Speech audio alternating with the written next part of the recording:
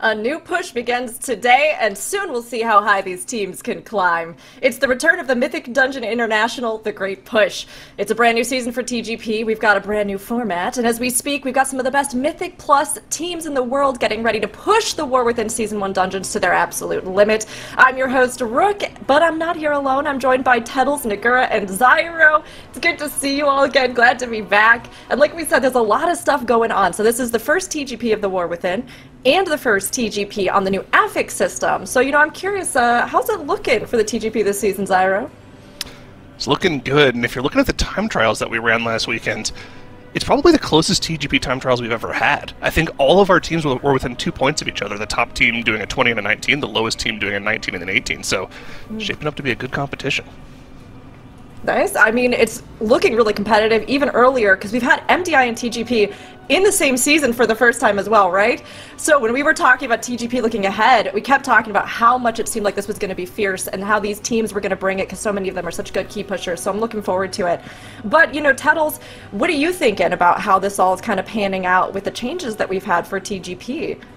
Yeah, I mean, I think that the format changes have actually been one of the most important things, and the format is just so unique. So basically, what we're doing is we're actually playing 8 teams this weekend instead of the 6 that we were playing in like Group A and Group B like last season.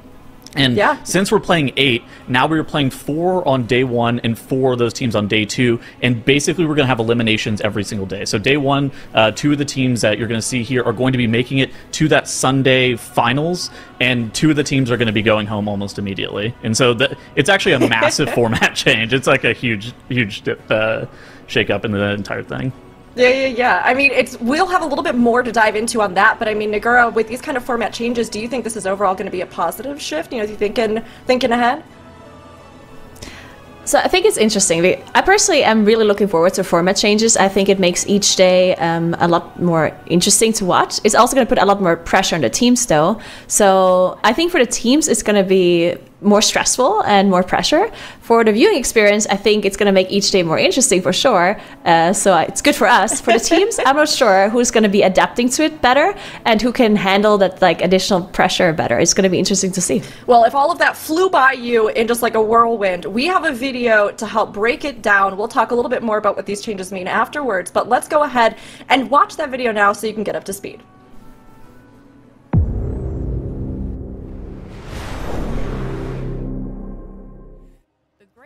Is back for the War Within, and we're bringing some major changes to the format ahead of 2025's first competition. The Great Push tests Dungeoneers' abilities to push keystones to their limit, with the highest keys done live on broadcast to leave one champion. The Great Push is a 3-phase tournament, starting with time trials, an open registration qualifier, which anyone can compete in. Over 5 days, teams push keys on the tournament realm, with the top 16 advancing to the group stage. The TGP groups are played live on broadcast, and this is where big changes come in this year. First, each TGP group will feature 8 teams, meaning 16 qualify from time trials. In each group, the teams will be divided into 2 sets of 4. The first 4 teams compete on Friday, and the second 4 on Saturday. Each day, 2 teams are eliminated, with fresh dungeons awaiting them Sunday, to decide which 2 advance to the Global Finals. Each day of TGP groups, teams are faced with 3 new dungeons. Scores are reset, so performance on that day is all that matters. 5 hours of dungeons between you and qualification to the Global Finals. The Global Finals will feature the top 2 teams from Group A and B, joined by 2 teams from the China region, to make up a 6-team Global Finals. There, they will push the War Within dungeons to their max, with $200,000 on the line. We can't wait to see what the teams come up with. Good luck, and we'll see you in the push. So hopefully that helped kind of break things down a little bit more for everybody. But Tettles, you were talking as well about these sort of details of the changes. What do you think this is going to bring to the TGP this time around? I think it kind of, because in the past we kind of had this situation where you could have a bad day 1 and kind of be able to squeak by and really have a good day 2 or day 3 and be able to kind of pull it out. But now if you have a bad day 1, you could potentially get eliminated. And I think with the, like Zyra talked about, just the quality of the teams that we're seeing in time trials, I think that there's a world where a really high-seeded team can get upset. Oh, absolutely. And it's kind of nice, though, right? Because we have these divisions, we can focus in on the teams each day specifically. And if they get eliminated, they know kind of early on, hey, all right, we can, we'll be out now. But I think it gives us kind of a greater unfolding over the weekend to really hone in on these teams.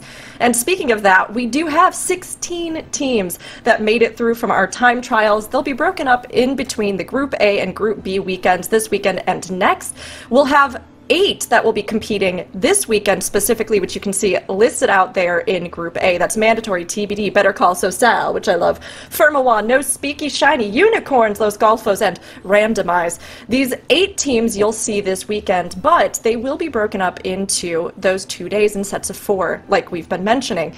So while we have these 8 that'll be coming in, today we will only see 4 of them, but this will be our Group A with its mini subsect, Group A, and Group A, Group B, as it were. We'll have Mandatory, TBD, Better Call Saul, and Firmawand today. And with this, Mandatory, we know them, we love them, we've seen them a lot, but Tettles, what do you think is important to keep in mind with them this TGP?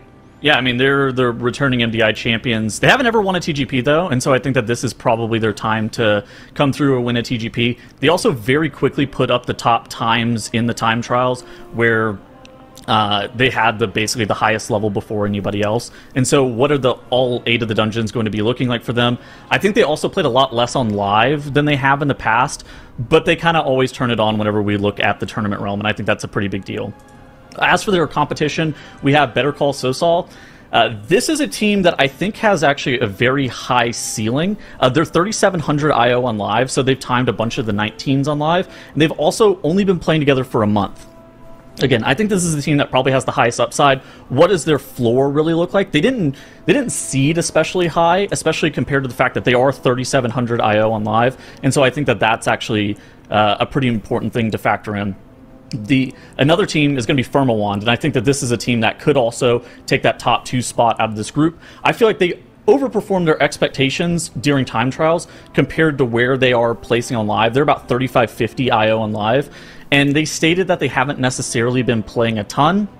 They have 9-to-5 jobs, so the tournament realm and like the affix system and those changes have actually made playing Mythic Plus way more enjoyable for them this season. And then the final team that we have in Group A is TBD, and I think that Zyro raids with some of the people in this guild, right? Or in this group, yeah, right? A couple of these guys are my guildies, Razam and Sky.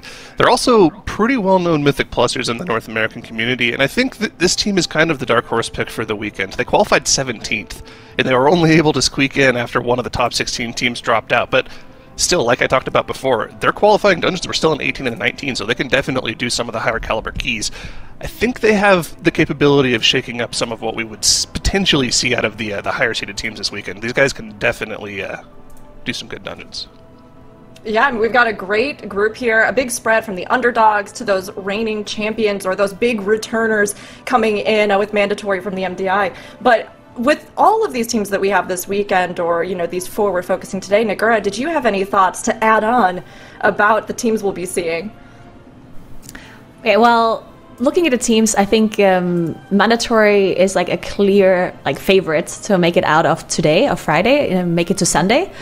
But as we talked about, the format changes, of course, could also mean that if some crazy things happen and they don't manage to get their keys, then they could also get eliminated. But let's be honest here, I think Mandatory is going to make it. That second spot, though, I think that one is really up in the air. I do think that TBD, this dark horse, just making it last second, they could technically make it. They're obviously good players. But then I do think that Firmawand and Saul, they're so close in the seeding and in time trials that I think it can be really close between those 2 teams as well to see who can make it to Sunday. I think a really interesting thing to also be watching out for is compositional differences.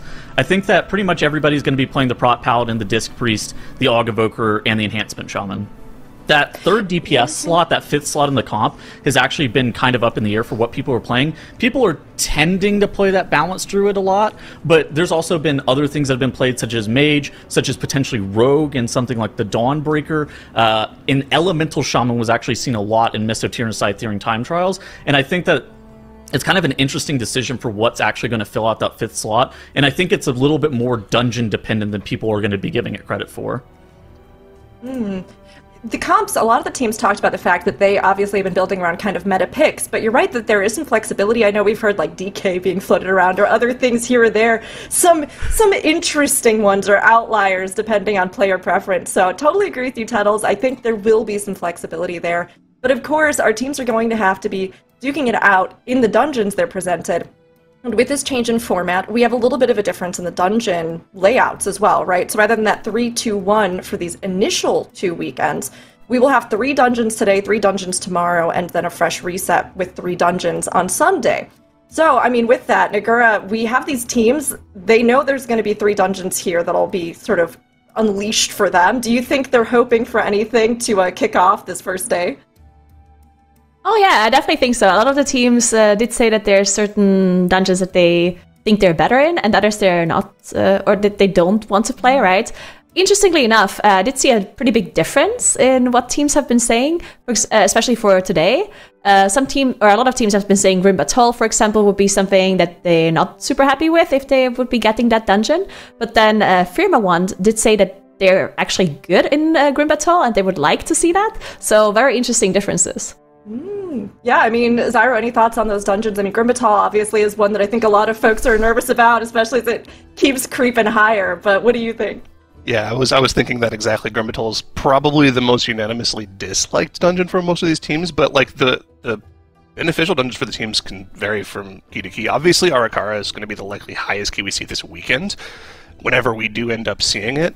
But, you know, some teams that they like, you know, Dawnbreaker, specifically for their comp picks, they might want to bring out the Rogue, or potentially even like a Ret Paladin in that key could be pretty good. We'll have to see. I mean, obviously, we're getting close to the start of the competition, which means we're going to be seeing those dungeons revealed any moment now. There it is. They okay. are, hey. All right, so Arakara, Stonevault, Mists of Tyrna. I mean, Tettles, looking at this spread to start, what are your kind of initial thoughts on it? I mean, right off the bat, I think that like Mists of Tyrna Scythe being one of the time trial dungeons, teams are going to be able to push that up really quickly. I think this is kind of one of those difference makers, like how fast can you get the 19 of Mist done? Is the 20 potentially on the table for these teams? What consistency are you going to have in the 20? Because the 20 was done during time trials, but it wasn't really done all too often. Like it took, 20 plus runs for most of these teams. The other one is that Arakara. That Arakara was done on a 21 during the Chinese time trials, so they have slightly different dungeons for time trials, and so we saw the 21 was doable. Now, in this limited time, I'm looking at teams to maybe be looking to do a 20 in that place.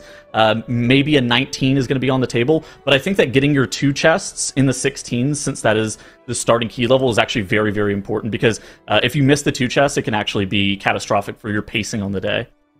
Yeah, absolutely. I mean, this is, I think, a pretty good spread to start, and our teams are going to be getting into it here.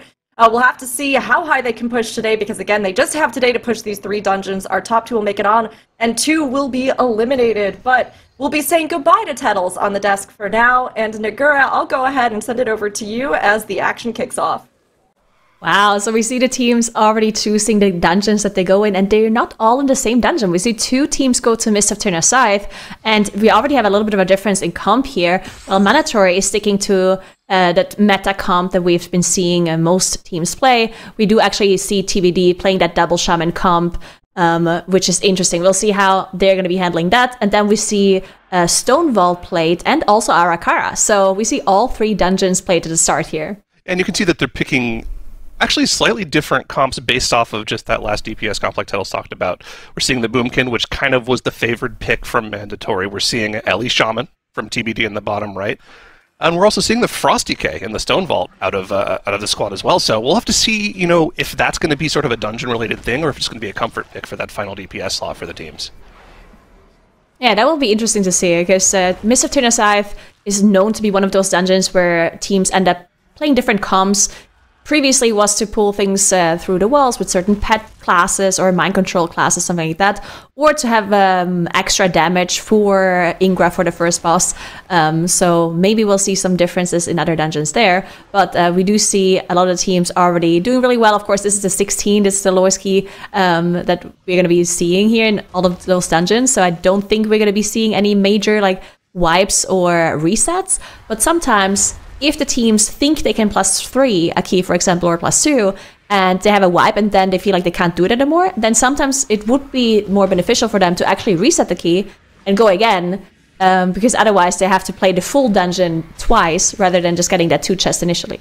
Well, it's also important to talk about how impactful the key level we're starting at is here. Remember, it's only a one-day competition. Starting at 16, I think, is probably the highest we've had a key level start in the TGP probably in the past, 4 years. This goes back to the very first TGP we had, because you have to remember, some of these dungeons on live are capped at 19. Only, I think, Arakara, well, there's a couple dungeons that have gone up to 20, and we did see actually over in the Chinese time trials, one team was able to do a 21 Arakara, so there's not that much room to grow here. I don't actually realistically know how easy it is going to be for the teams to even 3-chest some of these 16s. Maybe the Arakara is the only one that can be done. I think so as well, that we're not going to be seeing that many 3 chests. 2 chests on the other hand is definitely possible in some of these dungeons. But yeah, 16 is really high. That means since we only have the 3 dungeons that are going to be played today, we're probably going to see a lot of high key pushing at the end, which is also kind of new. Because in the TGP, in the previous format, we definitely, on the first day, we saw mainly key pushing and not too much from the highest key levels. We didn't see many super high key attempts or the highest key attempts. But that's definitely going to be different today. We're definitely going to be seeing some super high level keys today too. Yeah, one thing remains the same about the TGP. It's all about consistency. You cannot afford any early wipes here because any resets is just time off the board. You only have the 5 hours in the day. Of course, we still do have a mandatory break timer that the teams will have to take in those middle 3 hours of the day just to make sure that they aren't sitting around the entire day playing games. Just, promoting healthy lifestyles here. Let's see, though, mandatory now on their very first push on Ingram Malik. Are they going to be able to get the 1 phase off?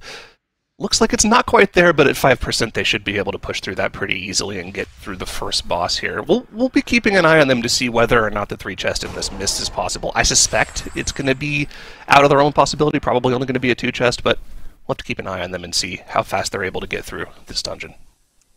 And we do see TBD on the bottom right now, also on that Ingram Malik damage burn phase. Bloodlust has already been popped previously because it's going to be lasting throughout that whole phase to make sure you're not wasting any of that Bloodlust. And it's looking pretty good. The boss is dropping on dropping, but I don't think... Okay, they didn't quite get the boss fully down in that phase. They're still going to be finishing it off here. So similar to mandatory, but a little bit less damage on their side. So it's going to take them a bit longer to finish the boss off here. But we'll see how they continue from here. Probably a little bit of a comp difference as well. But yeah, the Elish Shaman, what do you think about that first boss on the burst? Do you think Elish Shaman can compete with the Moonkin there on the burst? On pure single target damage, Elish Shaman in dungeon build is probably a little bit worse than Boomkin, but the thing that Elish Shaman really shines at is just overall damage. They do an insane amount of overall damage, especially on massive AoE pulls.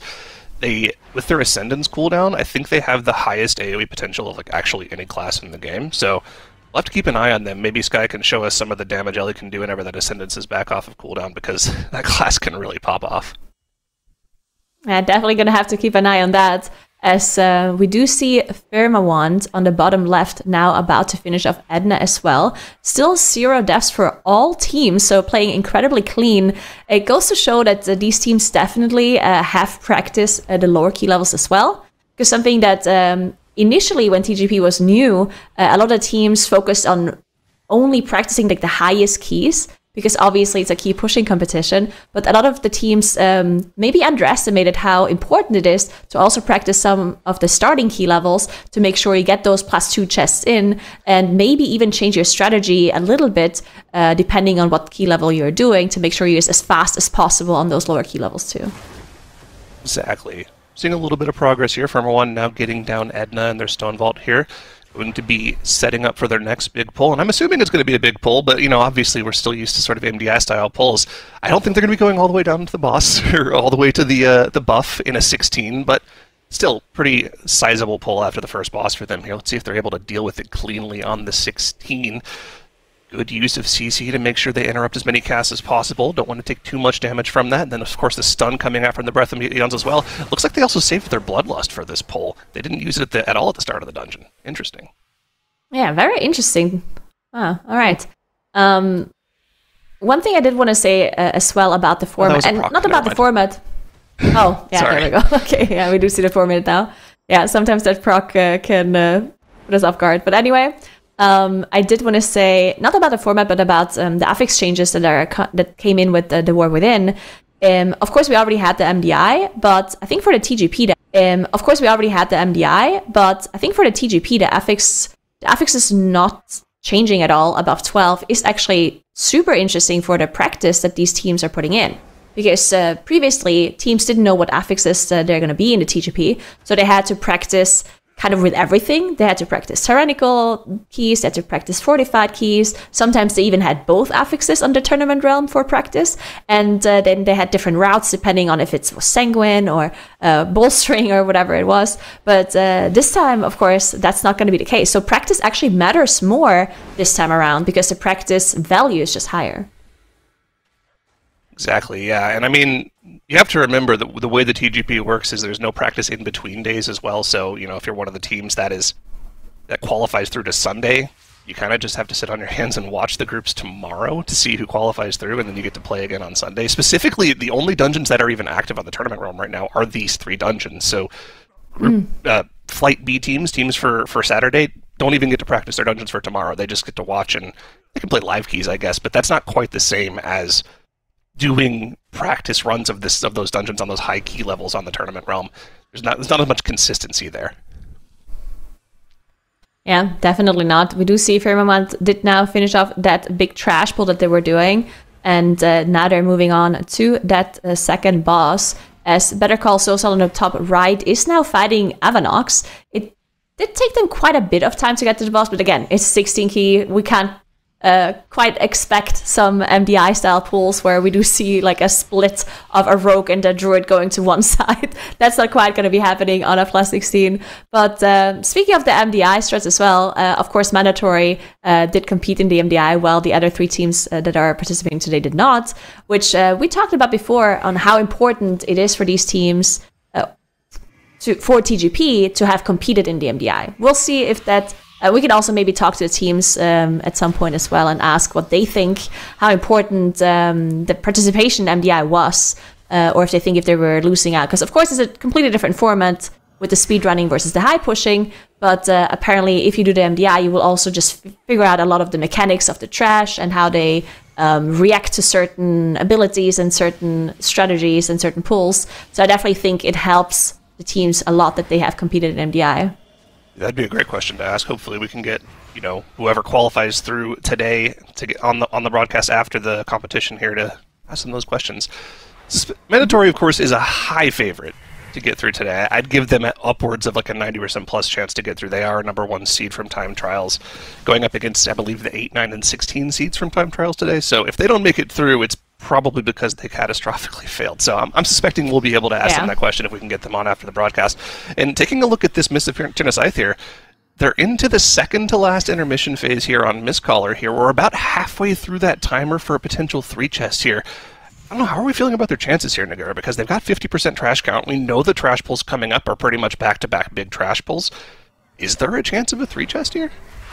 I don't think so. Okay. I mean, 9 minutes is a lot of time, though. I don't know. Okay, so 50% trash is quite a lot, so they have to do quite a few pulls. I don't think they can go super insane on a 16 key. I don't know, but it is mandatory. So I think there's a chance, but I think it's quite a slim chance. What do you think? I agree. I think it's just a very slim chance. I don't think it's I mean, it can happen. If there is a team that can do it, it's mandatory. Looking at TBD's timer on the bottom right, they aren't even on Mistcaller yet, so I think it's out of the question for them. They're going to be playing for the 2 chests, but mandatory, I mean, if they can go for those giant pulls, there's a chance. We're going to go into the last phase here. I don't think they're going to be able to push the guessing game like we saw in the MDI. Not even close, actually. 8% on the boss here. Just going to be killing off that final clone and then finishing the last 8% of the boss. We're going to have about probably 7.5 minutes left on the 3 chest timer by the time this boss goes down. I mean, if they drag a bunch of trash into the boss with cooldowns in that second Bloodlust of the Key, there's a chance. Yeah. There's a chance. We'll have to see what they do from here on out. Mistcaller does go down here, and it's actually, yeah, once the RP goes down, it's going to be about 7.5 minutes, so we'll see what they can do here. But let's look around the board here at our other teams while they sit there and wait for the RP to resolve. Got Firmawand here onto the second boss of their Stone Vault here, onto the Master Machinist here. Have it below half HP here. Looks like they're on a pretty good pace here. I think the main crux of this dungeon for them is probably going to be Skarmorak here. We saw a lot of time in the MDI, people were just really only worried about trying to beat that shield phase on Skarmorak. In the TGP and in high push keys, that really becomes more of a wall boss where you need to make sure you're dealing with as many of the crystals as possible so the shield isn't too big, so it doesn't do too much AoE damage to you, because the more of those shields you get, the more of those phases your healer has to heal you through. It's going to be harder and harder to get through those phases, and we'll probably see a lot of wipes to that boss if I had to guess. The Frosty K is going to help a ton with that, though.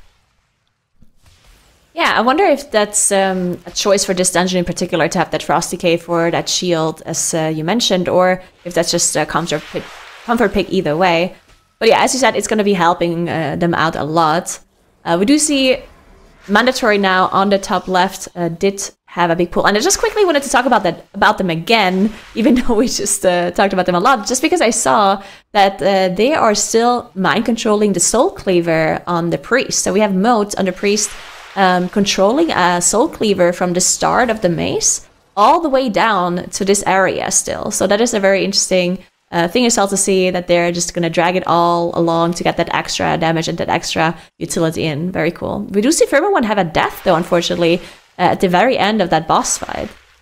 Okay, well, it's a plus 15-second timer. They've already got 2 deaths in their key, so they've got 30 seconds on their timer here. Who's testing this stone faster ball? To release. Yeah, it is faster to release, but they're also going to have to wait for the rest of the team anyways here. Yeah. Unfortunate for them. Let's check in with Sosal in the top right here. They've gotten through that first boss of Avanox here, dealing with all the trash in the middle section of the dungeon, trying to make sure they don't have to deal with too many of those hulking shells that reduce the damage everything around them. But looks like they're already onto a noob sect here, and you can see they've gone for the tech here where you pull the boss from upstairs and everyone will get ported down into the boss room. So, nice way to skip past a little bit of trash in the middle of the dungeon here, and pop in the second Bloodlust here. So it looks like they're making good time here for the 2 chest. And 3 chest just seems out of the realm of possibility for these dungeons at this key level. It definitely seems very difficult, except that mandatory top left side that we're seeing as the boss is being engaged with a lot of trash coming through as well. Bloodlust is being popped too for them. This is going to be a very difficult pull to execute on such a high key level with all of this trash coming in. If they actually +3 this key, that's going to be a big advantage for mandatory here. They still need more trash after this, though. They do need more trash, but not a lot. I think it's only 2 trash packs after this that they'll need. And they can, again, go for a big pull right afterwards. They're going to get 2 more uses of their cooldowns before the 3 chest timer is up here. And Trinova's going down very quickly with this burst of damage. I think if all things go well for them here, they could be on pace for the 3 chest, but it's still going to be tight. You're going to have to keep an eye on them because there's not a lot of time to go for the 3 chest on this key level.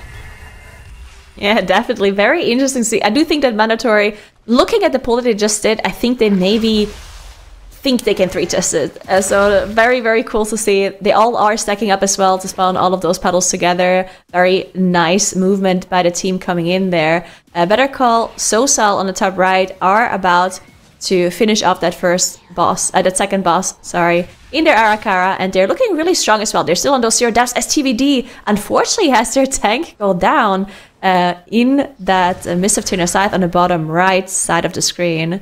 Did go down on the fall damage as they were jumping off, so didn't lose out on too much. Immediately was able to release as well as soon as they pressed on that nut as well. And they also have that Soul Cleaver mind controlled in their side too, so they're also utilizing that extra damage from the Soul Cleaver. Looks like they pulled this trash. It looked like they were trying to skip by it with the Mind Soothe, but were unable to, so this is going to be a bit of a scary pull as people are taking a lot of damage from the residual AoE from these mobs here. Are they still going to go for the next pack as well, or is this going to be the pull? Yeah, they're just going to go for the smaller pull, it looks like, which is a little unfortunate if they were planning on popping cooldowns here, but no, we're pulling more. We're going for it. Got to go for the big pull here. They've got the cooldowns ready. They've got the Bloodlust ready, and let's see what this Ellie Shaman with Ascendance can do. Are we going to be popping that Sky? Here goes the damage.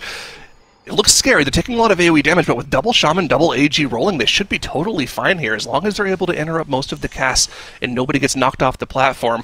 But again, look at the double Shaman damage coming out. Both of their Shamans doing 10 million DPS. They're going to be able to chew through this trash incredibly quickly. Yeah, good execution. And I mean, that's what I was talking about with TBD earlier on. Like, yes, they were the lowest seeded team coming into the competition, but every single one of our teams is incredibly good. This team did an 18 and a 19 in time trials. You know, they're among some of the highest IO players in the world. You can't count anyone out in this competition. Yeah, it's absolutely crazy how much damage they can do in this pool here. And yeah, as you said, they are playing really clean. They only had this one death on the fall damage there, which, you know, it happens. And that doesn't mean they're still going to get their 2 chests if they play clean from here, I believe. So yeah, definitely doing really well. Mandatory in the top left is about to finish off Tradova now. They did pull in some more trash to get some extra percentage, but they're still missing 18% approximately. So after Tradova is dead here, they have to finish off that trash within like 2 minutes approximately, which is possible, but definitely close. So we'll see if they can do it. We see some cooldowns are available for them, so they might be able to. You can see them already pull towards that extra trash. And we'll see what they can do. As Firba Wand on the bottom left is now fighting Skarmorak. We talked about Skarmorak being one of the most difficult points in a dungeon for Stone Vault. They did finish off the trash beforehand, so it's going to be a little bit easier for them, but they don't have last available either, so you need to make sure that they're nuking through those shields. Yeah, it looks like they had 2 of those Void Shards up for the shield phase here. Easily able to just cleave that down instantly. But we're into another phase where you have to, again, worry about managing to deal with every single one of those shards as they spawn. Don't want to pop 2 of them at the same time because the burst damage could easily kill off any low HP players.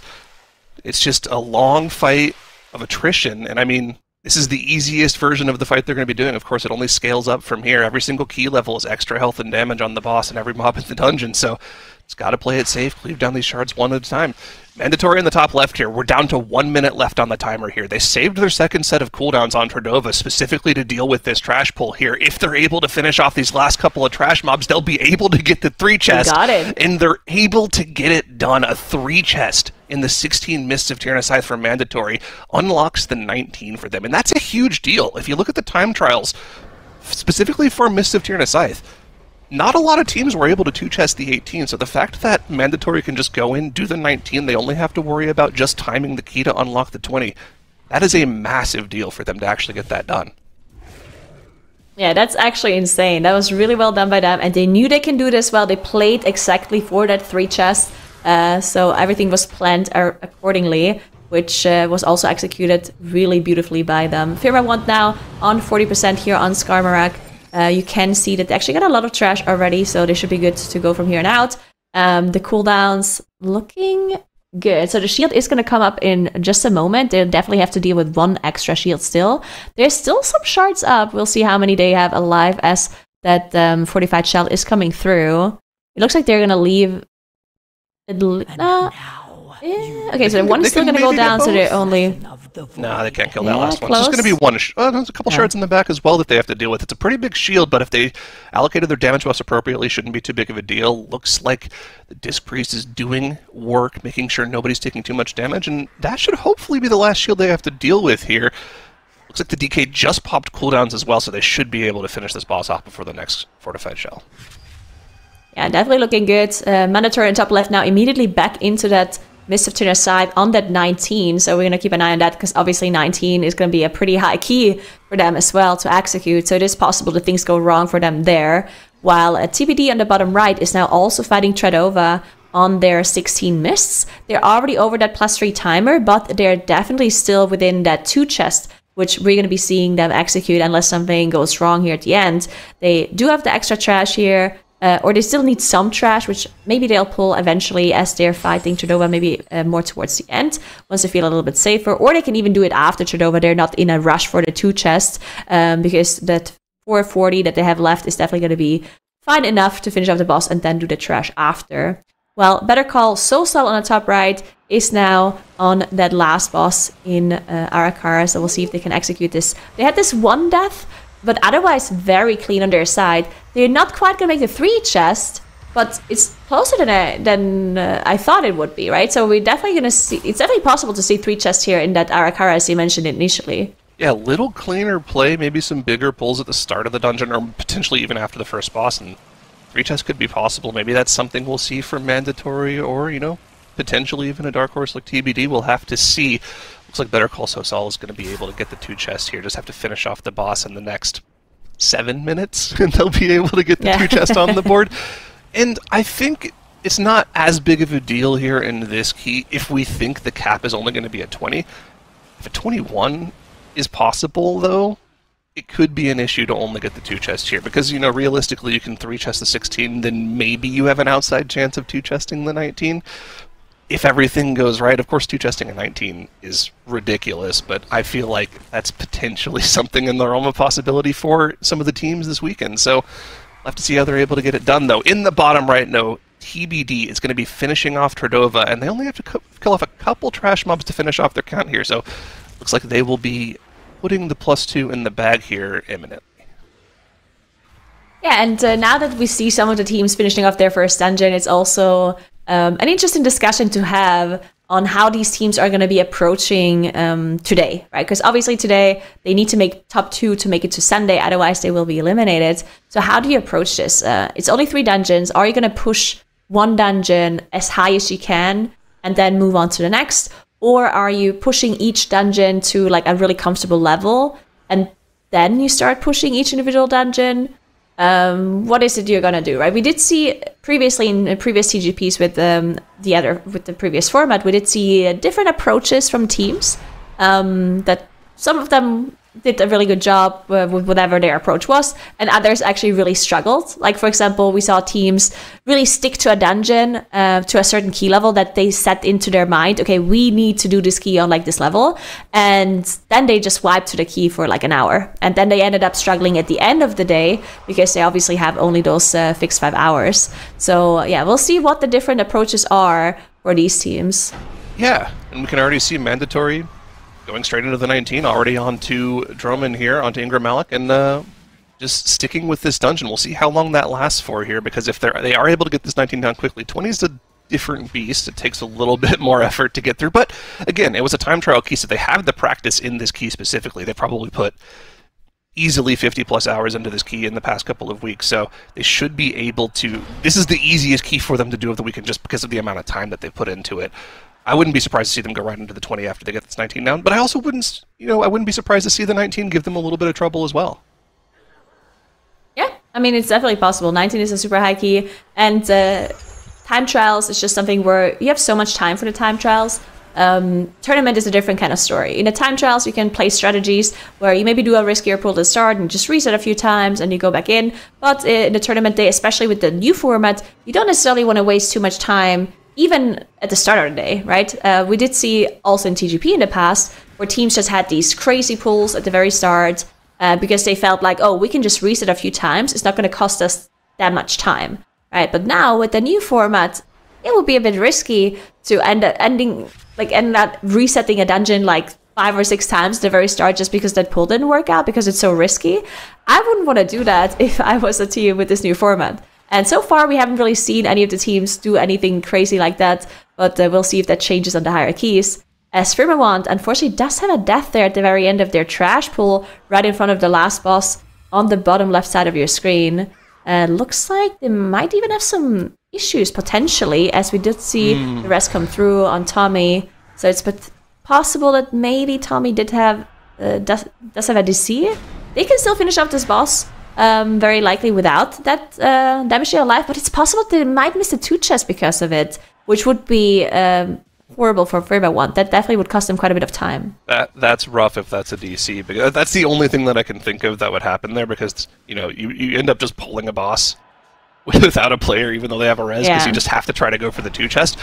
I mean, they have a little over 2 minutes left. The burst was pretty good for them, but I'm just looking at the time left they have on the 2 chest timer here. I don't know if that's going to be possible with a player gone. It's a little unfortunate for them. If they are able to finish it off and get the +1, that's still a consolation prize they can be happy with, because, obviously an even worse scenario is wiping and not timing the key at all and losing this 26 minutes you've already invested in the key. That's a 10th of your day gone if you're not able to get this key timed. Yeah, that is very unlucky. Looks like the stream is also not on anymore, so definitely some disconnect issue.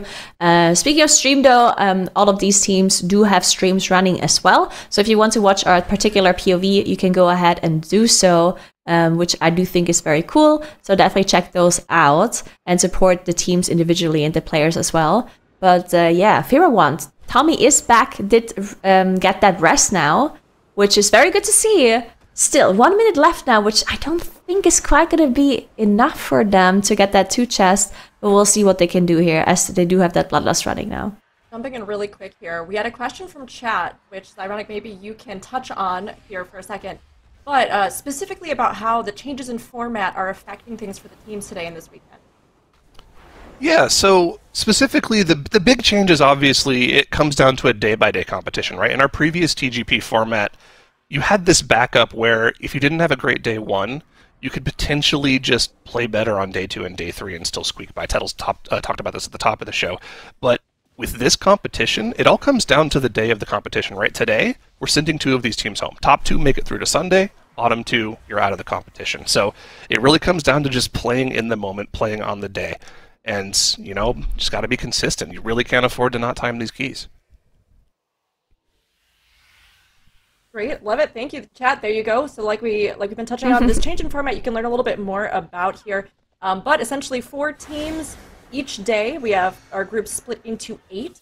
And like Zyra was just saying, top 2 will continue on to the group finals on Sunday. Bottom 2 will be eliminated each day. So that's a little bit of a shift this time around. And like Zyra just pointed out, it really adds that extra kind of pressure on how you want to perform and that kind of smaller scale strategy game. But Nagura, please continue on as we see how the teams are coming back in. Yeah, the format change definitely very interesting. As I said earlier as well in the pre-show, I do think it makes each day especially more exciting for us viewers to watch because, of course, 2 of these teams are not going to make it through Sunday. So that's going to be putting so much pressure on the teams, and it's really going to mean that they have to perform. They definitely have to give us their best, and it's going to be super interesting to see who can make it at the end of the day. Firmawand, now on the bottom left, unfortunately had their DK disconnect, managed to pull the boss with only 4 players. Their DK came back, they got the battle rush through, but unfortunately they missed the 2 chests. They still got the key done, which is honestly the most important thing. But yeah, they will have to go back to 17. And if they 2 chests to 17, maybe it's not actually going to be the end of the world for them. Yeah, we'll have to see if that's going to be possible. They did have a couple of hiccups in that 16 run. There were a few deaths on the board that took 45 seconds off of their timer. So if they have a clean 17, they can potentially 2 chest that and unlock the 19.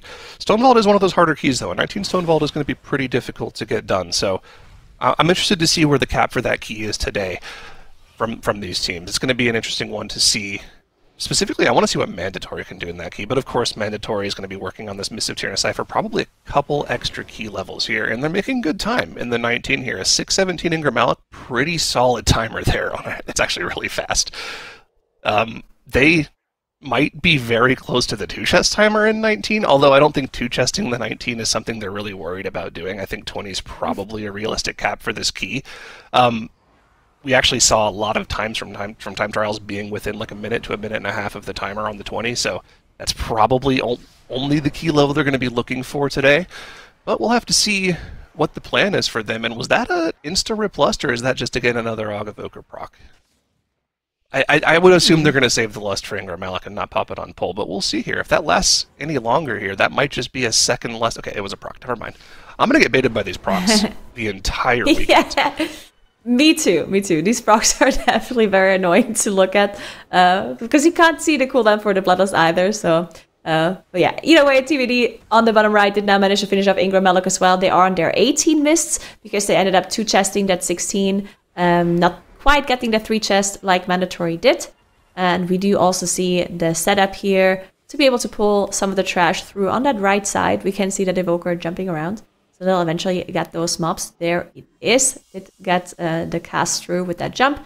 And Mandatory now also moving towards that maze as well. So yeah, we see a little bit of a comparison between Mandatory and TBD. Again, Mandatory 1 key level higher, which means that technically all of the timers for the bosses should be a little bit faster for TBD.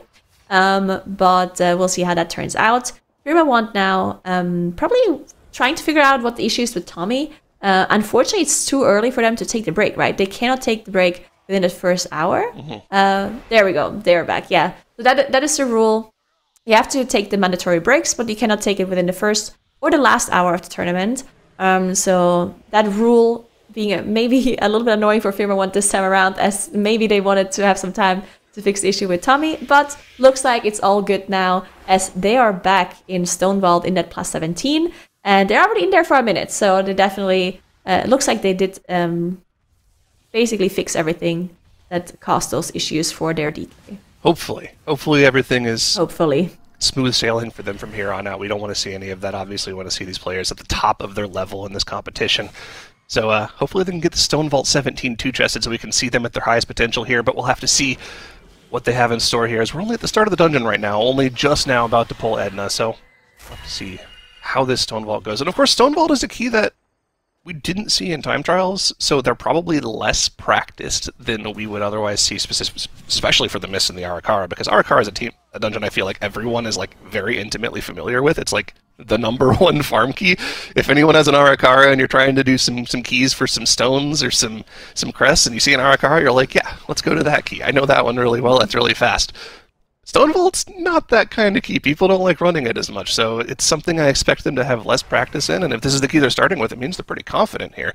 They've even got the Frost DK pick, which I think we've talked about is good for Skarmorak, so hopefully we can see some good things out of them as this key level goes up in the Stone Vault.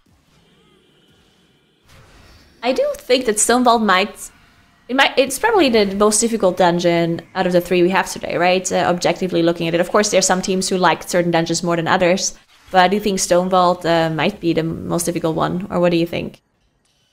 Of these 3, for sure, it's the most difficult one. I would say that Grim Batol's probably harder in general per key level, but Stone Vault's definitely up there in terms of difficulty.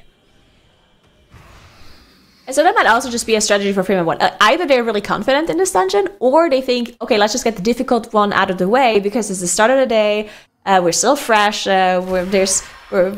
our minds are still in the correct place. Let's just go do this dungeon first. Maybe the disconnect changed it a little bit now, unfortunately, but hopefully not. But yeah, so that's also an interesting approach to maybe do the hardest dungeon first, potentially. But usually we see teams, as you said, gravitate towards the easier dungeons first, just because, you want to go into a dungeon straight away.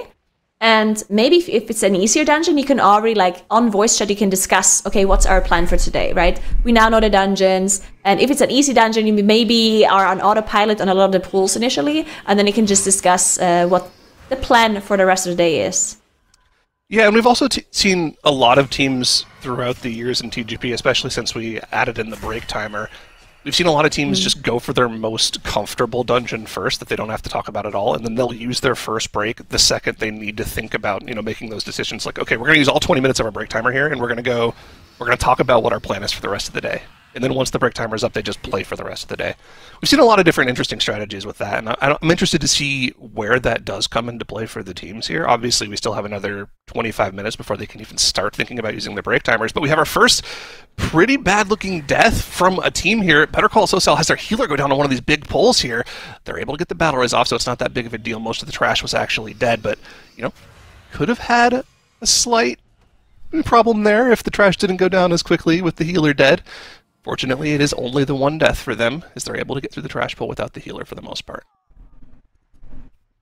Yeah, good for them to be able to recover that death there, but yeah. Oh no, their healer actually going down again at the very start of that second pull here. The healer actually releasing, even though they did have that second battle rest come up on the board, but looks like they felt like it's safe enough for the healer to release. Of course, doing the rest of the dungeon without the battle rest well, not the rest of the dungeon, but going for a long time without a battle rest is risky. So maybe releasing here and just playing it safe, because they maybe did not gather up the whole pool just yet.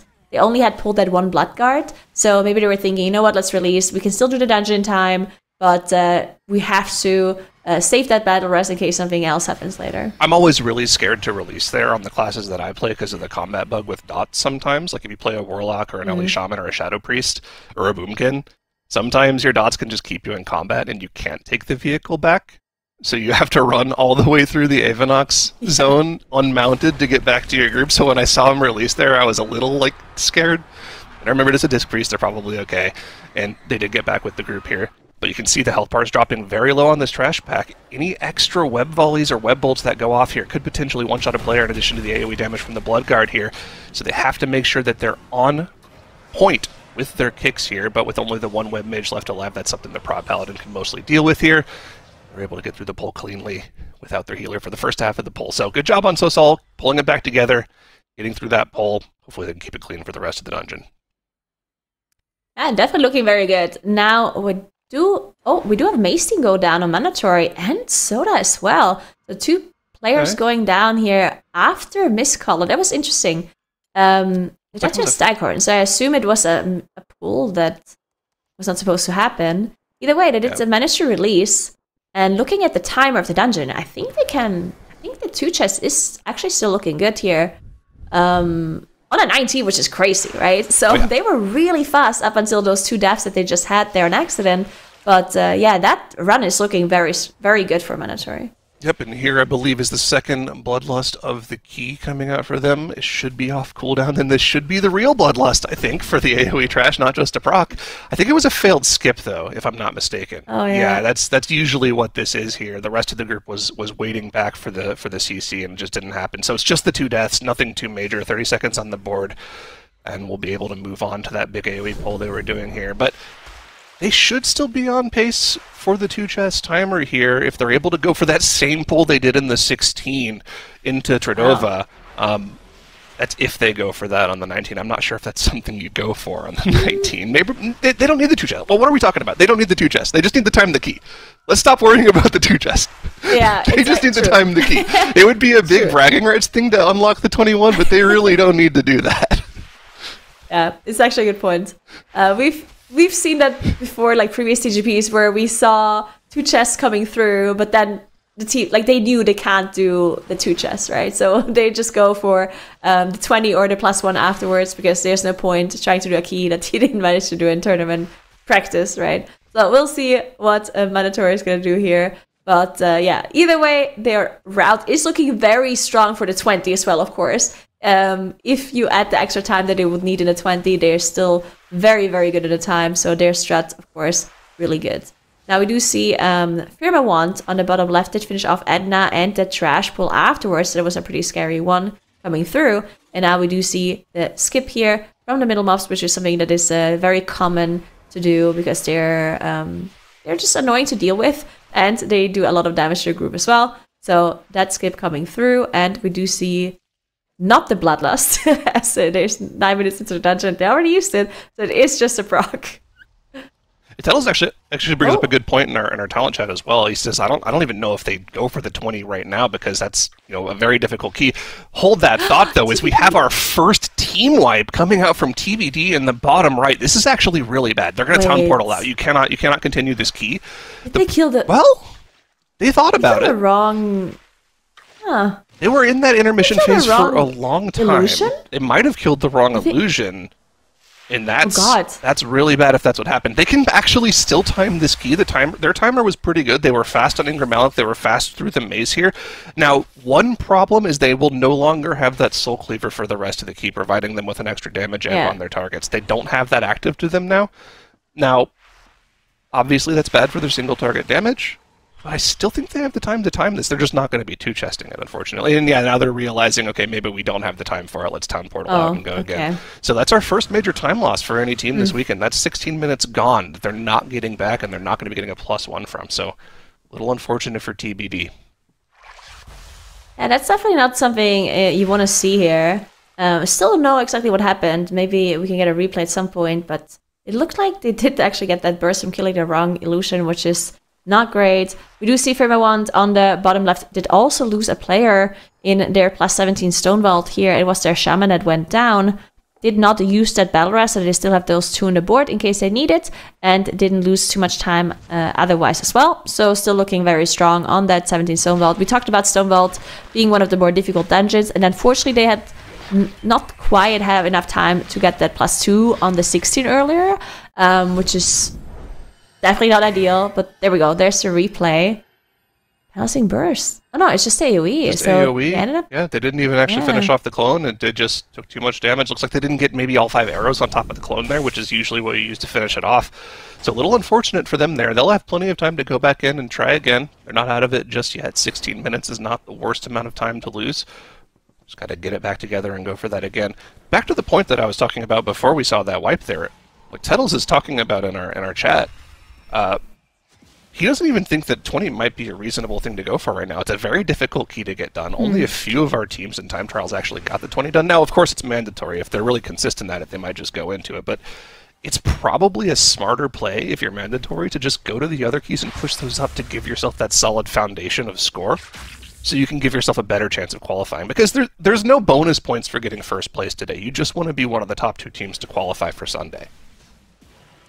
Yeah, that's actually a good point that you're making. Like previously with the previous format, you would want to go, because the points that you made on Friday mattered for Saturday and Sunday. This time around, that is actually not the case because you don't keep the points for Sunday. It's going to be reset. That means that mandatory just getting the 19 done, and at some point they can reassess what they have to do, right? Because the 20, they know they can do the 20, but it's possible that they don't need it at all. Like, so maybe for them, just getting the 19 done, moving to the other dungeons, and then at some point when they take their mandatory break, they will look at the other teams, see how much points they have, and see what their course of action should be. Because as you said, they only have to make top 2 to make it to Sunday, and their points are going to be reset. So trying to attempt a 20, especially at the start of today, maybe is not really required at all, unless they are super confident and they just want to, you know, just make it all the way and be first. And as you said, bragging rights maybe a little bit as well. Yeah, I mean, you know, obviously it's mandatory. It's the team that's won the last 2 MDIs. These guys are insane. Somehow Soda is able to play in the TGP and run OnlyFans at the same time. Not sure how he does it. That's a joke. It's a different Soda. Sorry. It's crazy.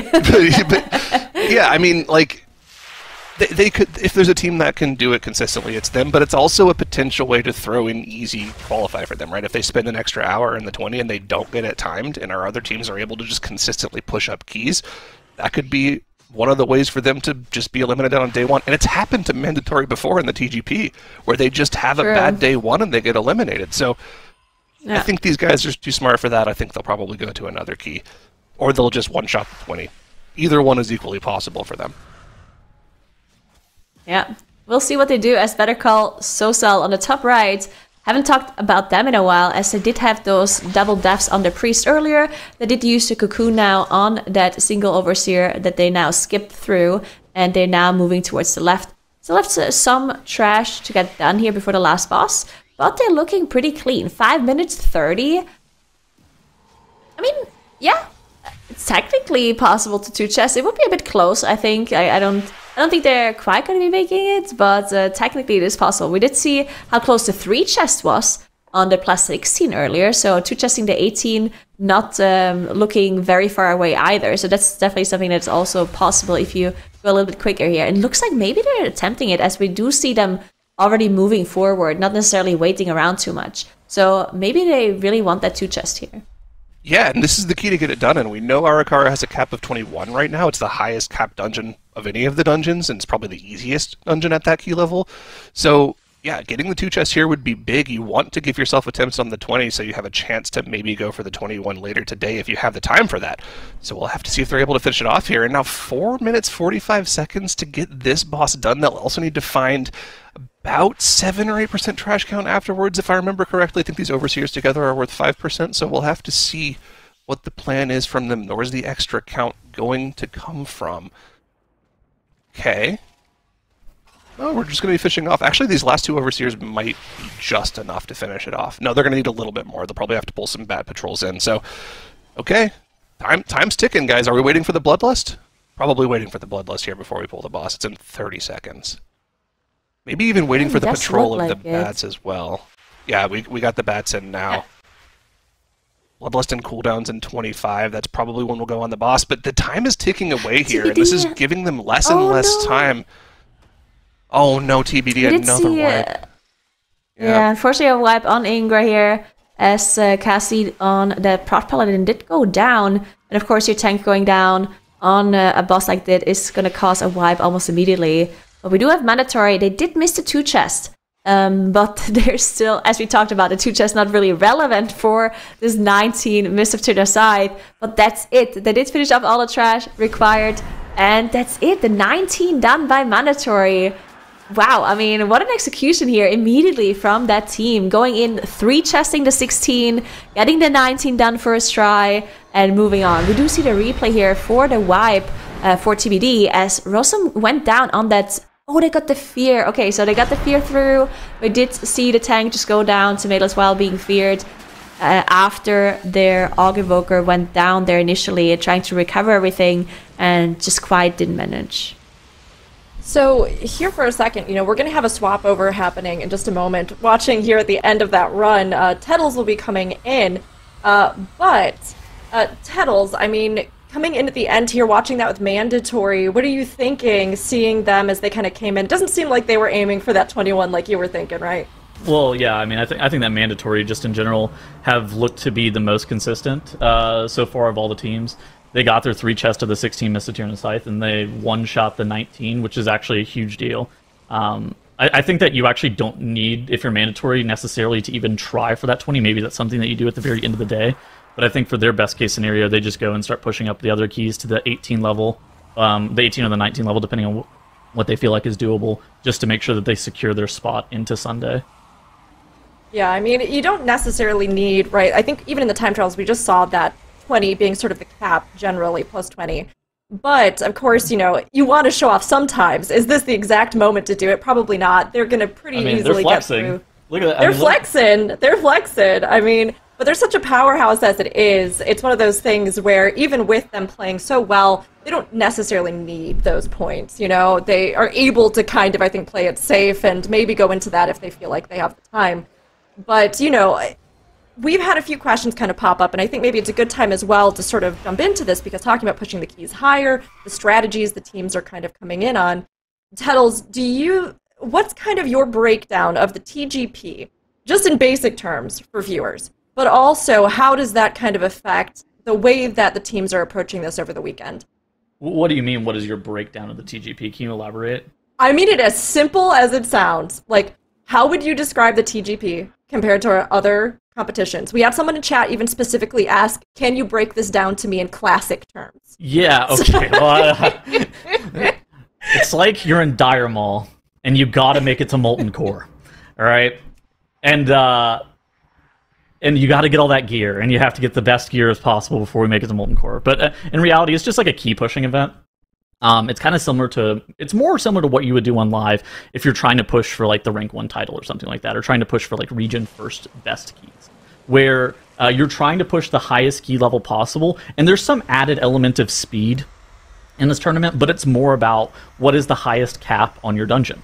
The reason that's the highest cap on your dungeon is because, like, ultimately at the end of the weekend, there's 15 hours that are given, but you're starting at the 16 level, so you're going to get kind of close to the cap relatively quickly, depending on whether or not you 2-chest dungeons or just like what your consistency is in the dungeons. And so you're trying to devise the strats that are the fastest for the 16s, but also are able to time the highest level of keys, because timing the highest level of keys at the end of the weekend is going to be the most relevant thing. And so, but first and foremost, like we have a change in a format this season where, with Group A, it's broken into 2 separate pools of teams, 2 separate pools of 4. And so right now you're watching the first pool of 4, and the top 2 of these teams are going to be making it onto Sunday. And so that's like actually a pretty big shakeup in terms of the format. And so making sure that you just guarantee your way to Sunday is like a huge deal. And so making sure that you spend your time and allocate that time appropriately is probably the most important thing that you're going to see today. That change was definitely a huge one in how these teams are kind of even breaking down those strategies day to day. And chat, hopefully that helps clarify it a bit for you, whether you're a classic player or retail. Trying to push these keys as high as they can. 3 dungeons today for our 4 teams, and they're trying to push these as much as they're able. But of course, looking at cumulative points that will give them with those so that they can get that place on Sunday. Now, chat, I'm sorry to tell you, Nagura had to leave. Some base jumping opportunity came up. She needed to go do it real quick. So she's going to go do that. She might come back later. But we do have Zyronic still here on the desk, as Zyro and Tuttles will be taking us through. Zyronic, here with us now. We talked a bit about the format and everything else, but how are the teams looking? So far, the teams have been looking, well, we've got a couple of different flavors of the first 45 minutes across the board. Obviously, Mandatory's been trucking ahead. They got through the 16, 3 chests at the 16, which we can't overstate how crazy that is to get that done on the first try in the competition. They were able to get through the 19, and now they're going for the 20, which we can talk about in a second here. Firma had some hiccups in their 16 and disconnect, set them behind. They weren't able to get the 2 chests. They're working on the 17 right now. It's looking a little bit better in this key for them.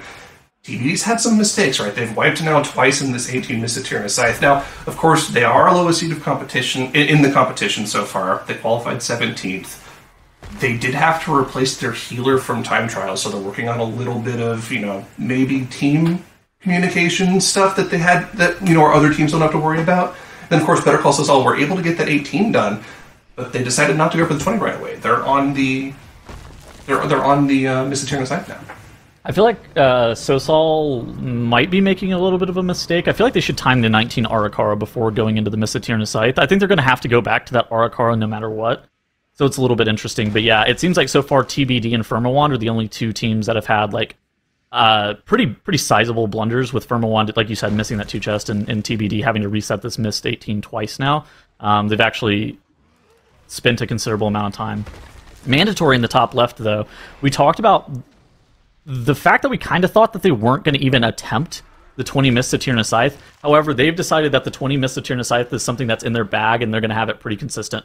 It's actually pretty interesting to see that they believe that it's going to be consistent, because Kira and Now were both streaming TGP practice and time trials for both their teams, and I probably consumed maybe 15 to 20 plus hours of 20 Miss Eterna Scythe attempts, and it looked like something that, like, even if you could time the key, it was never going to be consistent. So if Mandatory are able to time this in a short manner in this like 5-hour window, and then actually also go and then finish off the rest of their keys for this pool, that's a huge deal, because I don't know if other teams are going to be that consistent with the 20 mists.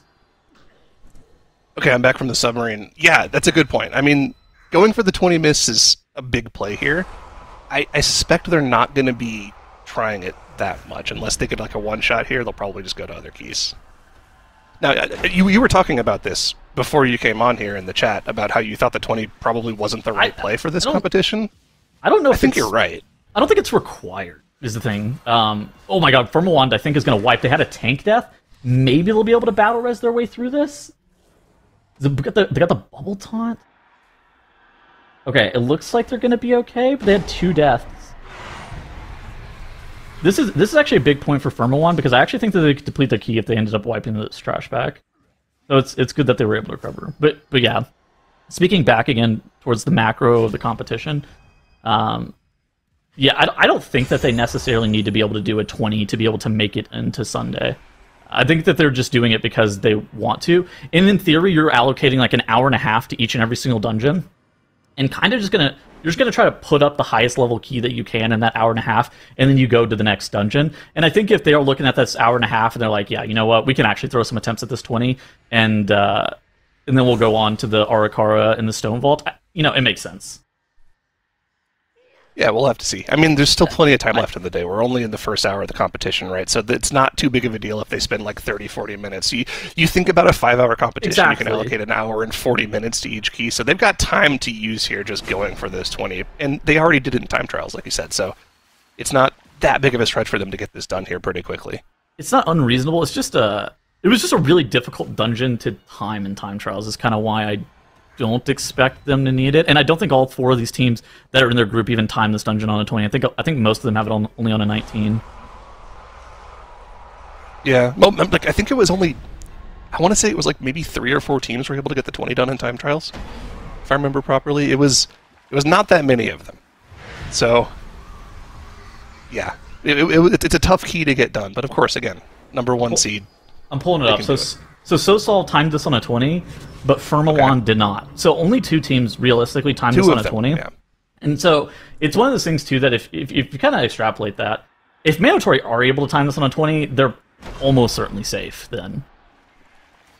So I think that's kind of one of those things that you have to think about, because like no other team would realistically be able to upset them unless they kind of threw themselves.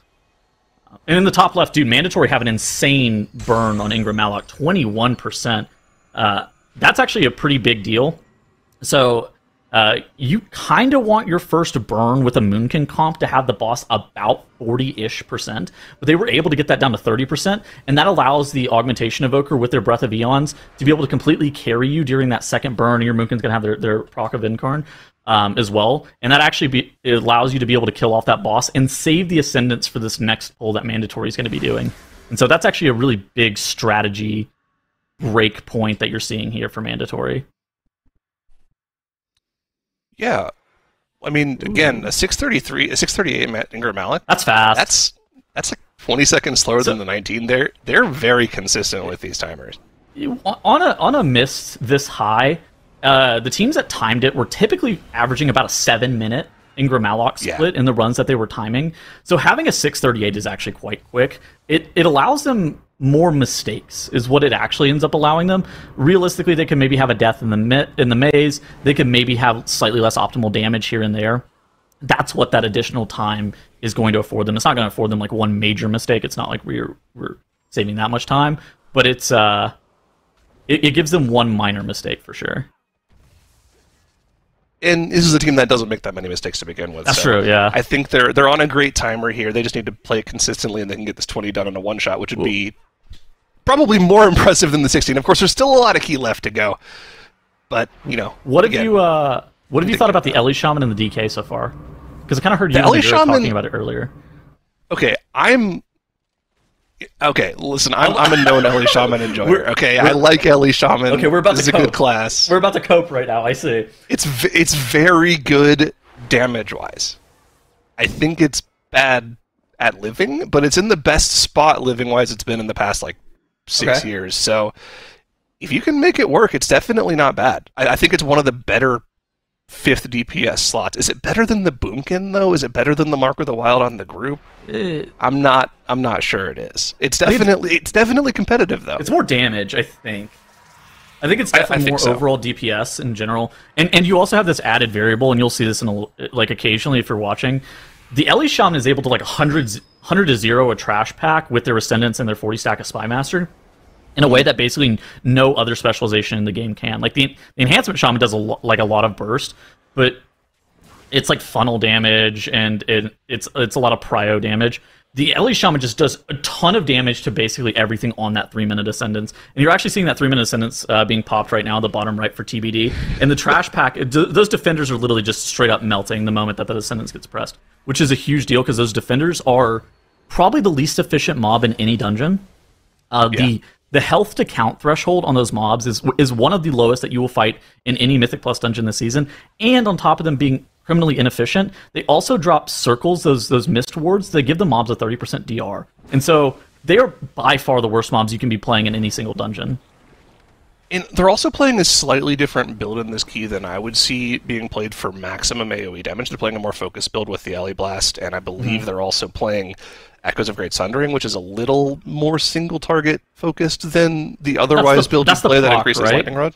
That's the one that whenever you use an Ellie Blast, your next Earthquake will do more damage. Oh, okay. So it's a little bit, instead of just spamming AoE, instead of just spamming Earthquakes, you're Ellie Blasting, then Earthquaking, then Ellie Blasting, then Earthquaking, and the Earthquake is doing a little more damage because of that. So you're doing a little more focused single-target damage to those defenders, to those big HP targets.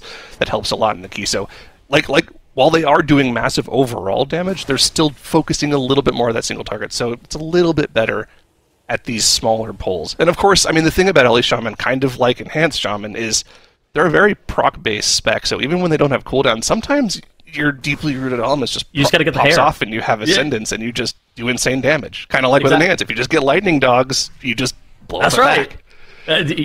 For Ellie, you just gotta get the hair. You gotta turn into an elemental. Okay, so Firmawand in the bottom left here, they're actually going to be finishing up their Stone Vault. I suspect that all these teams can do Stone Vault 18. I think that Firmawand is actually going to have to run this dungeon again, which again, we're budgeting about an hour and a half for every single dungeon. Whenever you factor that in with the breaks, they have enough time to reasonably run this dungeon one more time. Timing on 18, we never have to see this dungeon again. I kind of suspect that they're going to run this one more time. What are you thinking? Yeah, I think you need to go for the 18 here. And I mean, they have the time, like you said. Their timer's fine. Yeah, they can do the 18. Their strat in this dungeon, by the way, is weird. I don't know if you guys really talked about it too much. They're actually going Master Machinist first and collecting that buff, and then going to Skarmorak, which is, I think it's going to be pretty atypical from what you're going to see from the other TGP teams. I suspect that most of the other TGP teams are going to go Skarmorak first. But Firmawand, it depends on how much practice you have on that route. I've seen some people play it on live, but I don't think it's very common. Yeah, Skarmorak first seems like the safer play because that is probably going to be the pain point of the dungeon for most of the teams on progress, I would have to assume. So going there first, you'll probably get to the boss, 8-9 minutes into the key, something like that. If you wipe there, you're losing less time on the higher key levels. They might change their route up. it's like on a the higher key level to do that. It's like a weird lust scenario too, where Yeah. if you go Skarmorak first, your lust is up with like perfect timing. Where if you go Master Machinists, it's kind of difficult with the lust to just have that perfect time that you absolutely need. So it's kind of an interesting decision. I'm really intrigued to see what Firmawand is going to be looking to do next time they zone into that key, if they even go back. But now all three teams that we see on screen here are at various points of Mists of Tyrannicide. And Mandatory, in that 20, they're making, like we were talking about earlier, they're making pretty good time. A really good Ingram Malok split. I think we're going to need to see where they land in terms of their Mistcaller time. I think somewhere around like a 19-minute Mistcaller is like really solid. Anything above that, we're starting to get into territory where the timer's going to be close. But again, this is the highest level of Mist that's been timed, so it's kind of expected to be close. Yeah. I mean, they're making good progress in the maze here. Only the one death on the board. I actually didn't see where that happened for them, but it looks like it wasn't too eventful. It's just 15 seconds on the board. This maze, there's always something. Yeah. Your priests getting meleeed to death by their mind-controlled mob. There are the stalkers, which are just the hardest mobs to live ever. If you get targeted with a defender at the same time you're getting hit by the stalker, you can die. If you get targeted by the stinger at the same time you're getting hit by a defender, you can die.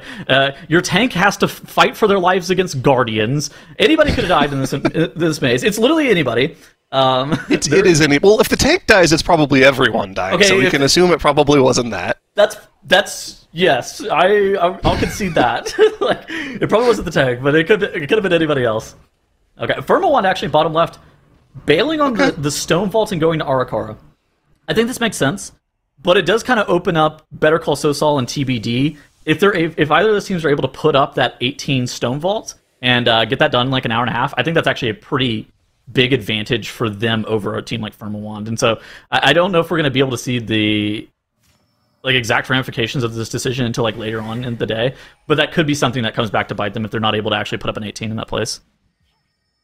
Yeah, that's going to be definitely a point they'll have to probably go back and get at some point in the day if they do want to finish in the top two. So we'll have to keep an eye on that, keep that in the back of our minds as we move forward here. They're off the DK now, though. Yeah, they did go back to the Boomkin. So it seems that the Frost DK was a Skarmorak special, like you mentioned at the start of the day, just something that helps them get through that boss a little more cleanly. It's like a safety thing. So Skarmorak's weird. So it's a fight that has like checkpoints in terms of like times that you can actually kill the boss. You can kill the boss at 3:30. You can kill the boss at like 4:15ish. And if you get the extra shield, it's like a 5-minute kill or like a 5:15 kill, and that is like the worst case scenario. So the advantage of DK is that DK can take 7 orbs and solo every single shield with Reaper's Mark and just allow your Enhancement Shaman to just like tee off on the boss the entire time. But a lot of times DK comps are actually slow at killing the boss itself for one reason or another, because you're not actually committing enough damage to the boss, and so it ends up creating this like longer boss fight, and it's something that could cause a problem the higher key you go. Well, it's a lot safer. Could make the boss fight a lot longer, which is a weird situation to be in. Yeah. We'll have to see if that's an issue on the higher keys. It looks like it wasn't too much of an issue for them with the Frost DK. It looks like they were able to deal with that pretty cleanly in their runs. It was really just the DC and then the extra deaths that really cost them time on the two chests for them. So we'll have to see once our other teams start working on their own stone vaults. Healer death for Better Call Saul on the top right here. They have the battle res, and it wasn't during an intermission. Yeah, I got hit by a dodgeball, just didn't move out of the way in time. What the healers have, the healer job in this dungeon is actually insane. Like, yeah. I don't think anybody else is playing this dungeon except for the healer most of the time. What the evolution of this dungeon has become is basically your healer is casting Dominate Mind on this Soul Cleaver that you get from the very beginning of the dungeon and debuffing every single mob in the entire dungeon for the duration of the dungeon. A lot of the times, teams were just taking the Soul Cleaver into the first boss, and then teams were like, what if we take it into the mini-boss in the maze? And I'm like, okay, that's good. And then teams were like, what if we took it to Mistcaller? And they're like, okay, that's good. And then somebody had the insane idea, what if we took it as Dredova? And now the teams literally mind-controlled this mob the entirety of the dungeon, and there are very specific points of which keeping the Soul Cleaver alive is so obnoxious for the healer, and this fight is probably one of the hardest points, because the Vulpin, if they ever get targeted onto the healer, especially at the same time that Soul Cleaver's coming out, it can actually kill your healer pretty consistently, and that's why you're seeing a lot of them playing Nelf in this dungeon, is just so they can have that extra reprieve, just being able to meld off that Soul Cleaver and make sure that it doesn't melee them, where they can like meld it and then fear it as well, and it saves them a little bit of it can potentially save them in a lot of spots. And so this dungeon is so obnoxious for your Disc Priest. Just one root cast from the Druid solves the problem, though, man. Dude, nobody's helping. Like, literally nobody's helping. One tail swipe, one root, one push. There's 100 buttons that could be pressed, but no, one Hodge, anything. But nobody's going to help you because you're a healer. DPS players like, no, man, I got it. I got to kill this boss, man. Just run. Nobody's helping you. Yeah, you were working on your own. You were working against everybody else in your group. One final intermission phase here for our top right team, as hopefully they'll choose the correct one, which is going to be the flower here. Even a little rescue on the healer to make sure he can... He was already there, but it was a rescue for the evoker, really more like... This fox is bad, too, for Sosal. Oh my god. Okay, they might die here. They missed arrows. They missed arrows, yeah. They commit the lay on hands, and here's the thing, too. Whenever you're... Depending on how high the key is, I don't think it's actually going to matter in a 16, but they actually almost wiped. And that's what I was talking about with the healer, too. So they're juggling the Soul Cleaver, and if they ever get the Vulpin that fixates onto them, unless they're getting, like, hodged and actually bailed out by the rest of their group, it's so difficult to keep them alive through those penalizing bursts. I think that's what we saw TBD wipe to earlier, is basically nobody was helping their healer with the Vulpin, and if you miss casts of healing, especially if you also miss the dodgeball on top of it, you're stuck in that phase for like 45 seconds, and it's almost unhealable.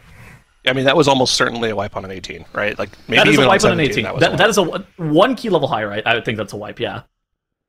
But luckily able to get through without a death here on the 16, and they're still on pace to get this 2 chest. The 3 chest is off the board here. When we saw mandatory 3 chest this key, they had 7 minutes left on the key timer, and it was still pretty tight for them. I think they had 45 seconds left on their 3 chest timer, so going to be going for the 2 chest here in the top right. Move on to the 18 if they can keep it clean here. But like you said, it's still pretty difficult to juggle that Soul Cleaver for the entire key. Have a reset going in right before the big pull here, just so they can have it up for the duration of the pull. Dude, don't have to worry about resetting it again. It's some absolute nonsense. You're like Evoker or pressing Roar, so then that way instead of 30-second Dominate Mind, you get 45-second Dominate Mind. Oh, thank God.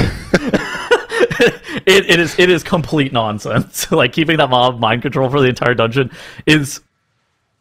it's an insane strat, but it's one of the ones that these teams are so well practiced at.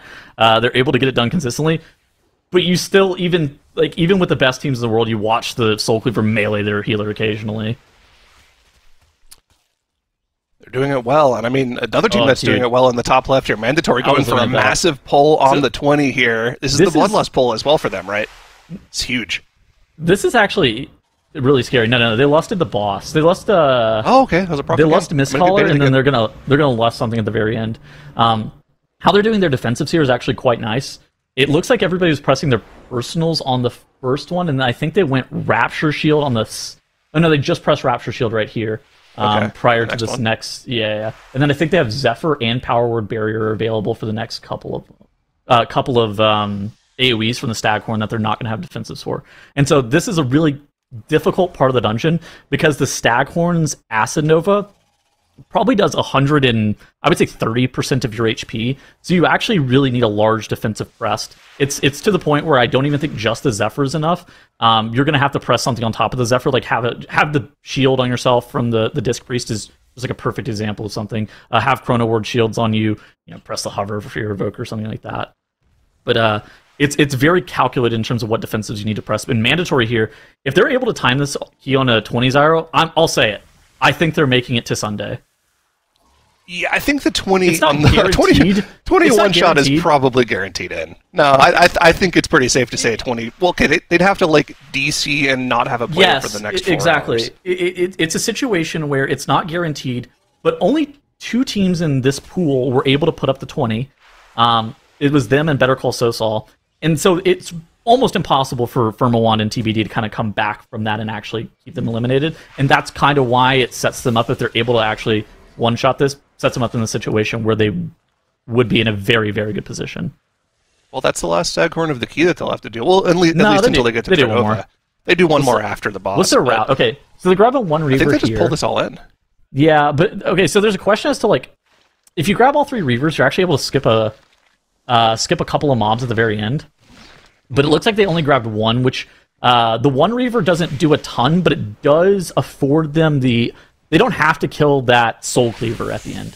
So the Soul Cleaver actually takes friendly fire damage from Tredova's circles. So after the third shield, typically the healer will just like sack the Soul Cleaver to the shield because we're done with that guy. We hate that guy. And so sacking it to the swirlies, what that stinger does is it allows you to actually just kill off that Soul Cleaver and you don't have to deal with it anymore. Nice. Well, that's sucks. Pretty useful. We did have a little bit of an issue in the top right here. One more death for the team. That means they have no battle res on Tredova here. So if they have any more mistakes here, especially if the healer goes down and they don't have a way of dealing with the Soul Cleaver, that could be an issue. And we're just now able to get the Dominate Mine back off. Got to keep an eye on them because if there's another death, it could be an issue for them. I think they're play safe big IO territory here. I think that you literally just try to hold W, kill this boss, and collect your 2 chest. I don't think you really worry too much about don't really worry too much about trying to go any faster than this. It's just because 2 chests is all the same here. And look at this for in the bottom right here. TBD going to be able to down Tredova. They do have 1 pack of trash left for them to be able to kill prior to getting count. They do also have their Lust available. I'm interested in seeing how large they're going to go with their Lust. So Zyro, there were some teams during time trials that were doing double Staghorn with Bloodlust. I don't know if TBD is going to be that ambitious. I don't know if they need to be necessarily that ambitious here, especially in an 18. But it's certainly on the table here. This is also a team in time trials that spent a lot of time just getting the 19 done, so it's not that big of a deal for them to miss out on the 2 chest here. I think 19 is what they're going to be happy with in this key. So with 5 minutes left on the board, I don't think they need to go for a double Staghorn pull here. Just take it easy, finish the key. The double Staghorn here, that's what we call the Pot of Greed pull. It's whenever you, for no reason, you go for the 2, and you actually deplete the key. They call it the Pot of Greed. And I've been gonna keep that one in the back pocket. It's whenever you pulled this Staghorn into the Tredova, it's happened there for me, and it's the casters at the end of Arakara into the boss. That's when it happens. I hear a little bit of PTSD talking here, Tedros. I want to talk about it. It's okay. Looks like TBD is going to be getting this 18 on the board, though. Just 1 Reaver between them and the key being timed. 18 on the board.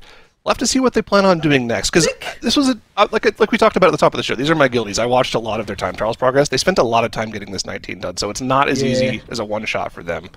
So they might just go to another key. I think they don't have a ton of time to put into mists anymore. I think if I'm them, I'd probably go to Arakara. I might even take my break right now, like straight up. I might just like take 10 minutes of my break and walk to Arakara out of this and just like, recollect our composure. And then after we're done with Arakara, we take 10 more minutes and we go Stonebolt. I think that's kind of what I would be looking to do if I were them. Yeah, I think that's a pretty solid game plan. Dude, mandatory here. They're cooking. I mean, I don't know if we're giving them enough. Dude, I don't know if we're giving them enough credit. Like, this is a key that was only timed by 8 teams. And I think that some of our other TGP teams that I watched, Kira's team and Now's team, I think they probably collectively put over like 100 attempts in this dungeon on a 20. And so I didn't expect it to be so automatic for mandatory. This is actually very impressive. On one hand, I didn't expect it to be this automatic, but on the other hand, like... Oh no, I thought this key was a coin flip straight up. This team is insane. Obviously, this key is incredibly difficult, right? It's the top level key for this dungeon for a reason. Like you were talking about, just every single one of those Novas from the Staghorns potentially one-shotting you if you fuck something up. But like, they've done it to a T so far. There's only one Staghorn left that they'll have to deal with, but I don't know. Maybe they do go for the Pot of Greed. I mean, look at the miscaller. Look at the miscaller time. I mean, I was talking about it earlier. Under 19 minutes and you were cruising. Like under 20 minutes and it's maybe timeable, but like it's not going to be super quick. This is an elite run by mandatory here. They can play as realistically as slow as they want. They're going to have their Bloodlust coming up in 35 seconds. It makes me wonder if they were going for the double Staghorn at the end of the dungeon, but they don't need to here.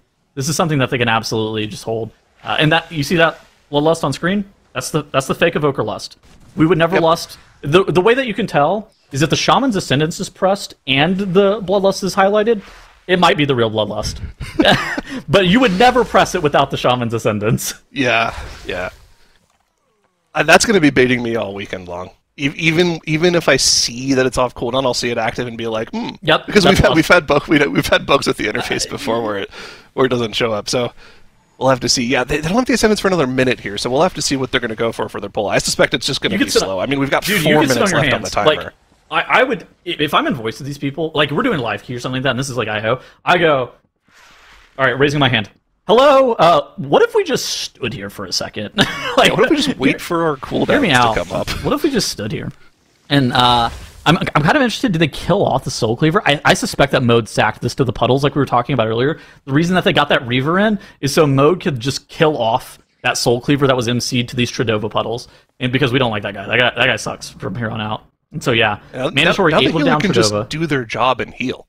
That's the great part. He can just do his job now. Doesn't have to worry about Soul Cleaver. Dude, this pull is sus. Like these Soul Cleavers are so scary, and having to do it with the Soul Cleaver is absolute nonsense. And mandatory does exactly what I was talking about. They stood around for 15 seconds waiting for the Ascendants to come back up so that it was up on pull. They were like, no mistakes here. We are not making any mistakes. No, we're not going to wipe this stupid mob. First Nova does 80% of everyone's HP. Nice. You lost whenever the Reavers come in. I think that's what they're waiting on. They're basically going to be priming a Tempest here. They're waiting on the Incarn. They're waiting on the Ascendants. They're just sitting here waiting for these Reavers to get into a good patrol. They're probably... Yeah, the Spatial Paradox has been pressed as well. Oh, wow, they're actually going for the second stack. They're going for the Pot of Greed. The Pot of Greed! I'm telling you, it's real. Okay, so let's look at their defensives. So immediately they're going with all of their walls being pressed here. You see the Bark Skin. You see the Blistering Scales, the Shaman Wall, and then they're supposed to go Zephyr second. You saw that Zephyr get pressed, but I think that some of the shields from the Chrono Ward from the Evoker was actually getting ticked off by some of those green circles. Ooh, now the stack... Triangle needs to die before the next one. Triangle needs to die. Triangle needs to die before this cast goes off. Okay, they're alive from the bubble, but the next one can be dangerous. The barrier gets pressed. Oh, we're having another Acid over. Oh, we might wipe here. Zyro, it's the Pot of Greed. But they have 2 reses. But can we live the next Nova? No, we probably can't, dude. I don't think we have any defensives available. So we have PS available. Is it 100 yards? No, okay. I mean, maybe, but like, okay, so the Acid Nova's coming here. I think we're wiping. Oh my god! No, Stove is alive somehow. Maybe they're not timing the key, bro. To hell with Stove being alive. They're literally not timing the dungeon. But look at the timer. Oh man, dude, the 15-second death timer is here. Yeah, you're right. This is just... You called it, the Pot of Greed pull into a wipe. Oh man, I've been here. I've been here. I'm gonna be honest. This is me.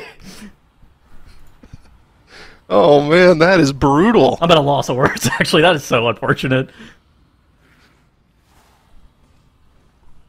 Oh dude, mandatory. Well, that's unfortunate. They got a little greedy. Yeah, they got too greedy. I mean, if you just looked at the time, you could have just held W. You didn't have to pull both those stack rooms together. I understand it's what you should do to be the fastest, but didn't necessarily have to. Again, looking back at this replay, what went wrong was, so the Zephyr was actually supposed to cover everybody with the Chrono Ward shields, but it looks like the Chrono Ward shields didn't come up fast enough, and just the Zephyr wasn't enough. Then once you actually die, you lose pretty much all of your momentum, and it's nearly impossible to recover. While they do have that power word barrier there, they're not going to have like enough pre-shielding on them. They're basically not going to be able to withstand this. It's also a little bit weird because those green circles from the Gorge Gullets, they can tick off your shields from either the Evoker or the Priest, and so if you don't have a large enough shield at the correct time, say you don't rescue on time, say you don't get Rapture shielded on the right time, it's actually really, really easy to die to that pack, especially whenever you have 2 of those mobs going off at the same time. It looked like their strategy... It looked like their strategy was to try to just burst down that first Staghorn as quickly as possible, so they only had to worry about the Acid Novas from the second one they pulled. But when they died to that second Nova that was supposed to be covered by the Chrono Ward Zephyr, like you were talking about, all of their momentum just stopped in that triangle Staghorn. Yeah. It got 1 extra Nova off. So that ate all of their shields. It ate a lot of the disc bubble as well. And I mean, like, it just made it so the next Acid Nova finished off the job. I mean, if they still had everything active for that second Nova, if they killed off the first Staghorn quickly enough, they might have been able to squeeze through that pull in time, even with the first round of deaths. So it's actually really good. Okay, on one hand, it's really good that you do it like this, because you're overlapping all of your defensives for the singular most difficult ability, right there, that Acid Nova. That is the most difficult ability. You have to have a defensive for it, no matter if it's 1 stack, 1 or 2. So you're having both of your defensives overlap for both of them. It makes sense. However, it's just so difficult to live, and if you don't play it like absolutely perfectly, then you wipe. There's basically no recovery. Now, the good news for Mandatory is that they didn't have to do the 20. like we were talking about. It wasn't even... We thought it was just a little bit greedy anyways. Like, we didn't think that they needed to do it. They definitely don't need it for making it to Sunday. Now's the question. Where do you go? Because they've committed basically their hour and a half of allotted time to Mist of Tyranid Scythe. Do you run it again and go for the Mist of Tyranid Scythe again? Or do you start on the other dungeons? Because I suspect that they're going to take a break right now and start on the other dungeons. Yeah. I think they probably are planning on doing that, if I had to guess. And we'll see that green dot appear in the bottom right whenever they do decide to go to a new dungeon. We'll have a very quick idea of what they plan on doing. And again, like we talked about at the top of the show, when they got that 3 chest done, that gives them the 19 here, which is really big. Most of our other teams are probably going to be 2-chesting the 16 into 2-chesting the 18 to unlock the 20, which is still difficult to do on its own, right? 2-chesting the 18, not a lot of teams actually got that done in time trials as well. Most of them went 18, 19, then got the 20 done. But still, the fact that they were able to get that 19 on the board instead of just having an 18 2-chest on the board, that extra point is going to be really useful for them. So Mandatory, they've probably looked the best out of all the teams that we've seen so far. Now, the other 3 teams... Firmawand, TBD, and Better Call Saul. I think that Firmawand and TBD have both had issues in different dungeons, right? Firmawand had issues in the Stone Vault, TBD had issues in the Mist of Tyranid Scythe 18. Better Call Saul, I think, have been, like, actually kind of cooking a little bit. They're probably going to have to go back to that Arakara, but they haven't had any of those big mistakes that Firmawand and TBD had. And with that being the case, I think that they're playing the most efficient with their time so far. Now, that's not necessarily stating that they're going to be making it into... Day 3. However, we should call it Championship Sunday. I'm petitioning to call it Championship Sunday. Now, that's not guaranteeing that they're making it a Championship Sunday, but I think that's an hour and a half through the day. It's putting them in the best position to make it to Championship Sunday. Right. And this is a quick, overall reminder as we get new viewers into the chat, and just a quick overall overview of what the TGP is, because, I'm sure there's a lot of people tuning in that have never seen this competition before. This is a key-pushing competition. We're trying to see the highest keys possible. So our 4 teams today, they have 5 hours to push up these 3 keys to the absolute limit. They don't downgrade, they don't deplete. You can just keep trying over and over again, but it's a time limit, right? You only have those 5 hours to push these keys to their absolute limit. So you're trying to be as efficient as possible, as clean as possible. Top 2 teams from today will qualify through to Sunday. And of course, top 2 teams tomorrow will qualify through to Sunday, and then the top 2 teams of those 4 will qualify for our global finals later in February. And, that's where the real money is. So we're just trying to be consistent and go for the highest push keys possible. Yeah. So also recapping the day, if you just joined, we have 4 teams that are playing. It's kind of a new format where we have 8 teams this weekend. This is the first pool. Basically, the top 2 of this pool will be making it to Sunday. How this has been shaking out so far is Better Call Saul is currently in first place. They started in Arakara. They pushed that up to an 18. We kind of expect that a 19 or a 20 is going to be what that team needs for today to actually be able to make it to that Sunday. Then, after they were actually pushing that Arakara up to an 18, they went and did the Mists, and they 2-chested that. And now they're currently in the Mist of Tyranid Scythe 18. They're going to have to take their break at some point. They haven't taken any of their break. They're also going to have to do the Stone Vault at some point, but we're an hour and a half into the day, and Better Call Saul has actually been very efficient with their time. Mandatory. They are the team that is the highest seeded for the TGP just in general, kind of the team that we all expect to make it out of this pool. They had a very close run with a 20 Mist of Tyranid Scythe. They barely wiped to the last trash pack of the dungeon. If you were watching just a couple minutes ago, you saw that happen. Now they're currently on break. I kind of expect that they're going to reassess where they're going, and then they're going to be going into probably a new dungeon. With the 19 Mists, they're in a very good position, assuming that they're able to kind of close out with Arakar and Stone Vault. Firmawand. This is a team that started out in Stone Vault. They were playing a Frost Death Knight comp, a little bit of a safer composition just in general. They were a little bit slow in the 16 Stone Vault. They had a DC at the very end of the dungeon, which only allowed them to 1-chest that. Then they zoned into the 17 Stone Vault. Again, only 1-chesting it. 18 Stone Vaults have been done alive. 18 Stone Vaults kind of what I'm expecting for this team to be able to do. They're probably going to have to revisit that Stone Vault at some point, but right now they're actually in an Arakara, and they're kind of trying to progress that. They just 2-chested their 16 Arakara, so they're likely to be starting up an 18 Arakara in a little bit. And then the final team that we have is TBD. TBD, I think, have had the toughest road so far. They wiped twice in Mist of Tyrannosaurus 18 after 2-chesting the 16, and now they have started their Arakara, and kind of seeing whether or not they 2 or 3 chest the 16, and seeing where that propels them, whether or not they're allowed to go straight to that 19, or whether or not they're going to have to stop at that 18. Kind of an interesting decision, because I think TBD is going to have the most time to be able to make up, but I think Better Call Saul, TBD, and Firmawand are all kind of close to one another in terms of time efficiency so far. So out of the 4 teams, obviously we think that Mandatory is going to be making it through. They should be the number 1 seed through today. Unless something catastrophic happens, I think we're expecting them to make it through to Sunday. Of the other 3 teams, who do we think has the best chance of making it through based off they've played so far? So in theory, it's supposed to be Better Call Saul. Better Call Saul is a team that is like 3680 IO on live, which I know it doesn't always translate 1-to-1, but the rest of the teams are about 3550 to 3600 across all their players.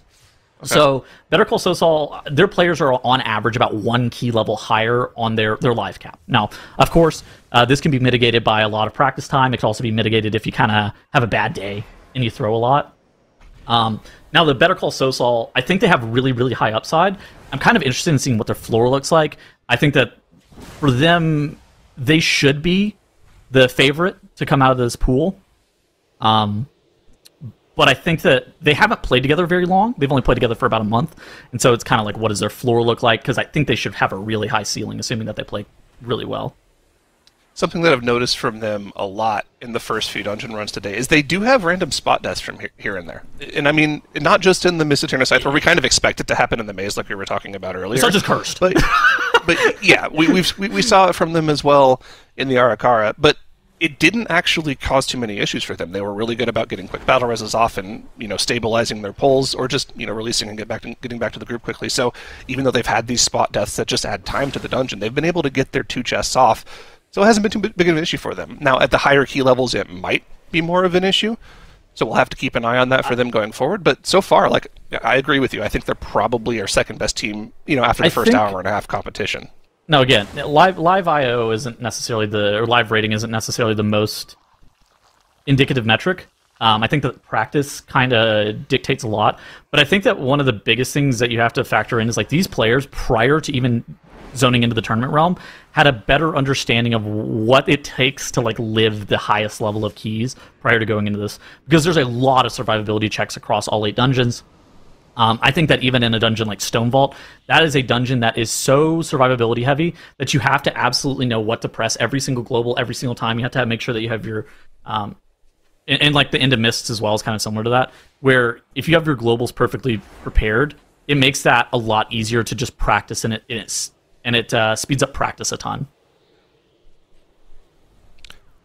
Yeah, I mean, so far so good for them. And I mean, obviously, Mandatory trucking ahead here. Looks like they're going to be heading to the Arakara. We can see that green dot in the bottom right there has moved over to that dungeon. So they're just cutting their losses in the Mist. It would have been nice to see that 20 go down, but, not necessarily like we talked about. Right? Again, they don't need it. I think that, it was...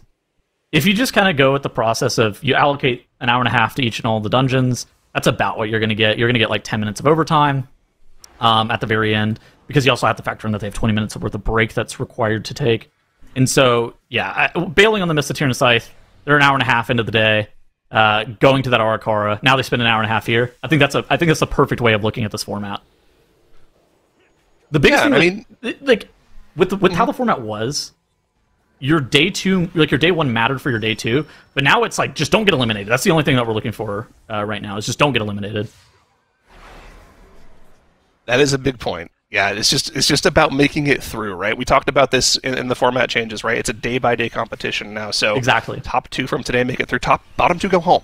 There's no second day for these teams if you don't play well today, so got to keep it consistent, got to cut down on the deaths, got to make sure we don't have any massive wipes, especially near the end of a key like we saw from Mandatory, because losing 30 minutes, if you're not in a key that no one else is going to do, is a pretty big deal. All right, well, it's been a really exciting portion here as we got to see literally the pot of greed play out in real time. You reach in thinking you're going to get gold, and instead you just get death.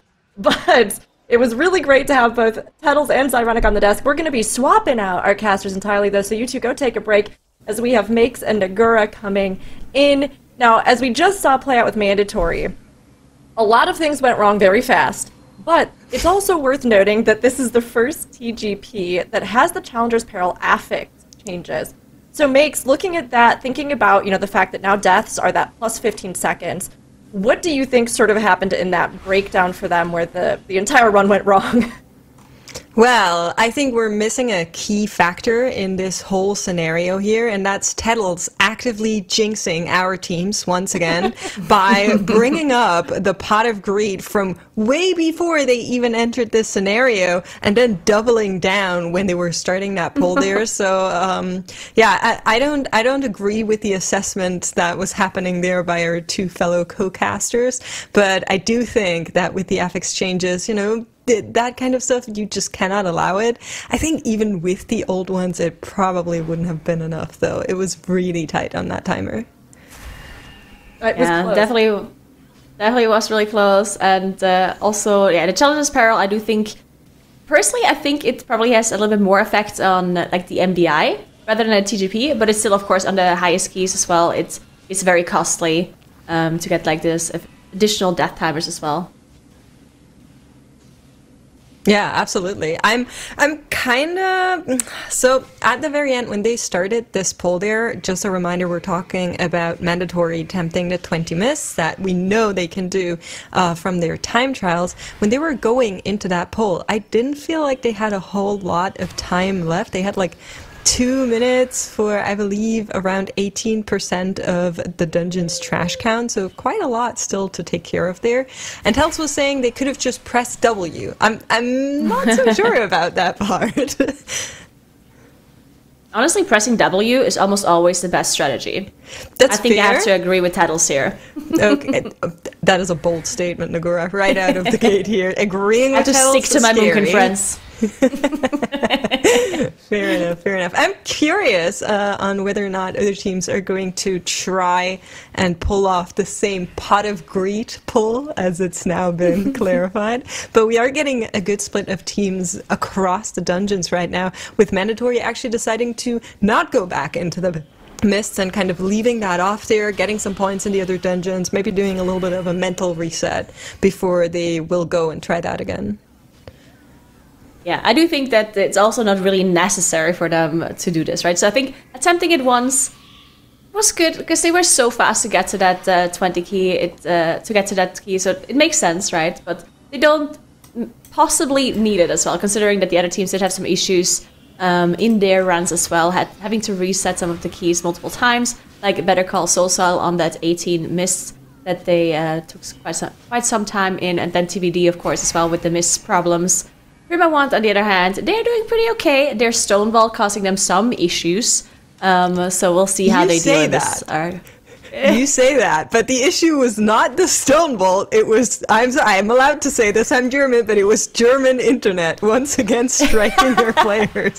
So unfortunate for them towards the tail end of that dungeon there, with the disconnects coming in twice, actually. So hopefully that beast has been beaten by Firmawand.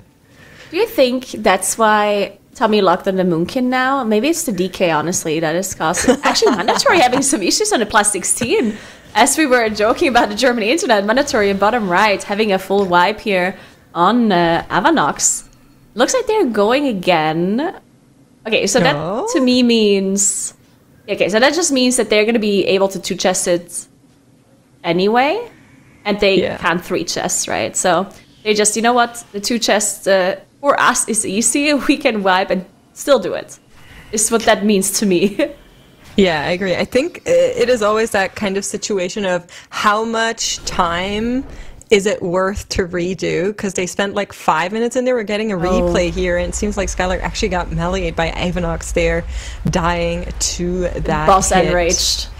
Unfortunate. The boss is big and red. Yep. So spiders have been wouldn't eaten. normally die. Unfortunately, I don't think so. At least, even though Prof Paladins, they can be very well. To be fair, Prof Paladins, like I've seen Prof Paladins just die. Like it happens so many times. You just play live key and your tank just dies. It just happens. It's a Prof Paladin thing. Well, he still has mode in there to help a little bit, but I would agree. I wouldn't expect Skylar to die on a plus 16 Aevonox if there was no Enrage involved. But yeah, as we can see, they are continuing this run. I did see the cast of a town portal there for a second, but it seems like they decided to stick with it and just keep on going for the reasons that you elaborated. Doesn't really make too much sense to go back out if you know you can't beat that +3 anyway, and so we're just going to be seeing them put a little bit of a slower time in the plus 16, but it doesn't matter because I'm pretty sure they can put a higher dungeon than that plus 16, so the end timer on a 16 won't matter besides the plus. Yeah, that is true. We do now have a Better Call Saul on the top left on the end spurt in that plus 18 Mist of Tunasaith.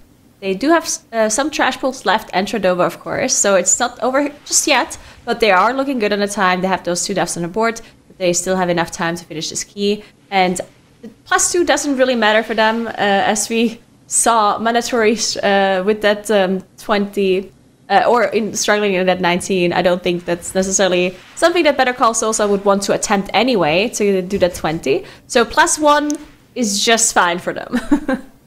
Well, I think also getting the +2 and the 18 is maybe a bit courageous, I would say. It's very, very hard to pull off. So for them, I think this is looking good for where we are. 2 deaths, like you mentioned, is definitely still within the parameters of doable. Now they just need to get through the dicey part of the dungeon with all of these stack horns. You can once again see already in the 18, there is so much damage in these dungeons. And I was talking to Mode a little bit for this TGP in particular, because of course the dungeon scaling has been changed. And so the higher dungeons now really are a question of how do you survive a lot of these things. And he referred to it as spreadsheet gaming, saying they really have to outline where the shields go right before individual casts and kind of like lining all of that out preemptively, making sure you can survive all of these bits of the dungeons. And when it doesn't work, we also saw that from them towards the tail end of that 20. Yeah, and that is something, especially for the newer teams, that they still have to get used to. Some of these teams are really new on TGP and also just generally competing in a tournament and figuring out how all of this works. So a lot of the teams, when they filled out the forms that we sent them with the questions, some of the teams said that they, they still struggle with communication. So even though they have been playing on live service together, it's just a different kind of story to be participating in TGP. Because on live service, of course, you approach the keys differently if you know that they are depleting, right? If on Tournament Realm, the keys aren't depleting, but as I stated, Better Call Saul has issues as 2 of their players do go down. We do see an Ankh come through and the Battle Res on their Druid, but their Priest dropping solo as well. Hopefully they can recover here, as they did drag a bunch of trash that it looks like they wanted to pull onto the boss, they are still. So even though they're still so low and it looks like they just barely are recovering, they still engage the boss here. Okay, this is the Bloodlust that is running there, so is going to help in, first of all, dishing that damage out, but of course also alleviating some of that healing pain from the Disc Priest there for Better Call Saul top left corner. But that only runs for so long, and it's over now. The Stackhorn is still alive, if I'm seeing correctly, and so we can still have a little bit of a situation here. Reavers are flying around at the same time, targeting people, dealing extra dot damage, and they need to be so careful with their feet right now, not stepping into anything to take any additional damage. And definitely going to be super careful here as they're trying to finish off the trash and the boss at the same time. We do see everything has been recovered from those initial deaths that happened at the very start. Didn't lose out on too much cooldowns there either, because they were still gathering up the pool. No one had popped their CD, so that's something at least. But yeah, let's take a look at the other teams, as Firmawant on the bottom left is mandatory, done with Avanox. And mandatory, yeah, also having some issues as Soda does go down. Again, on an extraction strike. These strikes are so deadly. We've seen other teams before have issues with those. Yeah, it's very, very unfortunate for them to have yet another death. And if you get into this kind of territory after the beginning of this dungeon, they can't really allow themselves to have more of these, right? Because then you get to the point where the +2 will maybe be off the table. And then if you call it off, then you already put in like 15 minutes or so. And so you don't want to do that. So definitely need to be a little bit more careful for mandatory, even though a +16 to them is easy peasy. Maybe just, let's try to not have these random strikes targeting people and knocking them down for the next couple of minutes as they are making their way through this +16. Yeah, and if it happens, as you say, like if they have more issues and they end up not getting the 2 chests, then it would cost them quite a bit of time, considering that they could have just reset after that wipe on Avanox, right? Then they only would have lost 6 minutes of their time, but if they don't 2 chest this, then they lose a whole dungeon run. Which of course is a lot more costly for them. In the end, they still have that +19 on the board here for that miss, which means they're looking really strong. Not currently on the leaderboard. In fact, they're the last on the leaderboard right now. But obviously, for the rest of the tournament, if they get the other dungeons on the board, which very strongly believe that they will be able to do a 16 Stonebolt and an Arakara, then they're going to be looking pretty. You heard it here first. The leaderboard is currently fake. But yeah, so just to explain it, for every single dungeon that teams do, they get the dungeon level in points, which means at the beginning there's quite a big discrepancy, as you can see on our overlay here on the boxes on the right side, with mandatory only having the 19 points because they're still missing their second dungeon, whereas all of the other teams have done 2, and then it will go up even higher once the teams have all done the 3 dungeons that they have available today. And from there on, we'll only see increments of +1, or maybe at the very early start, also +2 if there's any +2 dungeons being done. But yeah, they will all move much closer than they are right now. Yeah, definitely will. We do see Better Call Saul on the top left, about to finish off Tredova though. Looking at the timer, 5 minutes left. So they're still looking really good, but they have to do some trash after the boss. So we'll see how they execute that. They technically should be okay. Their Bloodlust is available as well, which looks like they're saving a little bit for some of their cooldowns to come back up. And maybe even potentially putting some trash into the boss if they're feeling risky about it. Sometimes it might not even be risky if you just line it up with all of your offensive cooldowns anyway. But yeah, we'll see what they do here, but they're looking really good, even though they have those 4 deaths on the board. Yeah, they have to dodge out here, 26% to go. And I'm wondering if earlier I got jebaited by the Ogvoker Bloodlust there, and if this is the real one, but it's hard to tell right now. It is not. So this was the Ogvoker Also one. fake. Everything's fake. No. Just kidding. At this point, I wonder if production is just like letting the Bloodlust shine whenever we're talking about a team just to confuse us, and it's not even an Ogvoker proc at all. It's just production trolling us. Listen, our production has been up to some shenanigans. I'm not saying they're doing that, but I wouldn't be surprised. But yeah, 10% on Tredova. Still a little bit of extra trash count to do for Better Call Saul with 4 minutes on the timer. I think they're looking pretty good here, don't you think? I definitely think so. The boss is dropping lower and lower, and yeah, as you said, there's still some trash for them to do, but timer-wise, they're definitely in the clear, I believe, as long as they don't make any major mistakes here with the trash coming up as well. It can be a bit tricky depending on how much they have to be pulling here, but timer-wise, they should be okay. Now, we do have, let's take a look at the other teams. We have TBD in that +18 Arakara. They are still fighting those initial mini-bosses to get to Avanox, and they are looking pretty good. They have 1 death on the board, which they did not use a Battle Rush for, but they can still get that back up if something happens further on in the dungeon.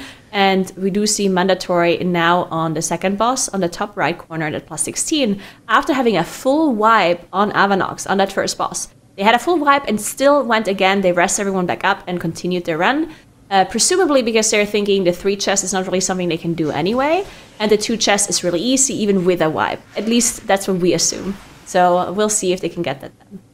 So I think 3 people died, and then 2 of them were able to reset the boss, because it wasn't a full wipe in the sense that we have 5 death timers for that scenario, but they had to reset the entire boss and wait and for the respawn and then go again. So I think it evens out to the timer of what a full wipe would be, even though 2 of them survived. But yeah, we're now looking at the tail end of the dungeon, the gauntlet entering here, and I'm so curious on how teams are going to be approaching this in the higher levels. Of course, we're still in the plus 16 on the greater scale of things, but looking at the left-hand side, and Tettles was actually calling out a pot of greed in this dungeon too. I'm not sure if you were here to hear it, but he said pulling both of these casters into the last boss, so the casters that are standing at the bottom there, is also a pot of greed pull.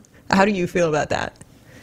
So many pot of greed pulls. I don't know what Tettles been up to, man. But I would tend to agree. Actually, I think that is very risky, especially if it's at the end of the dungeon. Right, a pull like this at the start of the dungeon, okay, that's one thing. But doing something like this at the end of the dungeon, I mean, that is incredibly risky. And I would only try to attempt that if you really feel like you need the time. And sometimes doing a risky pull like that is not even a time saver, because people have to focus so much on making sure they dropped everything and get all of this stuff done and survive everything, that they don't even like gain anything from it. Like maybe sometimes doing it in 2 pulls, it's still faster than doing it in 1. It is. That's actually true. Yeah, it's very hard for me as a melee player to cognitively follow that train of thought, but it does reflect the reality that sometimes you are just faster that way. But speaking of fast, mandatory done with the trash, and looking at this timer, if it weren't for all of these deaths, wouldn't there be a world where maybe you could +3 the 16? Yeah, I wondered about this too, because earlier when we watched another team do the 16 Arakara, it looked like they might have had enough time to 3 chests. Like, they were not that far off. So I was thinking, I talked about this with Syro earlier, I was thinking, you know what, maybe if they played a bit cleaner there, a little bit faster here and there, did a bigger pull or something, then they maybe would have made it. So, yeah, I'm actually surprised that mandatory thinks they can't 3 chests. Or, I guess another possibility is that they think the 3 chest is not it's not useful. worth it. Yeah. Yeah. So to elaborate on that, yeah, that's not good, but we do have him back up, trying to recover. Stove has to kite a little bit before the aggro's back. That's dying too. We still have 1 more Big CR arms that boss. could be used here, but more drama for mandatory. But to pick up what you were saying, so there is a world where the +3 gives you access to a 19, but the +2 gives you access to an 18. And if you think you have a chance to do more with the +18 than with the +19, like if you think maybe the +19 isn't possible, or in previous seasons we would also have the scenario of +18 being able to +2 and you get easier access into a 20, which I think could have been an angle in previous seasons. And this one I'm not so sure about this, but yeah, maybe. Yeah, I think being able to 2 chest 18 Arakara and maybe not 2 chesting 19, that seems possible to me. I think that's definitely something that the thought process could be about too. But there we go, they did recover their pull. Yeah, this death on Skylark here actually causing some trouble, as Stove ended up kiting it out on that Moonkin having aggro. Tried to kite it a little bit before pressing Shadow Melt, because of course if you Shadow Melt immediately as you have aggro, another player not able to react and might immediately go down, especially the melee players here like the Enhanced Shaman. So kiting it out a little bit, not immediately panicking and pressing Shadow Melt, really good by Stove. But then unfortunately did not know that this boss actually has just really long arms and managed to melee hit him across that staircase. So unfortunately does go down there, but thankfully they managed to get him back up, and they're going to be able to finish this dungeon still in the +2 timer if nothing goes wrong from here. 340, definitely enough time to get the 28% of the boss. Yeah, you know, I know birds have a big wingspan, but lizard people, that's new to me too. Looking at this guy just absolutely clapping stove there earlier. But let's have a look at the other teams as well. TBD at the bottom there, also making their way through the plus 18. Our card that we are seeing from Firmawant on the top right as well. And Better Call Saul is back in the midst with a plus 19. Wow. And I'm really curious on their timer because the only other team to put up the plus 19 was of course mandatory, and I'm curious on how their timers are going to compare. I'm honestly a little bit surprised that they're going into the 19, not having done the stone vault at all. This is a little bit surprising to me because, I mean, there's still a lot of time left in the tournament, so they do, of course, still have enough time to go to the stone vault, but not stepping in there first and getting some points in the score is very interesting to me. But yeah, each team does have different strategies and they approach the day completely differently. As Firmawants are now also on that last boss in their plus 18, they do have only the boss left as they have all the enemy forces, which means that they potentially could also two-chest this plus 18. 220. I mean, yeah, Bloodlust is available. Yeah. Still need to wait for cooldowns for quite some time, though, if I'm looking at our Shami coolies in the top corner there. You were bringing up the Moonkin earlier on. I think the DK is a Stone Vault special to kind of bring that back up.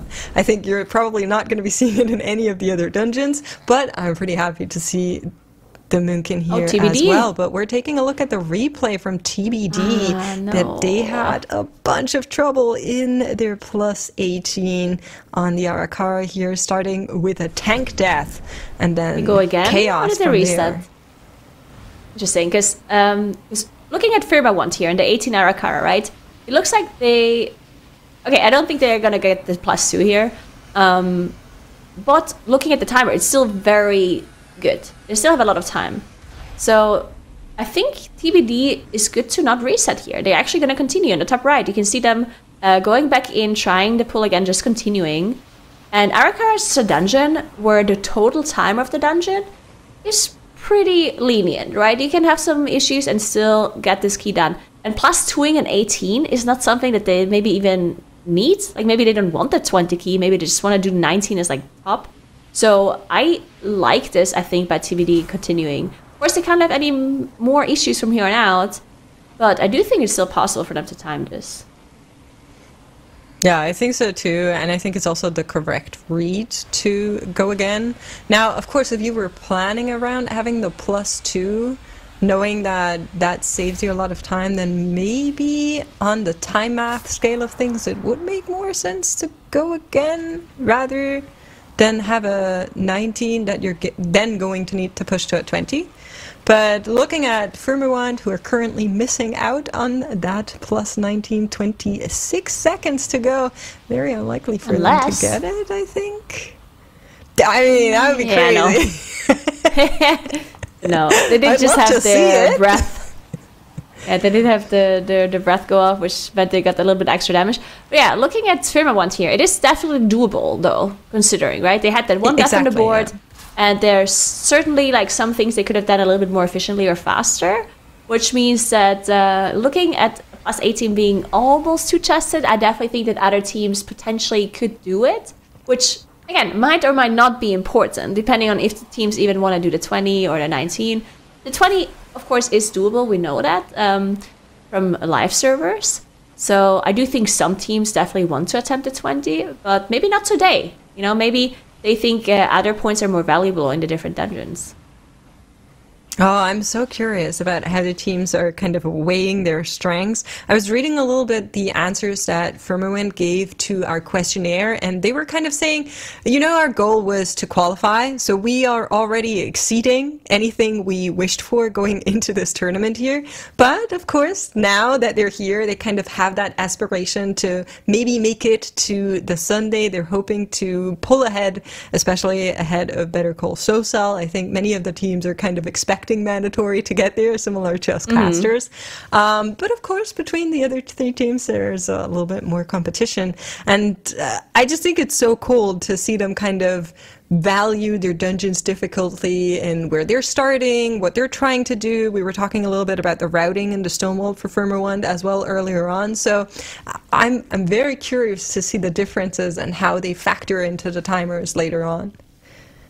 Yeah, that's going to be very interesting, especially because of the different format, each day mattering so much, right? Usually we have these calculations and these things going on at the last day, but this time it's going to happen every day. And so the teams, they will have to do the math and they will have to calculate what their best course of action is, which we'll probably see a lot of the teams start taking breaks to be able to discuss. I mean, technically they should be taking their breaks to actually get up, get some fresh air, touch some grass, yes. I don't know, stuff like that. Have Be a glass healthy. of milk, I don't know. But we all know that they're going to be talking to each other about strategies and about what they should be doing for the rest of the tournament. You can do both. You can get up and still talk. It's called a wireless headset. That is true. But one thing I also wanted to mention, as we do see a death here on Mandatory, as they are in their 18 Arakara in the top right corner, we do see Soda go down.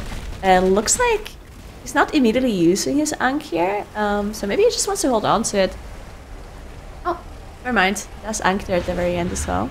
But yeah, they have recovered. But I wanted to say something about like the strategy and how they approach the rest of the day. Because of Arakara. Because we talked about, or I said, oh, maybe it's not important to do the 19 or 20, but I think it is, because the first tiebreaker, in case some two teams do have the exact same score, would be the highest key done, right? So if you have two teams with the same score, but one team has a higher key done, then that team would have the tiebreaker advantage and move on. Which means, since Arakara is the dungeon that has the highest key level potential today, I do think Arakara is actually the most important dungeon for these teams to push up, if they think about tiebreakers, which is something that they have to think about a little bit later. I don't think that's not a concern quite yet. Yeah, I agree. I think the Arakara will be the dungeon that we'll probably be seeing more time in comparison to the other dungeons. However, we did see a death there from Rossum, top left corner in the plus 18 Arakara. Was fortunately before anything big was used, so is now back, has used coolies, Bloodlust is flying in as well, and that is all looking mighty fine for TBD to work through this boss fight. Bottom left, Firmawand is back in the Arakara. We're going to be seeing them try the plus 19, and then Mandatory is now also in the plus 18, side by side for all of these teams, as Better Call Sosal is making their way through the mist. And we are in the labyrinth and the puzzle of this dungeon. And just a quick reminder to everybody that this part of the dungeon is the same for all teams, so there's no advantages to be gained from the pattern in this part of the dungeon.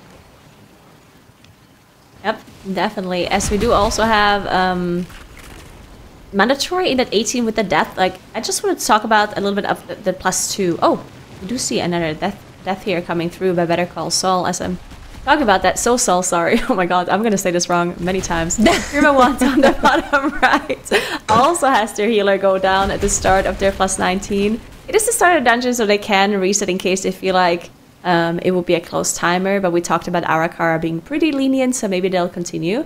But both teams did manage to recover, have their dead players back up, and should be able to continue.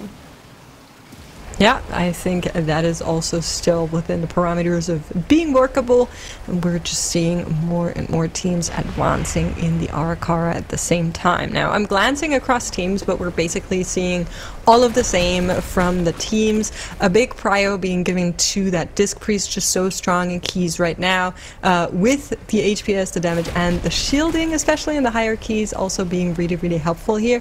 Can you elaborate maybe a little bit on the Prot Paladin for people who might not know why that's a good pick here?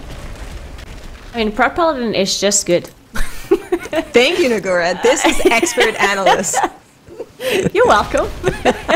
No, Prot Paladin, of course, doing an insane amount of damage. As clearly, Better Call Sosal did hear me talk about this and immediately decided to display the amount of damage that Prot Paladin can do.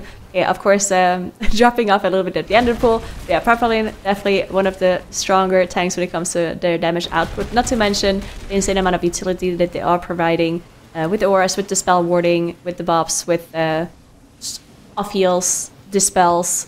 They have just so much going on for them. The one thing that I do have to mention about Proud Paladins, which is something that I talked about a little bit earlier, is if they make a mistake, they will die pretty fast. Like, they are really reliant on their mitigation, and if it's not up for something, if they press their mitigation wrong, they end up having nothing left, then they will die pretty quickly, and that is something that we can see pretty often, and maybe not around these TGP tanks here, but at least hopefully we don't see it often here. But yeah, that is something that can happen really fast with them.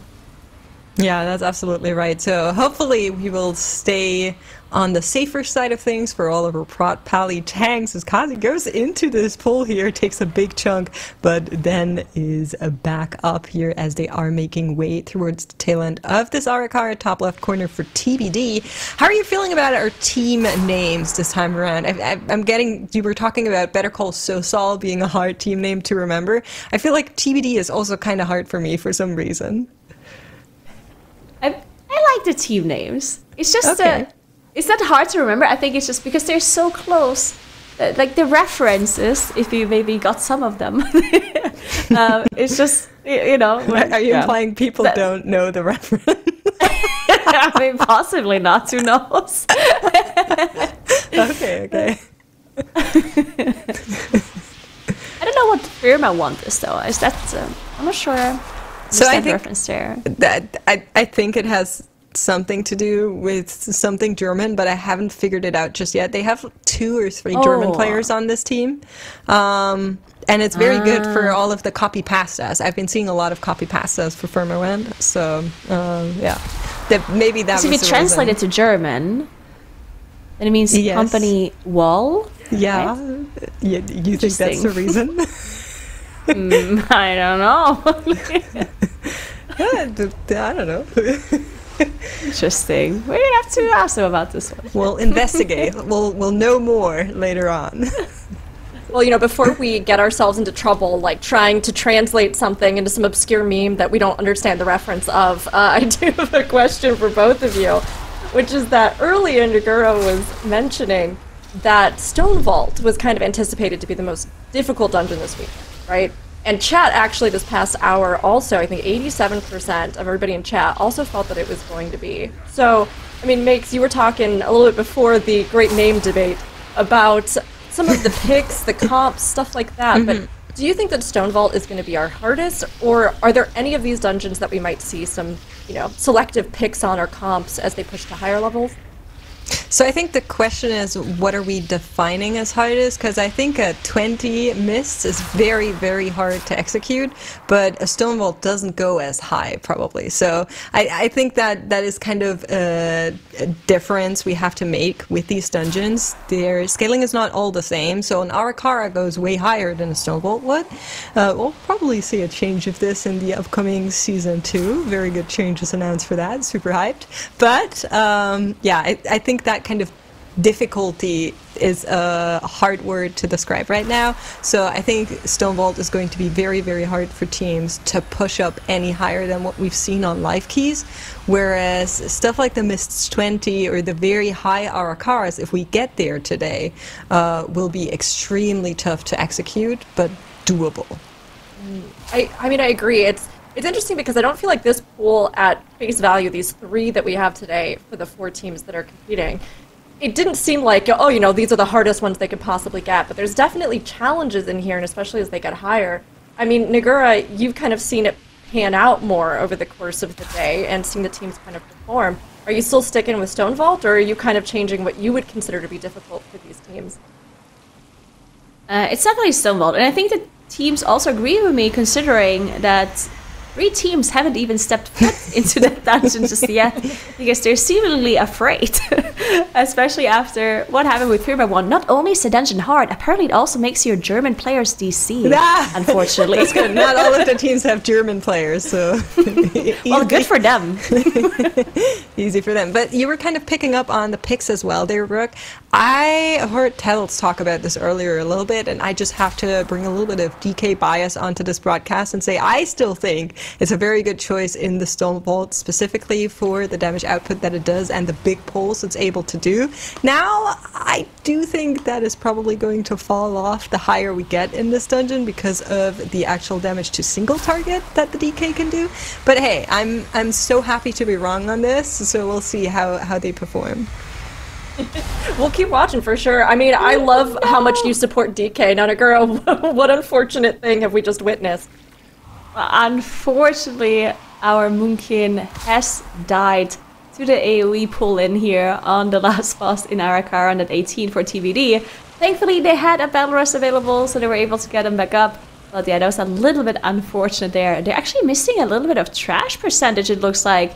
Considering their timer here, it might end up being a little bit close, depending on what they have to pull. If they still have the bats that they can finish off here, then they're probably fine. But if they have to go further back and pull some more dangerous mobs, then they might be a little bit in trouble here. We're gonna have to see it.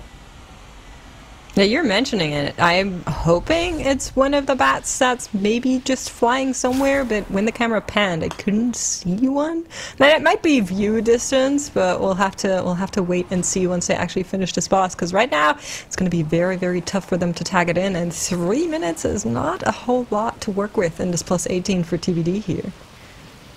Yeah, definitely not. This might be a bit rough for them if they have to go further back.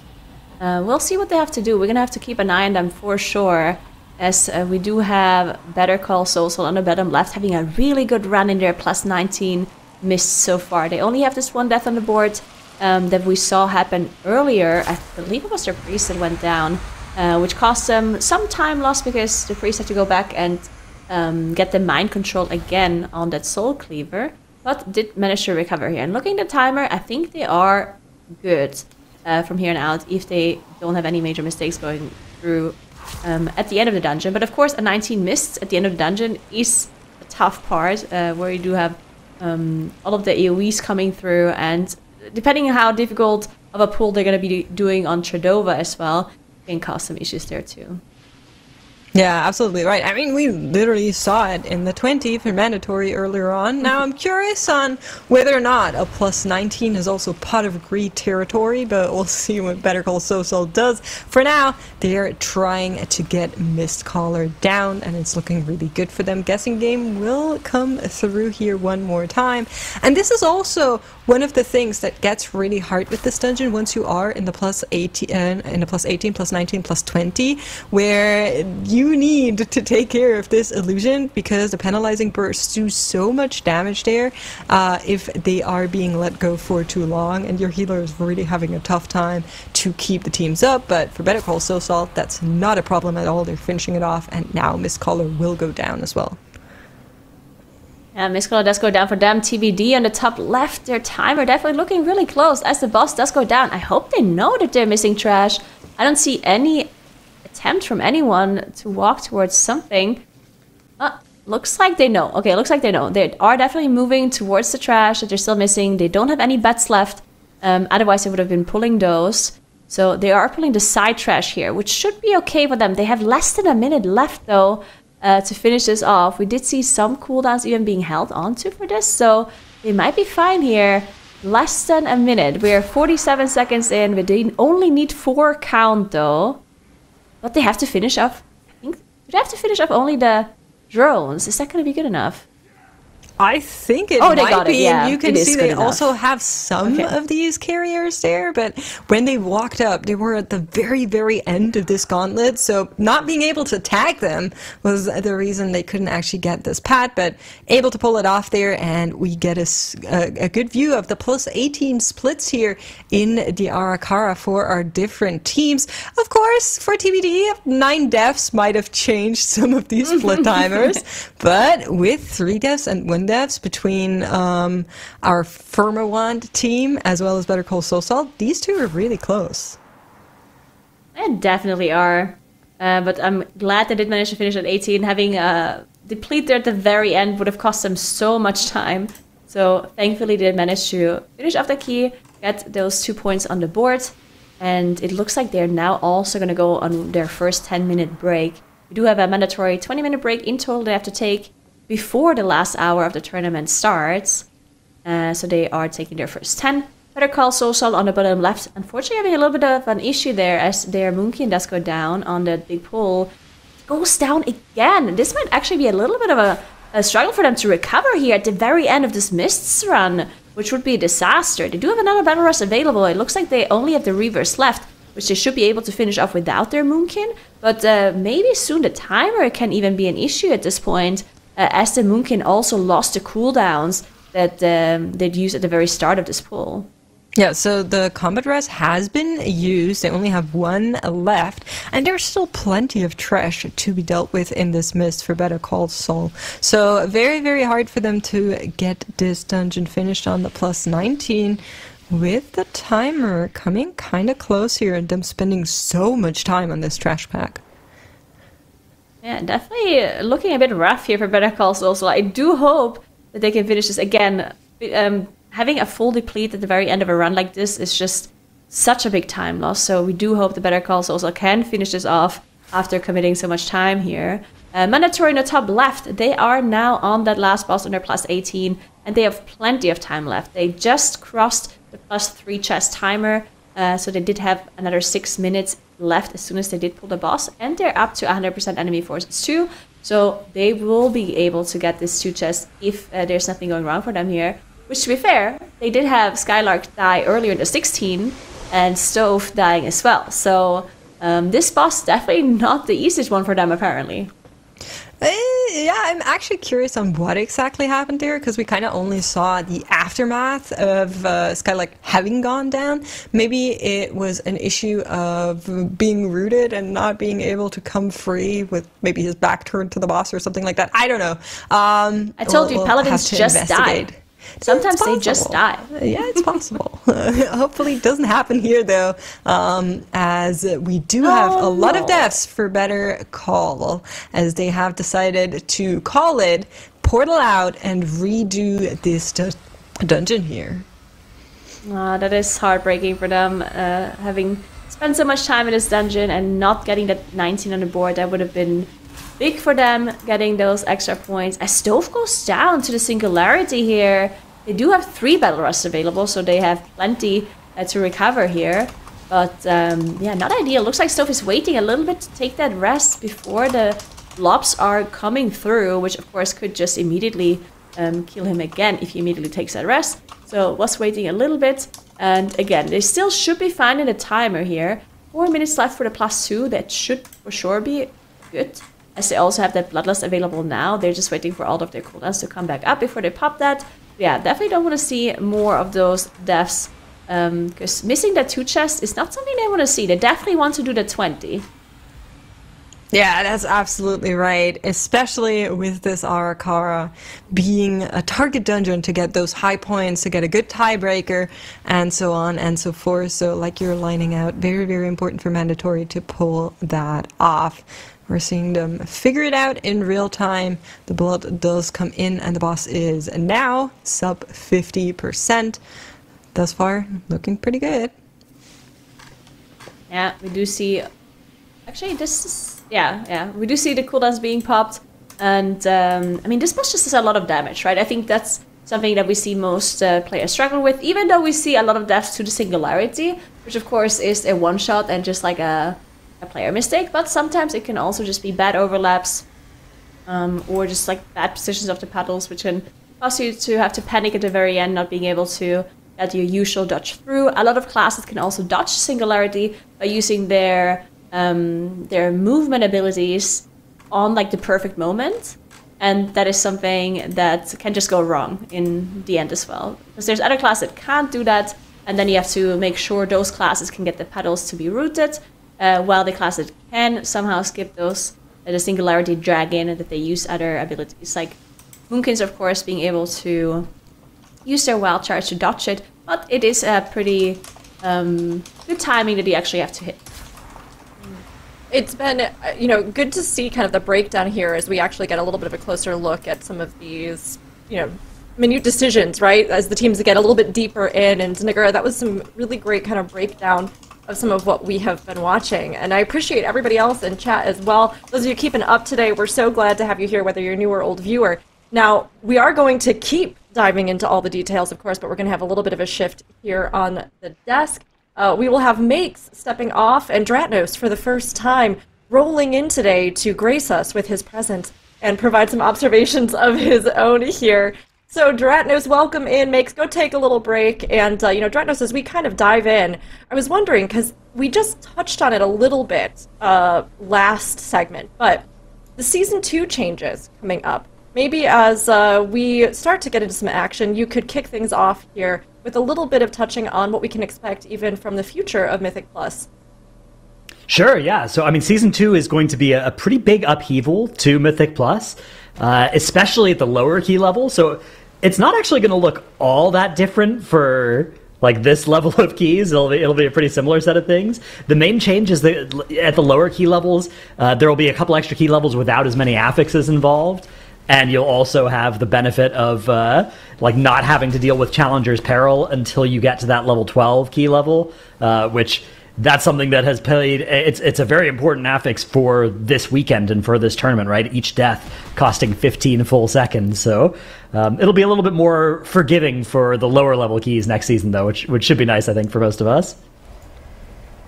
I think it'll be, honestly, I've heard a lot of really good things, and even looking at it myself, I was like, oh, I love a lot of these changes. Yeah. I think this is going to make a big difference, The right? rewards are also going, so like at any given level of difficulty, the rewards are going up as well, which again, these players aren't, they're on the tournament realm, they have all the gear they'd want, right? But for all of us on the live servers, that's going to be a nice change next season as well. Yeah, we all like getting other rewards because we may not already have everything in the entire world, that we have earned. It's great to actually see that, though, and I think it will feel more rewarding for players coming in, as well as, just, I think, kind of adjusting some of the stuff that they experimented with here in Season 1 with War Within. But, Nagura, you were providing us some really good analysis and some great in-depth looks, so why don't you continue as we take a look at where Firmawand is?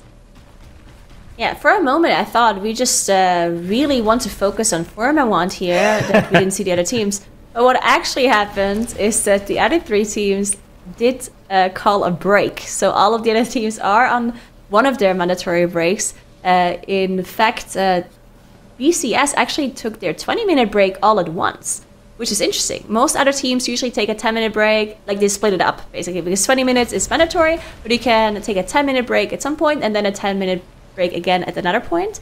But BCS just taking the whole 20 minutes after that death there, after their wipe at the very end of their mist run here, making sure they can get back on track, making sure they don't get affected by that time loss there, and making sure they can also discuss the rest of the strategy for the rest of the day.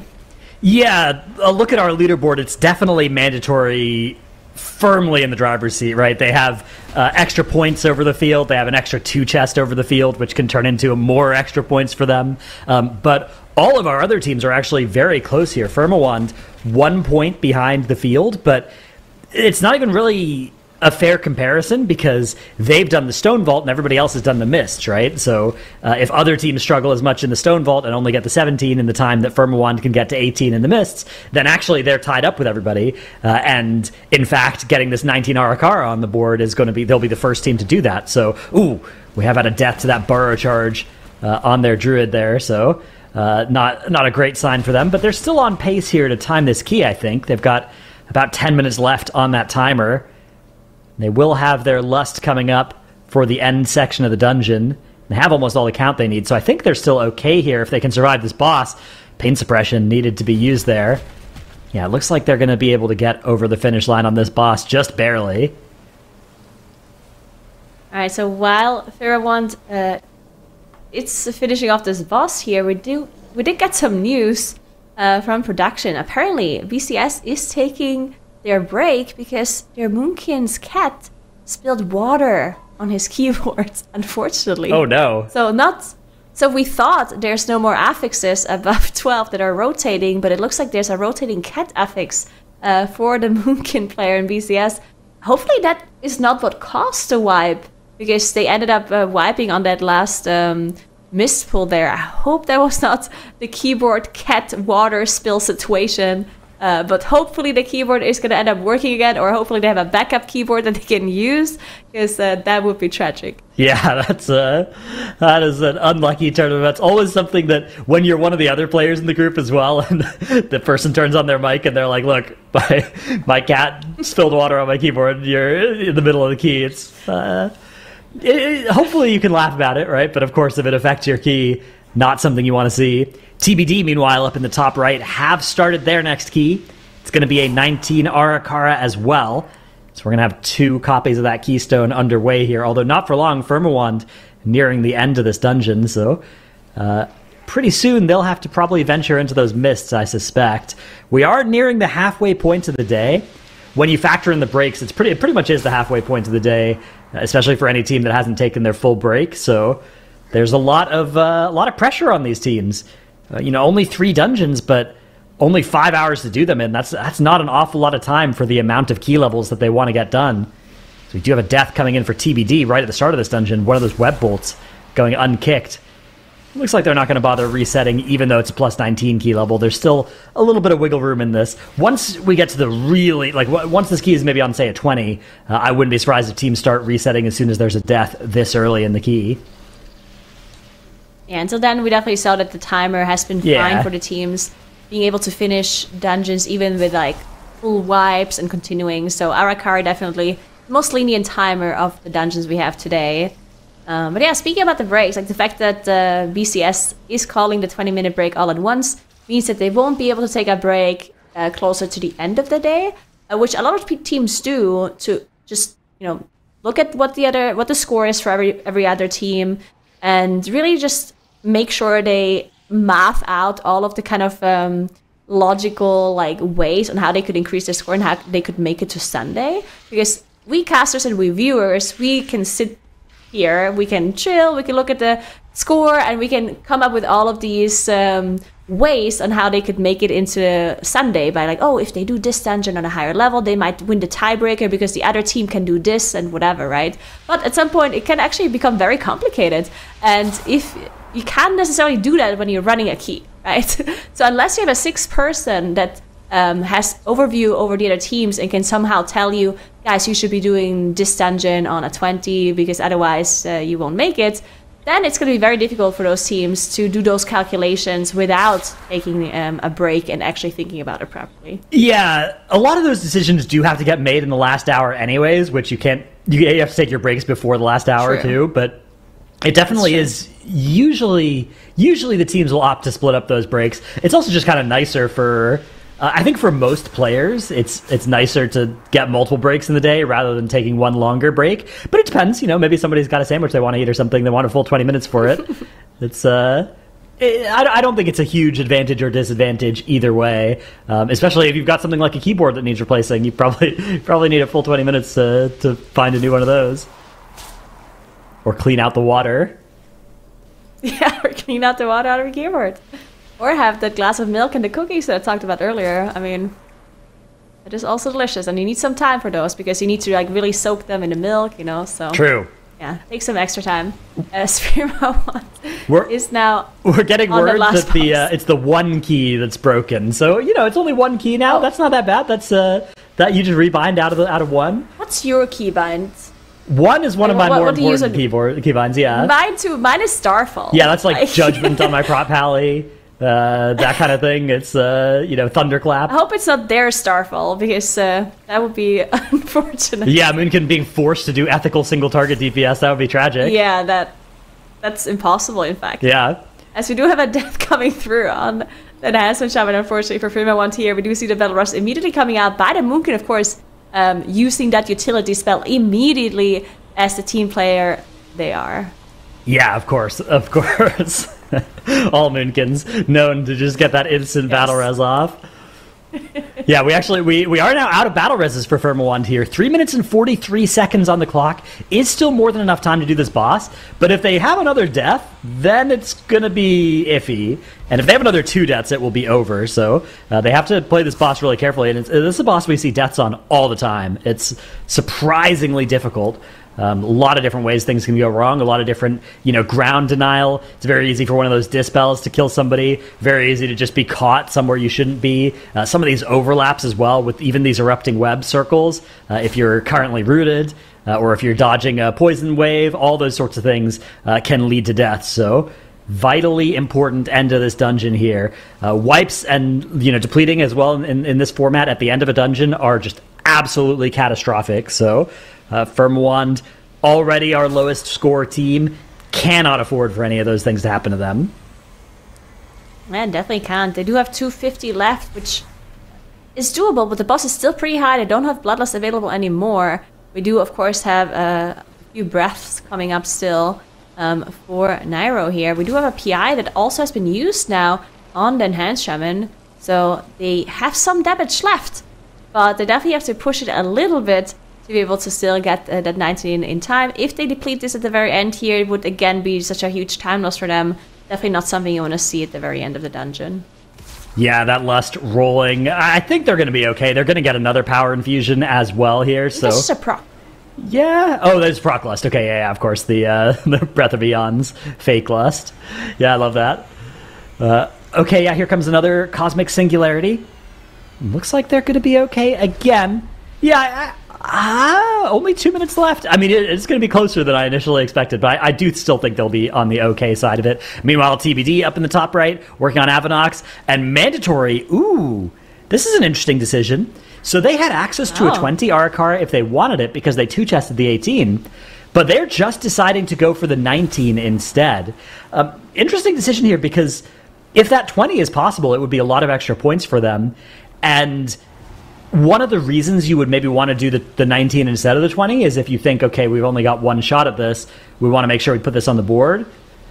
But you don't actually know that until you go to the Stone Vault, right? Like, yeah. There's some argument for Mandatory to be like, okay, let's go and see how much time we need to push the Stone Vault up. If we one-shot it all the way up, we can afford to do the 20 Arakara, right? Whereas if if we're a little bit slower there, maybe we just need to put up the 19 and get something that we're happy with on the board. Maybe they've looked at the amount of time left in the day and they've decided they are probably only going to want to do one more run of Arakara and then get out of here. I'm not sure. It's an interesting decision. It's something we see pretty often. I mean, Mandatory have enough flexibility that they probably will still be in first place even if they only put the 19 on the board here, but definitely not by as much, right? They're now like a half point ahead instead of 1.5 points ahead, in my opinion. Yeah, I'm also confused on why they're doing this now, because at the end of the day, you could say they could still do the 19, right, as you mentioned. But yeah, Firmawand, they are at the end of the boss fight, and they are... Oh, that didn't go down! Their tank at the very end! Thankfully, they are able to finish the boss, though. All good calculated. And still within that timer, though, but that tank death at the very end, very scary for them. And they get the point on the board, which is very, very good for them. But yeah, interesting decision by Mandatory, and not leaving that that key for the end of the day. We'll see what happens later on, as TVD is now fighting Avanox in their 19 Arakara that they want to finish and get on the board too.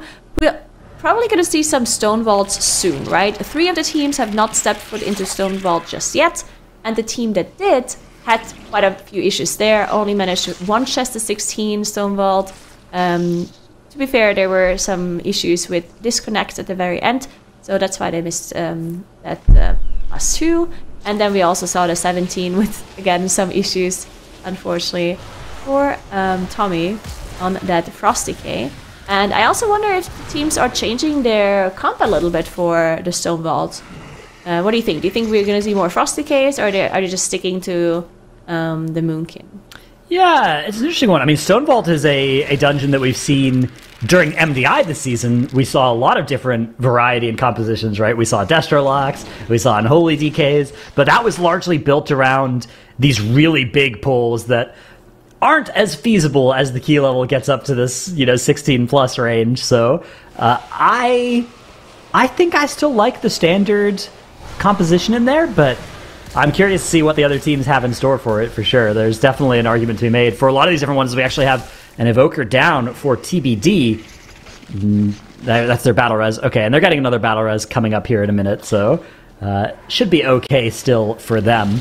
A quick refresher on our format for anybody who hasn't heard our talk about the format yet this season as well. It's a 3-day format, and the top 2 teams from Friday and Saturday will make it through to Sunday. So we'll have an entirely different set of teams tomorrow, and we'll have all of our best teams from today and tomorrow playing on Sunday. But that means that unlike previous TGP seasons, you absolutely cannot afford to leave anything.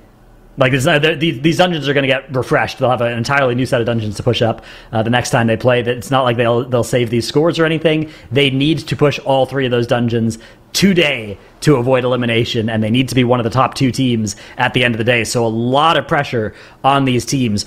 All 4 of them actually very close right now. Mandatory, the team certainly in the lead by a little bit here, but even they won't be immune to, a bad 30 minutes or so will easily put them back on the brink of elimination here. Yeah, especially if they do some of those riskier pulls at the end of the dungeon, like we had Tettles talk about. So we'll see what happens. But Firmawand is now on the bottom left corner, entering that mist of China's side. They're the only team that hasn't done that key yet because they went into the Stone Vault initially. So they're going to have to get those points on the board in the mists. We've seen quite a few teams have issues in mist though, so we'll see how Firmawand is going to be handling this dungeon. Yeah, with Firmawand's difficulties in those Stone Vaults, the mists needs to go well for them. And probably they need the Arakars to go poorly for some of the other teams. I think that's the biggest chance here for Firmawand. I think they're the team in the most danger of elimination, even though right now they're at the top of that 36-point tiebreak because they do have a 19 key, which is our like first tiebreaker, right, is highest level key. So currently they're leading on that, but that advantage can go away very quickly if other teams two-chest the 16 Stone Vault and then put up the 18, right? They'll be able to get more points more quickly than Firmawand, potentially. Yeah, definitely one of the teams that has to watch out to not get eliminated today with the Stone Vault. And only having the 17 on the board as well, right? They will have to eventually go back into that Stone Vault and get more points on the board, presumably, unless the other teams also have loads of issues there, which we don't know just yet, because as we talked about, no other team has been moving there. Most teams are a little bit scared of that dungeon, it seems like. Mandatory now on that 19 Arakara in the top right corner. As we talked about, they did have the 2 chests in the Arakara and were able to go into the 20 if they wanted to, but decided to only do the 19. We were thinking about what the reasoning is here, as May's team does go down to a Shrill cast here to an AoE. They are getting the battle rush back up, but now they're not going to have a battle rush for another 3 minutes or so, which means they have to watch out a little bit. But yeah, maybe Mandatory just getting the save point on the board before they move on to Stone Vault. Maybe they have a certain time allocated, as Tettles was talking about in the caster chat as well. It's possible, right? Maybe there's like, you know what, we only have X amount of time that we want to spend in this dungeon, and they think at 20 would be too long, or maybe it would cost a reset here and there, and they don't want to risk that, so they just go and do the 19 here before they move on to the Stone Vault, which would be a fine decision as well, considering it's probably safe. Again, position. remember they don't even need to lock in first, right? They just need to make sure they get second or better, and I'm pretty sure that they'll guarantee that as long as the Stone Vault goes well. If they put this 19 Arakara on the board, I think they're in good enough shape for that, although there's still 2.5 hours left of our day, so a lot can still happen here. But they are pretty far ahead with the 19 in the mists. And the 19 mist definitely looking really strong for them. TBD in the top left, now also in that 19 Arakara as well. They already have Avanox down, so they are moving their way onto that second boss here. Looking really good for them. They do have the 2 deaths on the board, which they had to use only 1 battle rest for, so they do have another one stored up that they can use in case something else goes wrong here, but looking good on the timer for sure. The timer I don't think is necessarily something that they have to worry about too much on, even on a 19, compared to the other dungeons that we have in this pool. Something like a Miss and a Stone Vault are obviously going to be much, much closer there, so I don't think the 2 deaths for TBD is going to be causing too many problems here, but we'll see. We did also have a really close 18 earlier, so we'll see how it looks like at the end. Yeah, it's a dungeon where the timer, again, like we've said, there's room for a mistake or two, especially at this key level, right? It's like the 20, even the 21 of this dungeon has been done, right? So there's definitely some extra wiggle room down here at this 19 key level, but not an awful lot, right? Like, you can die a couple of times. You can't really afford to wipe. Like, a full wipe is getting pretty close to a reset, in my opinion. Yeah, things are well. Wait, actually, we're getting word that Tommy on from Firmawand is having some issues apparently, as they are using the party chat to tell Tommy what to beam, and they're using pings and stuff like that to communicate with him. So presumably not being able to be in voice chat right now, which of course is a big downside for Firmawand. The stream is also down, as some of the players are streaming, which you guys can check out as well, but Tommy's stream is currently down, potentially having some maybe connection issues, and also not being able to be in voice chat. So yeah, very unfortunate for Firmawand. Hopefully they can still finish this key. It's thankfully just the 16, so they can probably still finish. Also, I think the Moonkin player is probably the best player to not be in voice chat, considering that you have such a long cooldown on your interrupt, right? So I think that might be a good thing. I was going to say that as a Moonkin flame, but yeah, it definitely actually is true, right? Like, the Moonkin jobs are important, but they are the most coordinatable with a with party chat instead of with voice, I would say. We do have a little bit of cool tech to show you, though, from Team TBD here. So here is, we're looking at the Priest here, Dominating Mind, and then Life Gripping in the Sentry Stag Shell to bring it into the group there. So nice little bit of tech for some mobs that can be pretty hard to maneuver around, right? Like, effects like Death Grip, Sleepwalk, those sorts of things can help move it, but Dominate Mind and then Life Grip is a cool combo that I haven't seen before for that. That was very interesting, very cool to see, for sure. As Firmawand unfortunately does have their Priest go down to a Mistveil bite here. It immediately managed to release, as they did already finish off Ingress, so they're able to release immediately here. So it didn't cost them too much time outside of the 15 seconds, of course, from the Challenger's Peril. But it's the 16, so they should be able to recover just fine, and they can move on. Better Call Saul now on the bottom right are back as well, and in their plus 19. Our Akara, we do have the one death on the board already, but again, the timer here pretty lenient, so they should be able to continue just fine. It seems like all of our teams get a death in this section of the dungeon pretty reliably here. It's Mandatory actually having a second death here to a Web Bolt from a Web Mage in this section. This is a dangerous area to actually have a death in. This is one of those ones where if you have somebody die, you might miss another kick or a CC on one of these alarm shrills, and that can be extremely bad. So we've also now had a death for TBD up in the top left. We go from death to death to death. This one of the Web Mages, not quickly taunted enough, ends up getting that nasty auto attack off. It looks like they are going to be able to stabilize as well. So all of our teams having a death here in these Arakaras, but no full wipes at least, which is nice. Yeah, they all should still be fine, as none of the teams are porting out here. They still are good in a timer as well. As we do see Firmawand on the bottom left also utilizing their Priest Mind Control on the Soul Cleaver, making sure they get that extra damage in, and also using the Soul Cleaver, of course, to pull some extra mobs once in a while through those walls by getting the pet through and attacking other mobs. But we saw Mandatory actually get the Soul Cleaver all the way to the end of the dungeon, even after Mistcaller. Some teams decide to just let it drop beforehand. We'll see what Firmawand is doing in their Miss of Tina Scythe, depending on what kind of strategy they choose to do. But yeah, TBD top left still on that boss, even with their Death of the Priest. Priest also really low on mana, plus still on 40%. Should be able to finish off the boss either way, though. But yeah, I don't think I've ever seen a Priest going this season, right? Yeah. Like that. It's always Maybe felt like that death? spec has. Yeah, I guess if you die and you get res, maybe. Although I thought you kept your mana percentage. Yeah. Huh. Yeah, I don't even know what cast priority would cause you to go Maybe just a lot of flash heals or something? Either way, they should probably be fine, right? Yeah. And they can do a lot of healing on low mana without expending mana just by switching to the kind of more standard rotation, I think. But yeah, it looks like they're gonna be okay. The boss is pretty low here. Mandatory nearly at that boss as well. You can see they're making some pretty good time here. In other good news as well for Firmawand, Tommy is back in voice, Twitch chat reports, so that's never led us astray before. And their stream is also back up, so all right. We're back. The rest of the group, of course, always sad when the Moonkin rejoins voice chat. Priest goes down for them as well. One of those tongue lashings, actually, from the Gorge Gullet mini-boss.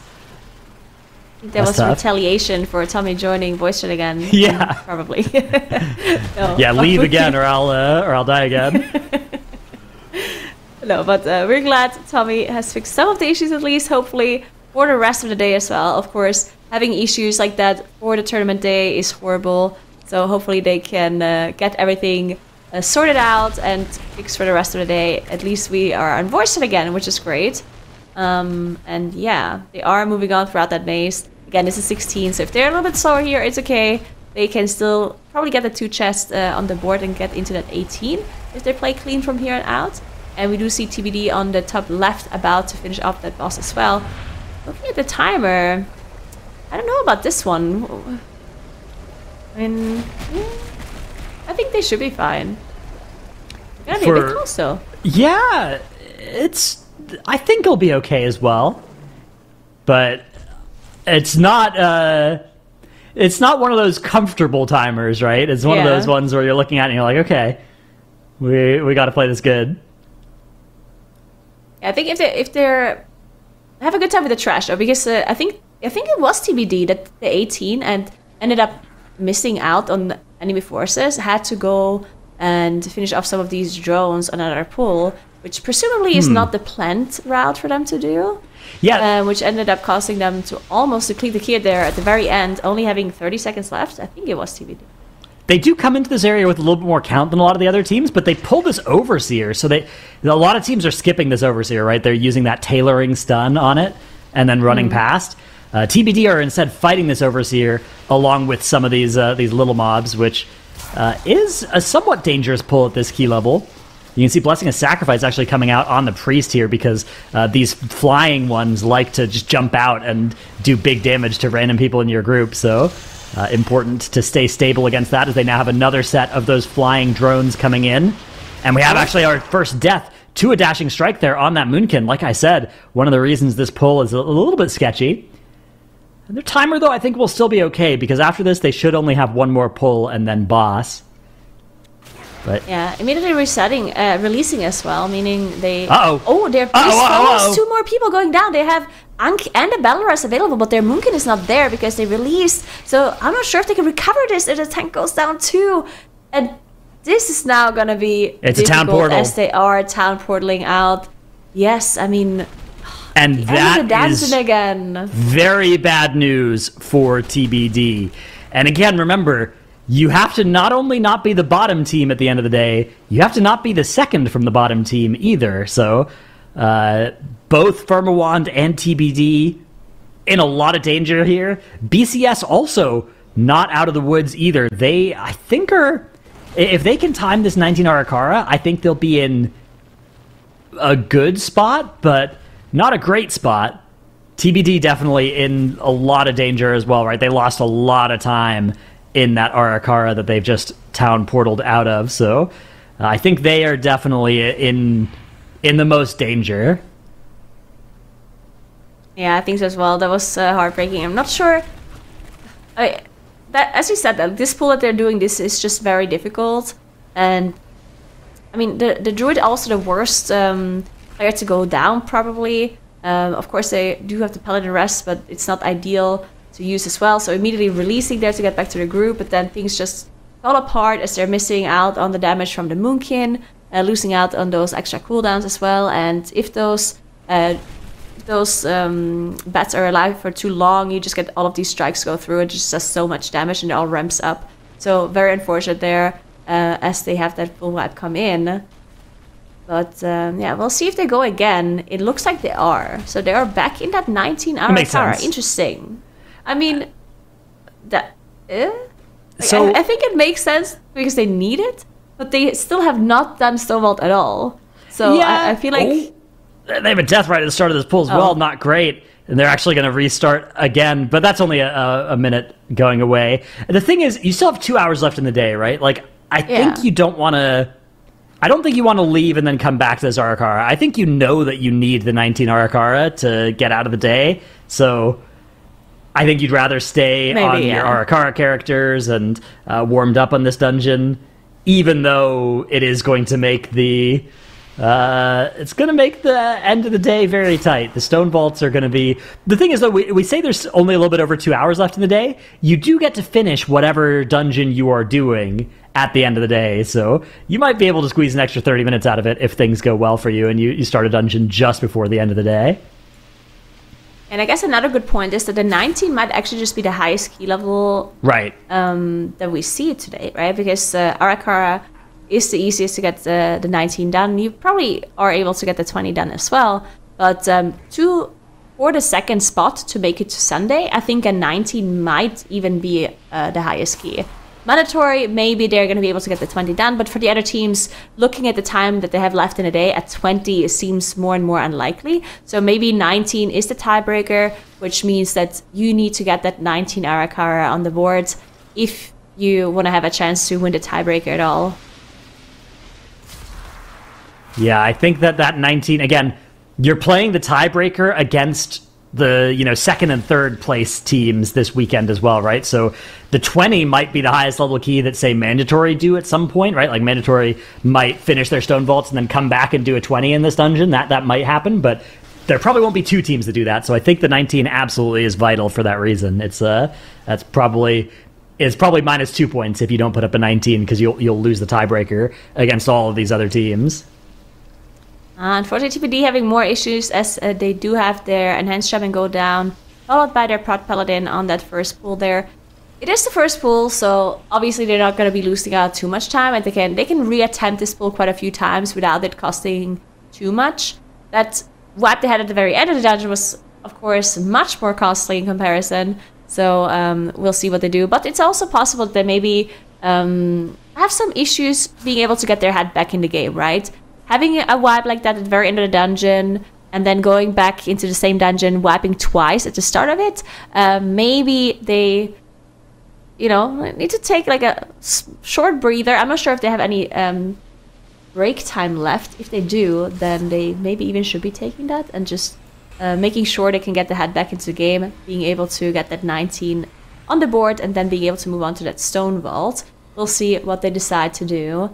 But Firma Wand on the bottom right, the only team that has not put any points in the Mist of Genocide on the board just yet. They are now at the end of the dungeon here, and they're definitely looking very strong. They're still within that 2 chest timer, not going to be seeing the 3 chest though.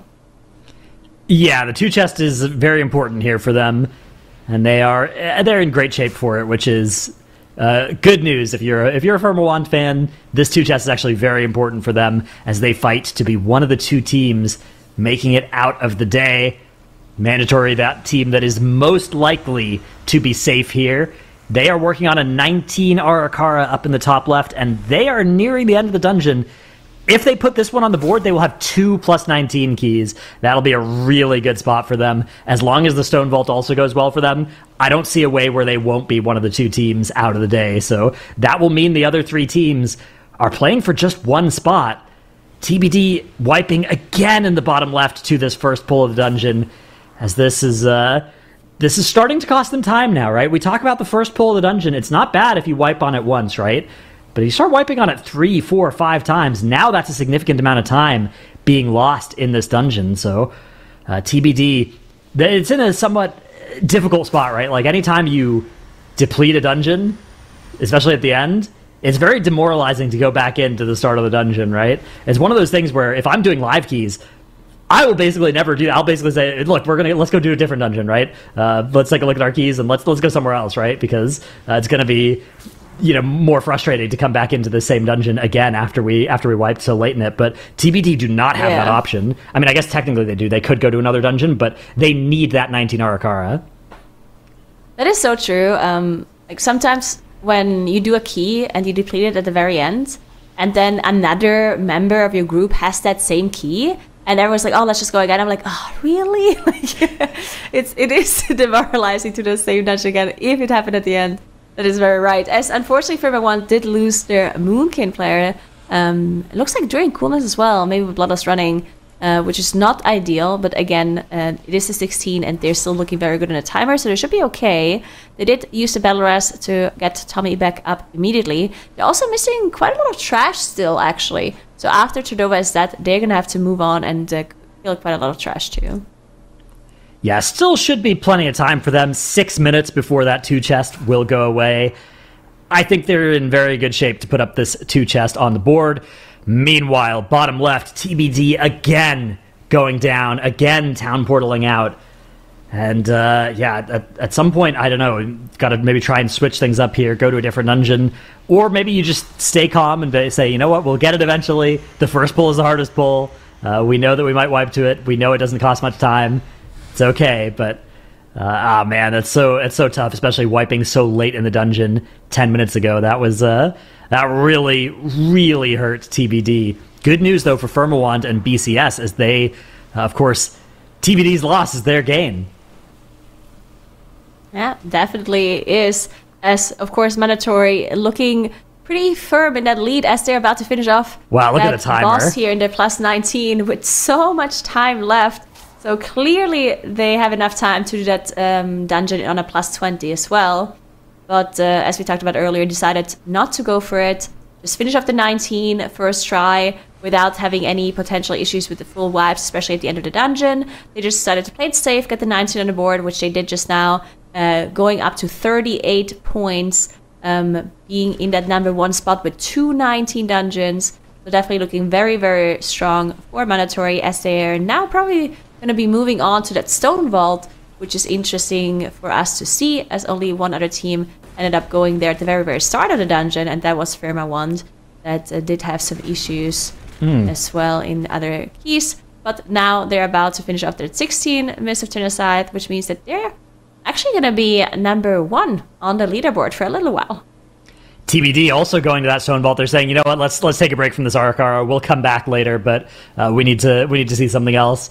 What do you expect to see out of Mandatory? You asked me what kind of comp that I was thinking they'd play in the Stone Vault. What do you think? What do you think Mandatory will spawn into the Stone Vault with? I don't think they'll change anything. Okay. You think it'll be the same comp that everybody's running here? I think they'll stick to the Moonkin, yeah. Okay. We do have a death, unfortunately, for Better Call Sosa on the top left, as they did have their priest rest back up. They are not going to have any battle rests for a minute or two, so should come back up very soon. And looks like they have recovered here, so yeah, looking good again. But yeah, I think they'll just stick to the Metacom, to that Moonkin. That Mark of the Wild is, in my opinion, is just really strong.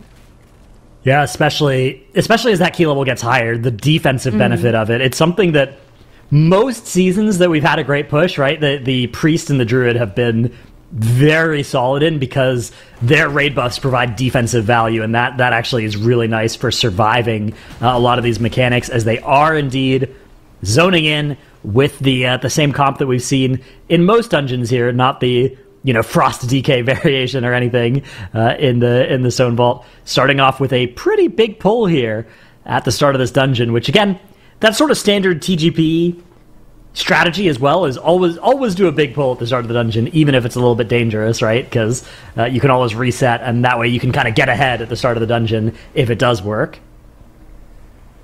Unfortunately for TBD, it didn't quite work out for them in that 19 Arakara, where they had multiple resets there at the very start.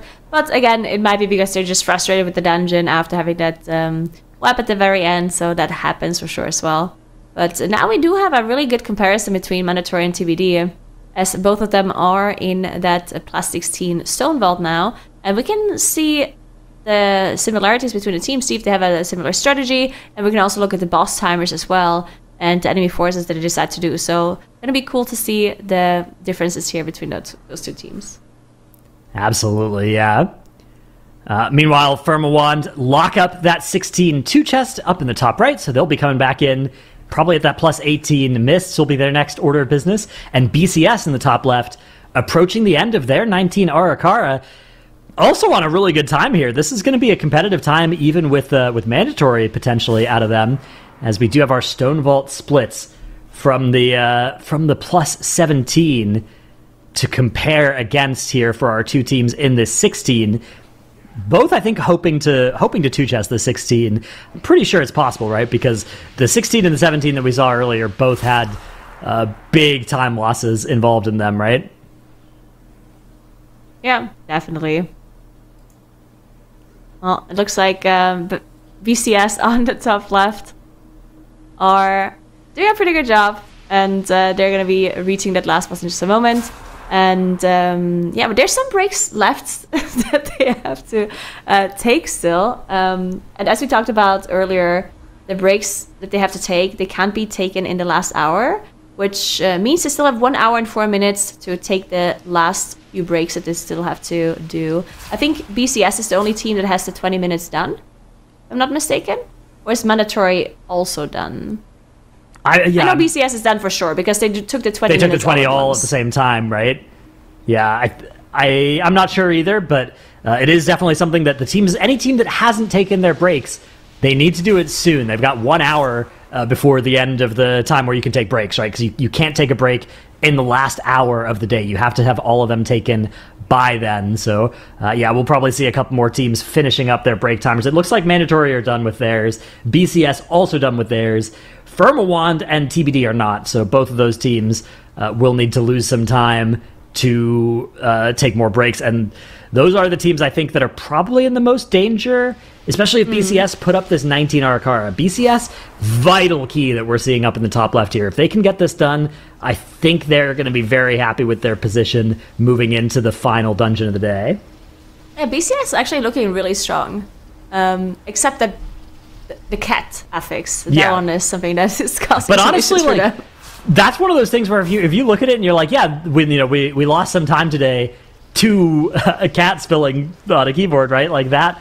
Yeah. Honestly, that can almost be good for the team, right? You laugh about that kind of thing, right? Rather than losing time to somebody making a gameplay mistake. Yeah, that's actually a good point.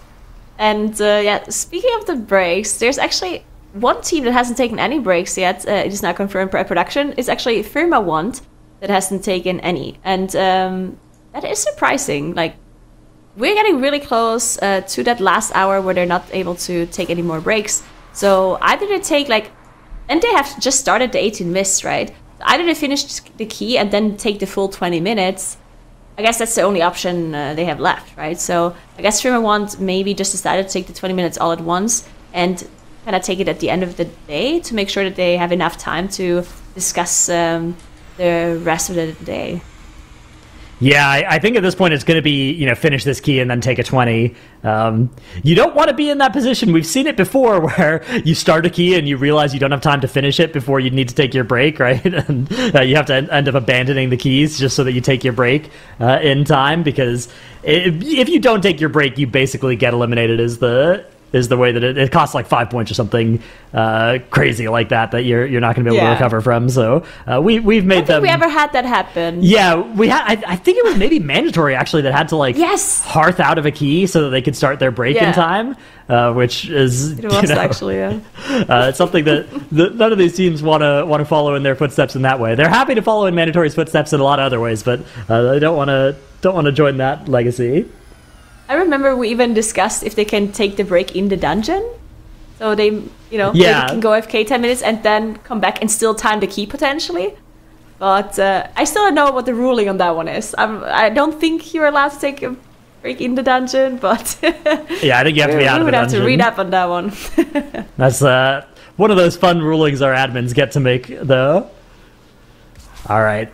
Does look like BCS are nearing the end of their dungeon here. They're on the last boss with only half of its health to deal with, 6 minutes on the clock. This time is actually going to be competitive with mandatory's time. Very good news for BCS here, as long as they can avoid any disasters in the second half of this boss fight, which is still, like I said, a tricky boss. A lot of deaths happen on this one. A lot of deaths can happen and probably will happen, but we're going to have to see it with a couple other casters, so Nagura, it has been wonderful having you on the desk. Thank you for taking time out of your very busy, mountain skiing, base jumping schedule, all of these things. Really appreciate that. And Dratnos, as always, your You're observations. welcome. Yeah, of course. Thank you. Yes, we should all be grateful. And Dratnos, it was great to see you too after starting the day off. And you're just getting your great insight as always. But we're going to have Zyronic and Tettles coming on, so they'll be joining in. And as we look ahead and start this sort of last portion of the day here, Zyro. So we're on, less than 2 hours, right around the 2-hour mark, right? Although the teams can always start dungeons and continue them past that 2 hours.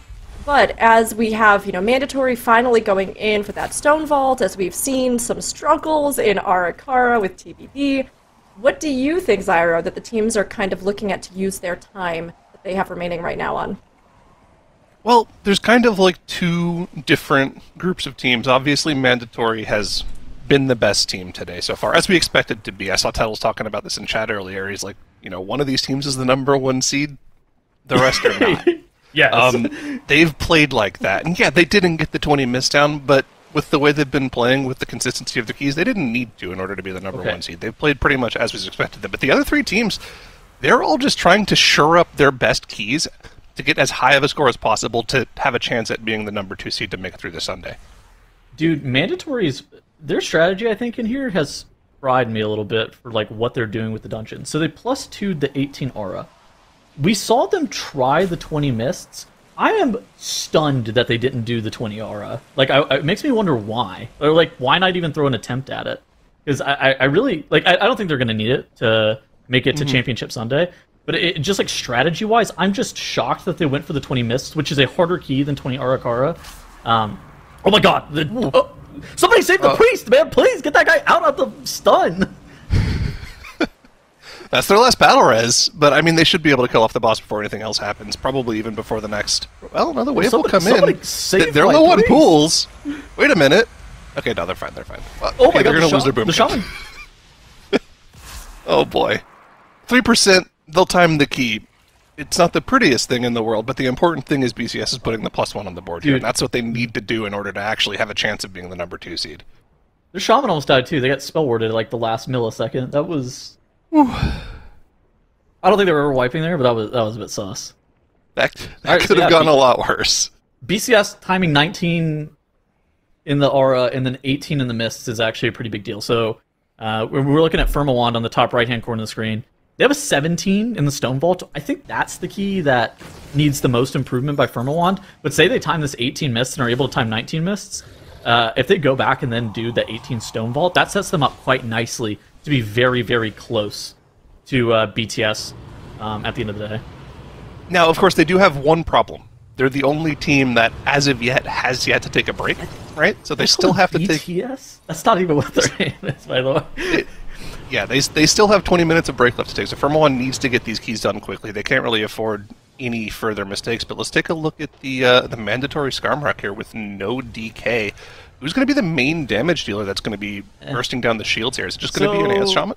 So's got 6 stacks here. I typically, whenever I play this comp, I like to soak by community, or by committee, sorry. I like to soak by committee here and like give stacks to pretty much everybody, because everybody actually is contributing here except for the Augurevoker. And whenever you end up buffing up your team with the Evan Might, of course you're going to give 2 stacks to the healer. That just is like the minimum that the healer would ever get, because they actually need it to be able to heal. The Prot Paladin, especially if they have the wings available, they actually do an insane amount of damage to the shield. Then beyond that, yeah, of course, the Enhancement Shaman has consistent damage. The Moonkin can actually do shield damage as well, depending on their Incarn. So I think it actually kind of makes sense to give the orbs to each and every single person. If you're in like a DK comp, of course, the DK is just going to eat it every single time. They're going to use their Reaper's Mark to be able to blow up the shield. They can also hold 7 stacks, and that's kind of why I like group soaking, is because it's really difficult to hold like 6 stacks, especially once you get up to like that 18 level. Like you can get sacked or you can get spell warded to hold it for a little bit, but unless you're going to blow up that shield instantly, it can actually start to cause problems. I'm really interested in seeing what Mandatory does as we get to higher levels. Are they going to continue to feed the Enhancement Shaman and just let Soda completely carry them, or are they going to do something that's more of like a group soak kind of situation? Also, what do we think about this tempo lust they just hit? They just hit the lust with no cooldowns up. Looks like it was just to help carry them through a phase of crystals without cooldowns. Yeah, I think it's boss damage. I think you're able to skip a shield phase depending on where you lust there. It's kind of like we were talking about earlier. There's like breakpoints in this fight. where you can kill it at 3:30, you can kill it at like 4:15, or you can kill it at like 5 minutes, and 5 minutes is super cursed. Getting like a 3:30 kill on this boss is actually a pretty big deal, and they might actually skip the 3:30 phase. If you take a look at their. Looks like they damage. are. Ooh, it's close. It's really close. I think if they had slightly better RNG, they would have actually been able to get that 245 split, but instead they're going to get this last Void Discharge shield, and that shield is actually pretty big. I'm a bit scared for mandatory here. I think that this they're is a fine because cooldownless shield. Mode can just ramp through this. It looks like barriers coming out, PS is coming out. Ugh. On a higher level, that wipes you. But again, look at this. You know, this is like the 315, 330-ish kill that I was talking about. So there's like breakpoints that you beat. Looks like they were planning on hopefully beating that, but then just had to kind of send all of their defensive there just to live there because they didn't have any actual damage cooldowns up for the shield. They tried to use them to push the phase. Ended up working out for them okay.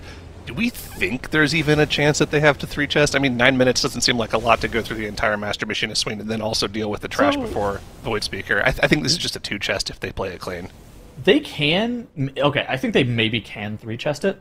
I don't think that you care about the 3-chest, though, because this place, I think, is just like an 18 and you get out of here. You think so? Okay. So I think you just probably 2-chest it and just bail. I mean, let me look at live. Let me make 100% sure. I don't think anybody's even... I mean, it's definitely one of the harder 19s. keys. There have been 19s. Yeah. They look like a lot of them were done with the mistletoe versatility buff. Oh, okay.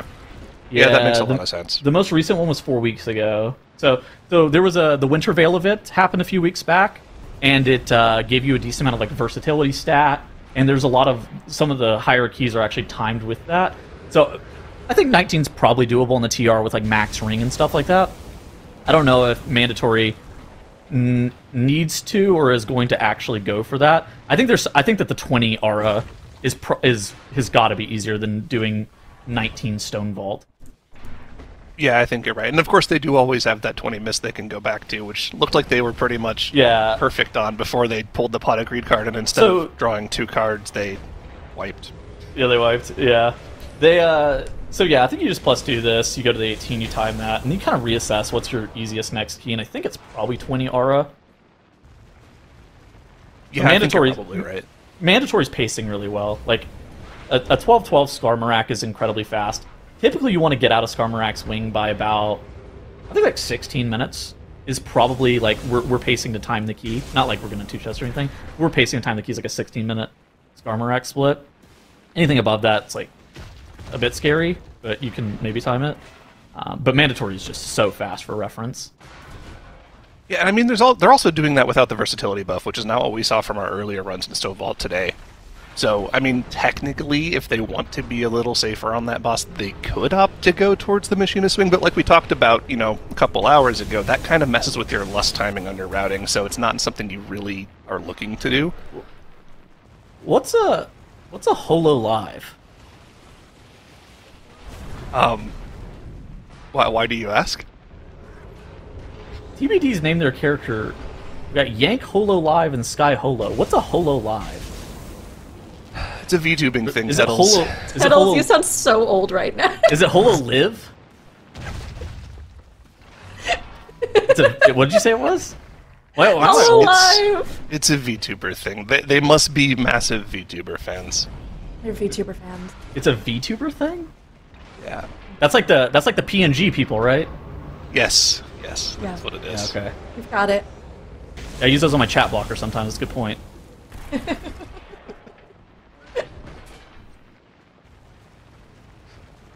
All right, looking around the horn here. We got Firmawand here in this 18 Mystityr inside. Better Call Sosal here in the 16 Stone Vault. We got Mandatory also in the 16 Stone Vault and TBD in the 16 Stone Vaults as well. Everybody's saving Stone Vault for the very end. How are you feeling about the positions of all four of these teams, Zyro? I mean, like we've already talked about, Mandatory, to be expected. They've been the most consistent team. TBD, you know, they've been the team that looks like they could potentially do well, but like having to replace a healer has, I mean, and not necessarily having the practice. They didn't get told they were playing until Wednesday of this week, you know, because the team had to kind of drop out of the tournament for them to get in.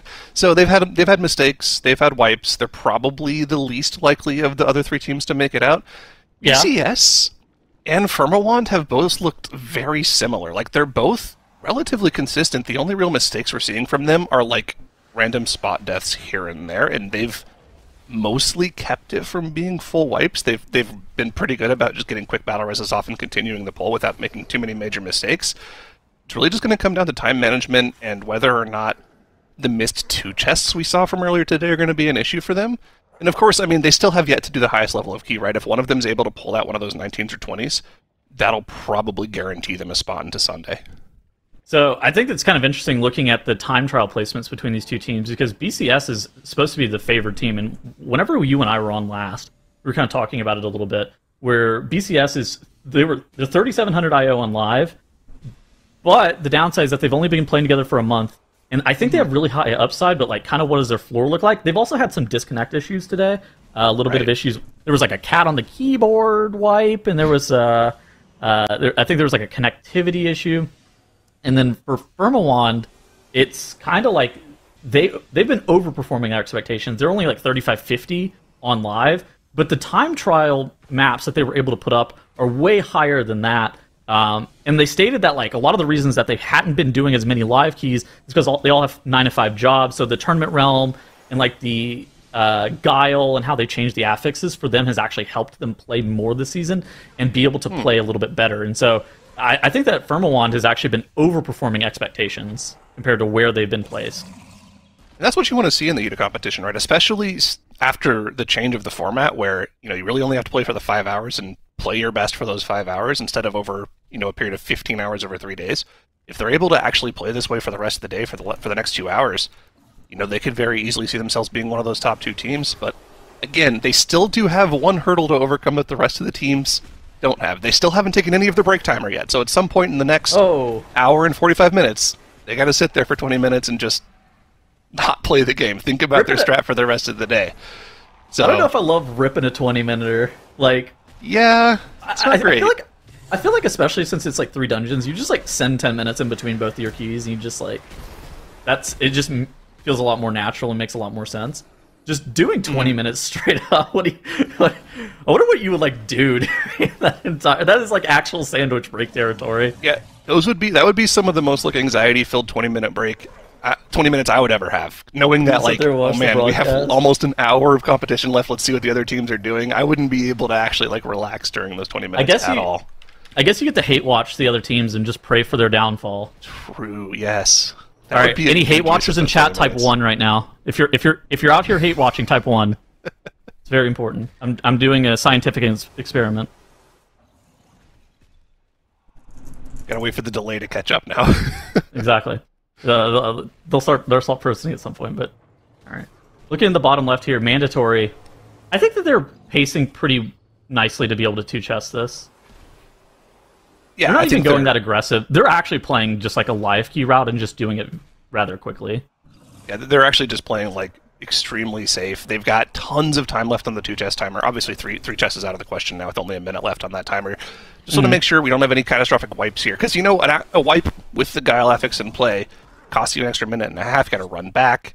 That could actually remove them from the 2-chest timer. So they're probably just going to take this very slow 1 pack at a time, make sure they get the 2-chest, then go and finish that 18. And I think mandatory completing the 18 stone vault at this point will just lock them in.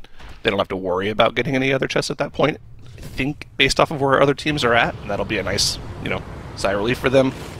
They could choose to go do one of the 20s maybe for extra practice, because that practice will be valuable. You have to remember over the course of this weekend, they won't be able to play tomorrow. The only dungeons that'll be active on the tournament realm tomorrow are going to be the 3 that are Day 2 teams are going to play. And of course, the Day 3 dungeons are going to be completely different than what Day 1 and 2 are going to play. So any extra practice they get just playing together as a team would be pretty useful. So they'll probably use all 5 hours regardless of whether or not they're locked in for Sunday. What have you thought about Mandatory's player swap? So Hopeful was playing during their MDI run, and Stove was playing Enhanced, right? Oh, that's a good question. I don't actually remember. Stove was always like the ranged. I remember he played Shadow Priest a lot last expansion, but I'm pretty sure Stove was on Enhanced with Shaman. Yeah, that sounds right. Hopeful was playing Enhanced, right? Yeah, that's right. Yeah, Stove was playing it, but Stove has also been a really good multiclasser in general. So like, whatever DPS they brought in, they could probably slot into any spot, and it would be totally fine for them. they got MDI and TGP veteran Soda in. So I mean, it's looked like it's. I mean, they're doing great. I mean, they got the #1 seed during time trials rather quickly too. Like, it's not like they ended up spending a ton of time in Mists or City of Threads. They were able to get that rather quickly. So I think it's probably been a really good mesh for mandatory. I mean, obviously, Hopeful's an insane player, but I feel like the DPS slot, especially if they're not the one doing the shot calling or like doing routing, is not. It's not too hard to plug and play that slot as long as the person you're bringing in obviously knows how to play the classes correctly and is not somebody that feeds a ton. And obviously, Soda being an MDI TGP veteran is not going to be that guy. So, you know, that last DPS slot is pretty plug and play. So I wouldn't expect them to have any major issues. Yeah, chat. He's talking about you. You guys could also, if there was ever the call, say Skylark hits you up in DMs, you could accept that call and know that you could also win the TGP or the MDI. I'm talking to you in chat. Zyro said it. Anybody can plug and play in mandatory. That's not what I said. That's what you said. You said that slot was plug and play. Okay, you said okay. hopeful got carried. Amen. No. But I mean, yeah, this is obviously, it goes to show the caliber of players we're talking about here with mandatory, that they can still swap a player out and still play this well, just without too many major issues. And now, I mean, all the Hopeful trash was new done, as well, right? Like, to a certain Hopeful extent, wasn't. yeah. I mean, he wasn't on the team forever either. Like, that was his first MDI, last MDI. He only did one TGP and one MDI. They had Crims before that, right? Yeah, they had Crims before that.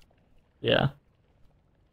So Mandatory's actually been a team that's swapped around that 5th slot a few times in the past couple of seasons, and I mean, they've always been an insanely competitive team, so I think the core 4 for them is really, really strong.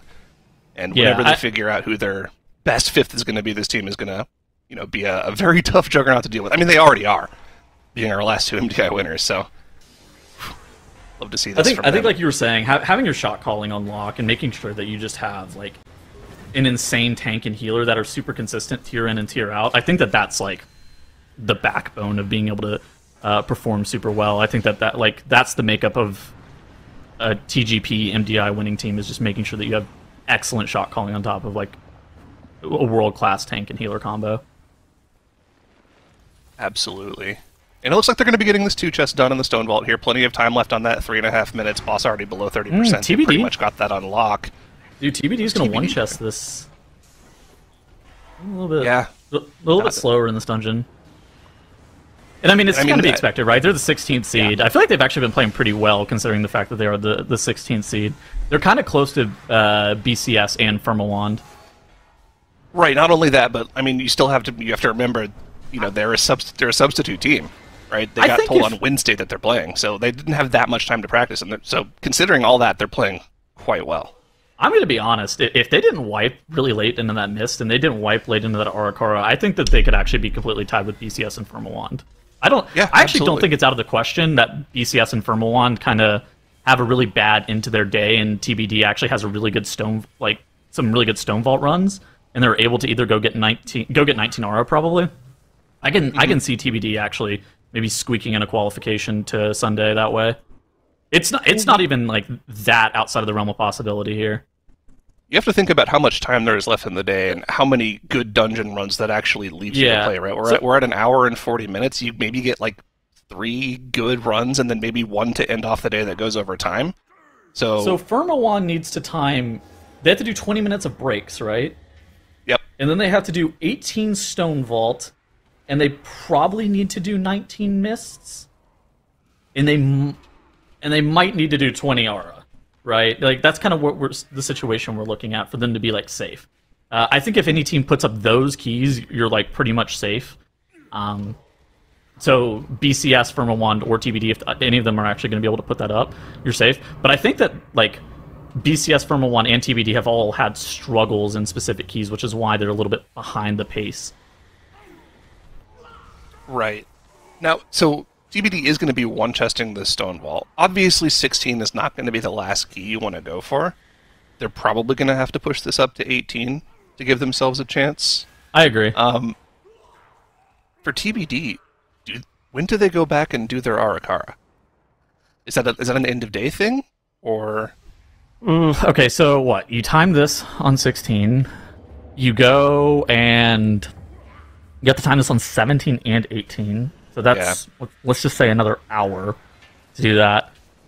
You could reasonably do the aura into the 19 mists. So you could do 19 aura into 19 mists and have 19, 19, 18. I mean, that's not a bad end of day. But that would require TBD to basically have a perfect end of day. If they have a perfect end of day, I could see BCS and Firma Wand, if they don't play perfectly, actually getting eliminated. Oh my gosh, Firma Wand having another death on the healer here. Okay. They do have battle reses, so they have 2 more battle reses available in the top right-hand corner of the screen. I think that they're fine. Like I think it's actually pretty difficult to deplete from this position. They're going to basically have to wipe to the Staghorn pull, but if you're looking at their count, they actually don't need the double Staghorn. They actually only need 1 Staghorn, and I think it's 3 Reavers. I actually don't even think it's 6. I think they only need 3 Reavers in the Staghorn to get count here. They don't need a lot. They have a ton of count here, so and they still have the Soul Cleaver if they are. Well, they don't have a Reaver, so there's no way for them to. I hate that guy. That down right now. That guy sucks. we should kill him off with the puddles now. It's a little late for that. The boss is almost dead. Yeah, kill him into the puddles right now. Bang. No, okay. Well. I mean, there's a very real possibility if these teams all finish off the day strong that all 3 of our teams not named mandatory could finish the day at 19, 19, 18, and we could end on tiebreakers. I could see this. Yeah. So what is the tiebreakers? Just time? If it's 19, 19, 18? Because it'd be highest key first, and then it would be time, yeah? Yeah. If I remember correctly, our tiebreakers top to bottom are first highest key, then second highest key, then third highest key. Yeah, exactly. And then it goes to time tiebreaker. Okay. So if they're all 19, 19, 18, it would just go time tiebreaker. That'd be interesting. I agree. I think that would be... I would love to see that kind of happen in the situation with the teams, especially as we... Oh, go ahead. Nothing. I just see Firma Wand actually played that Staghorn with the big trash pack, which is... I mean, it's a easy way of doing this. It's safe. All right. We'll keep an eye on Firma. A quick question, because we asked chat here, if I could ask you anything, what would they want to know TGP related? So, a quick question that popped up from chat was... What do you expect the dynamic of TGP with Ogvoker changes in Season 2 will be like? I don't know, is it ironic if you have any thoughts on that? Yeah, Zyro. Yeah, Zyro, you got any thoughts? As the expert Ogvoker player, I'm going to go ahead and delegate that question to Tettles. All right, Tettles, we'll pass it over to you. I got great news. So it's no longer buffing the tank and the healer. I got bad news.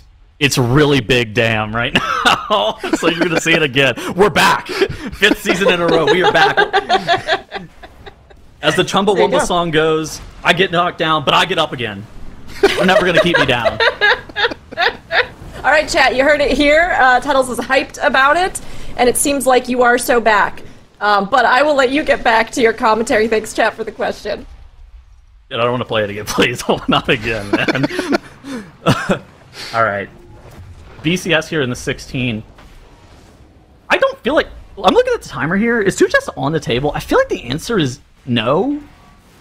Because I think you have to play this last area super slow. The Rock Smashers take a ton of time just to deal with. At the same time, though, are they really in danger if they go for big pulls and wipe of not 2-chesting? I mean, this is the pot of not greed. single-chesting? I'm telling you, this is how the pot of greed starts. You go, well...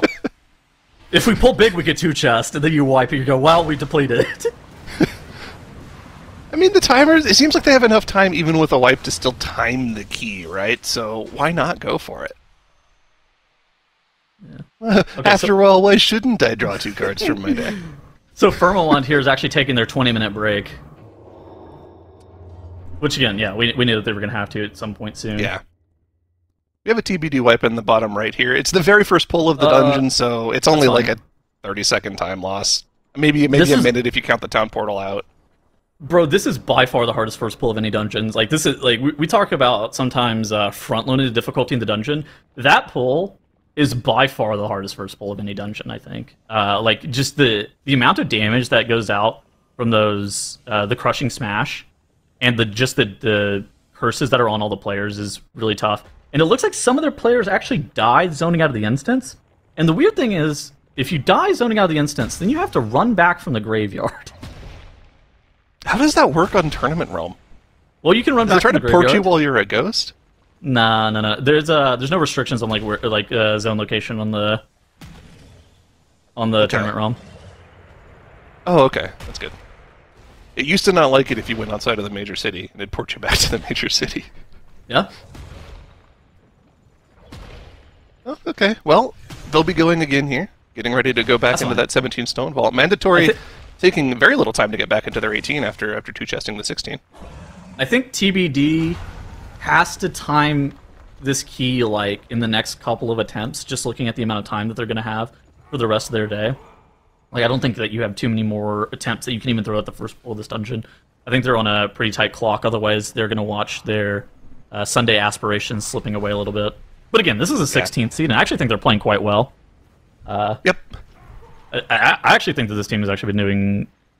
I feel like this is, again, we talk about it every single season, but I think this is the closest the TGP's ever been. I think that, what did you say at the very beginning of the day? All of the teams were within 2 dungeon levels? Yeah.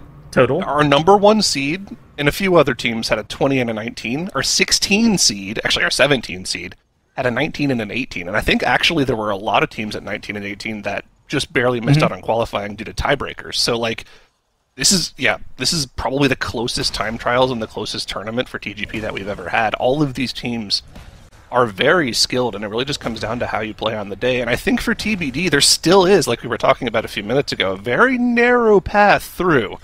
But it really requires no more wiping. They've got to time this dungeon twice. They have to go to either Arakar or Misk at the 19 done. And then for their final one of the day, where they can go over time, they have to time the other one on 19, just to give themselves a chance at tie-breaking with BCS and Firmawand, who we assume will probably also get to that 19-19-18 scoreline by the end of the day. I think it's definitely in the TBD bag, but it's gonna come down to consistency. It's like the wiping late into the Aura 19, it's wiping late into that Mist 19 is kind of coming back to bite them right now, where they lost a little bit of time on that. And if they were actually able to clutch up and close out those runs, they would actually be in a much different situation. I think that if they were able to time both those keys, I think they might be front running right now. Not front running, but of course, second position here. Right, exactly. And I mean, there is one other problem for TBD. Similar to Firm 1, they still do have a break to take. It's only 10 minutes, though, instead of 20, so I think the timing still works out where they can just barely get everything done. Yeah. One thing's for sure, they cannot have any more major wipes at this point on. Like, maybe one first pull of Stone Vault wipe is the amount of time they have allocated for the rest of their day. You gotta lock in right now. It's do or die. Oh, yeah. How bad do you want it, TBD? Oh, wow. Hey, look at this, dude. Mandatory, top right-hand corner of the screen. We were talking about it earlier when we were watching, I think it was Firmawand in this dungeon, how they were going Master Machinists second. A very atypical strategy, but Mandatory in the top right-hand corner of the screen have practiced this dungeon on the highest level, and they have determined that going left towards the Skarmorak wing is going to be the faster strategy. For them, at least, right? And again, it's very similar to what happens on live. Pretty much every single team goes to this left area on live because it lines up your lust like really perfectly with Skarmorak. Yeah, and looking at the timer of the dungeon, you can get 4 lusts in the timer here, right? So yeah. You really want to hit it as close to cooldown as possible. You have a little bit of wiggle room, but that lust will come up at some point during Skarmorak. Probably it'll be up right at the pole if they want it there. I think they're going to line it up 32 and a half. It's very tight. Yeah, so you have to have like... It can be done. And ideally, you'd hit it as close to cooldown as possible so you can get a good 4th lust in on the last boss. We'll have to see if they're able to pull that off here in the 18. And we do think that the 18 is probably the highest we're going to see today, right? I mean, 19 was done on live. Okay, so it actually looks like... 34 and a half is actually the timer for this dungeon. Okay. So not 32 and a half. Yeah, so you do have a little bit of leeway. I don't know. I suspect that 18 is probably the highest that'll be done today. I think that in theory, Mandatory, if they really wanted to, could go for a 19, but I think that 20 Aura is way easier than 19 Stone Vault. I think that 20 Mist, like the fact that they were so close to timing the 20 Mist, I feel like that's way more in their bag than throwing an attempt at 19 Stone Vault. Yeah, I agree. I mean, yeah, that's just like a flex play, I think. Easier. Yeah. All 3 of those keys would kind of be flex plays, but I mean, once they get this key done, that's all they'll have left for the day. I mean, they've done a good job of being extremely clean for the first 3.5 hours of the day, and they're going to give themselves the time to go for those extra keys, even though they don't really need to. I think my only criticism is why did they go from 2-chesting the 18 Aura to timing a 19 1-chest as opposed to just going straight to the 20, but I think that's something that you could just look back at it in retrospect. Right. Like, I think that's something that you talk about like broadcast. That's definitely like just a safety play. It looked like they're almost guaranteed to get top 2 if they just get the 19 in. There's no reason for them to risk it. This is a team that's been burned in the past by not playing consistently on day 1 back when we had our old format. Mandatory has been knocked out on day 1 of a TGP before. So yeah, they the just Vortex didn't Pinnacle want that incident. to happen again. I forgot about that. That did happen. That was the greed. That was the greed.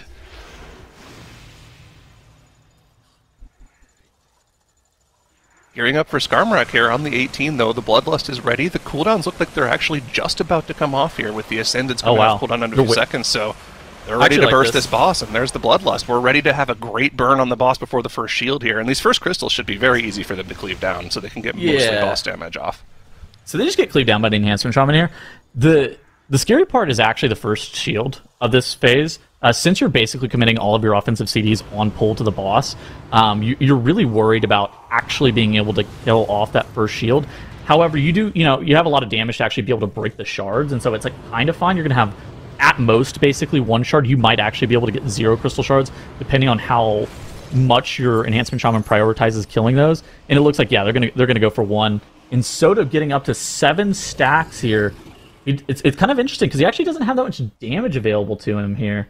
Mode also has 3 stacks as well to help with the damage as well, which is going to be great for the healing. And looks like it's not going to be much of an issue. The tail end of the Lust is going to help out here as well. They burn that no problem with just the stacks on the Enhanced Shaman.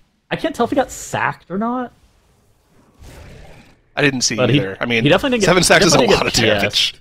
Yeah, that's like Frost Death Knight takes that, or like that's the amount of stacks that you get spell warded on normally. Yeah.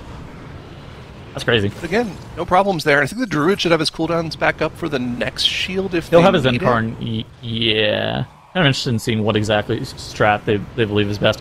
Yeah, so it looks like they're getting... Stove looks like he's about to grab 2 here. Mode ended up grabbing 2. So Mode's actually going to get more stacks than most people. Most healers end up getting. Most healers normally end up getting 1. So he's going to refresh here in just a couple of seconds. Stove's going to refresh his. And yeah, like you were calling out, Stove's going to go up to 5 stacks. He actually gets sacked right here. You can see that animation on him. And they actually use that Breath of Eons as well. So basically, they're going to have to heal a little bit longer on this one than they did the last, but that Incarn was able to carry them. And now it's kind of a question of how much HP is the boss at. So we don't see actual HP, but typically you can burn about 180 million health cooldownless. Now, with Ascendants up, I don't know exactly the number that they're going to be able to hit. I suspect that the number's probably like 220 to 230 mil. But with the boss at 30% tier, I think the boss is probably closer to about 300 mil. Okay.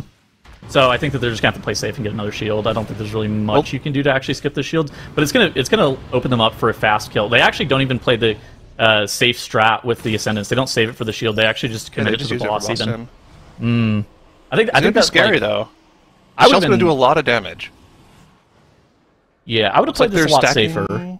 I would have saved Descendants, I think, for the shield here, and then just committed. They're pretty confident with it. Mode's doing a ton of healing here. Every single one of those pulses instantly getting healed back up here, and it looks like they're through the shield here, just stacking the buff on Soda there. I think Stove had a couple stacks as well. Mode took another couple stacks like you talked about before. And with the boss sub 15%, they should be able to burn this cooldown list before the next shield. So that's a clean Skarmorak there from Mandatory on the 18. This boss is probably like 120 mil, right? Whenever they came out of that shield. So this is like this is a pretty light burn. You're not too worried about beating this one. Cool. And the timer looks like it's pretty solid for them as well. It's a pretty fast Skarmorak here, sub 15. So doing very well. TBD on their second attempt at the 17. That split for Skarmorak is crazy. You're looking for like a 16-minute Skarmorak. Yeah. 14-19 is... Yeah, I think that 19 is not actually particularly close for them timer-wise. Now, living... This dungeon is probably the hardest on your group to live. I think Grim Batol is probably the hardest on your tank to live. But this... doing this dungeon on a 19 is actually a huge deal. And TBD having a tank death... Oh... My gosh, and then some piercing wails going off and wiping them in this dungeon. And you would think the name stands for to be determined, but I think it stands for to be depleted. Oh, man. All right. That's a little mean. Okay. Say sorry. Say sorry. Apologize right now. I'm sorry. Wow, yeah, piercing whale going off, killing off a couple people, and then of course tank quick to follow afterwards. A little unfortunate. They just kind of ran out of damage at the end there and missed a couple kicks, caused a wipe for them. You know, those are kind of things that can happen when you're a little less practiced as a team. I think with that wipe, the 1919-18 dream is dead for them. Yeah. But there's a real possibility that 1918-18 is the score needed. So we can't count them out quite yet, but they definitely need to play a little more clean than they've been playing today to finish that way. The 1919-18, that was a pipe dream. I think that was a dream. I think that they absolutely can come in third here, but they have to have like a perfect end of the day. The second place dream, making it to Championship Sunday, starts to slip further and further away the more that they ended up having to reset. Yeah. Well, keeping up with our other teams, BCS now going for that 19 miss that we've seen Mandatory deal with. Of course, the first pull, not too concerned with that. If you wipe on the first pull, you can easily just run it back and go again with minimal time loss. Of course, dealing with these vow breakers right afterwards on the second pull, pretty difficult. You can see the double Furious Thrashing doing a ton of damage. Opting to not go for the Mushroom Tech that I see some people deal with there, just making sure they have the damage buff the entire time, instead of just, going for the full heal during the Thrashing that I've seen some people do for a little extra tech, but still able to heal through it all the same. Kind of clean play from them there. I feel like a lot this season, you normally just with the strength of Disc Priest, if Disc Priest gets a perfect ramp, you are basically immune to anything. You just commit your Zephyr, you press Spatial on the healer, you basically Zephyr and Spatial on the healer there allows the healer to be able to ramp straight through double bow breaker AoE, and they kind of PS themselves. And I think it's actually really safe. I don't think you have to do anything fancy with the mushrooms. But again, that comes down to actually making sure that you push those bow breakers at the exact same time. And now look at Better Call Saul on the top right. I think this is a big deal. So having Droman, getting the Droman push rather quickly and making sure that you're not taking a stupid amount of AoE is a really big deal. But also having Ingram Malloc, if you can get the boss to about 92-ish% to 90% before your burn, that's actually a big deal. So you'll pop things like Wings and Breath of Eons straight up on pull, because that phase is about a minute 15 to a minute 30 prior to the burn. So you can actually send things like your Wings and your Breath of Eons right on pull, and that actually allows you to do a lot more damage. And so then that kind of primes you for this burn. And if you can get the boss to about, let's say 35-ish%, but reasonably you can do it at like 40, but 35-ish%, that should actually allow you to be able to kill the boss in the second burn. Because passive cleave, you're going to have the boss down to probably about 30% going into that second burn, and Moonkin cooldowns are able to kind of push that forward. So that's kind of what we're looking at. So Ingram Malloc, 91%, that's perfect. Now we need to see a sub 40% burn after Droman gets pushed here to 20%. Looks like they're going to try to delay it just a few seconds here so that Ascendance can come off cooldown before the burn here that's coming up in a few seconds here. It's going to be AoE damage in the meantime, but looks like they've timed it perfectly. Here's the lust for the push. Let's see just how low we can get this boss. Perfect. You're also Maghar Orc as well. And so you're stacking basically every single damage event. You're getting PI'd here. And once that Breath of Eons pops as well, it's like multiplicative damage. It's going to just absolutely destroy Ingram Malloc. And you do have a BCS here with that Drust Soul Cleaver, making the boss take 20% more damage during that burn. And Ingram Malloc, 35%. Again, that's better than what we were hoping for. We were hoping for sub 40. And BCS is setting themselves up for a nice second burn. You basically want a sub 7-minute first boss split. That's about the time that we're looking at. And BCS is, I think they're right on pace for that. Cool. And yeah, it's really just going to be mostly Druid damage and Shaman procs for the second burn phase, right? So you're not going to be able to get that second Ascendance on the boss, really. You actually Eons it as well with your Evoker. And the Aug Evoker actually does a considerable amount of damage.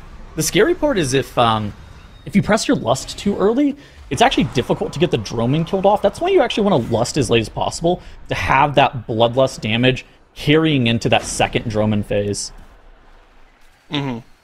Yeah, you really don't want to be sitting in that AoE pulse that we're seeing coming out from the boss here for too long, because at some point your healer's just going to run out of buttons to keep everyone topped. In theory, you can actually rotate back to your second Ascendance of the fight, but then you don't have your Ascendance up for the boss, and then it's just the next pull of the dungeon, and it's just completely cursed. Like, you have to basically beat the second Ascendance. And yeah, look at this. BCS getting the second Droman push right about the time that we were expecting, with 30 seconds of it left available on that Ascendance. Now they're going to press that Breath of Eons. They're going to use the Incarn proc, and they should be able to take this home.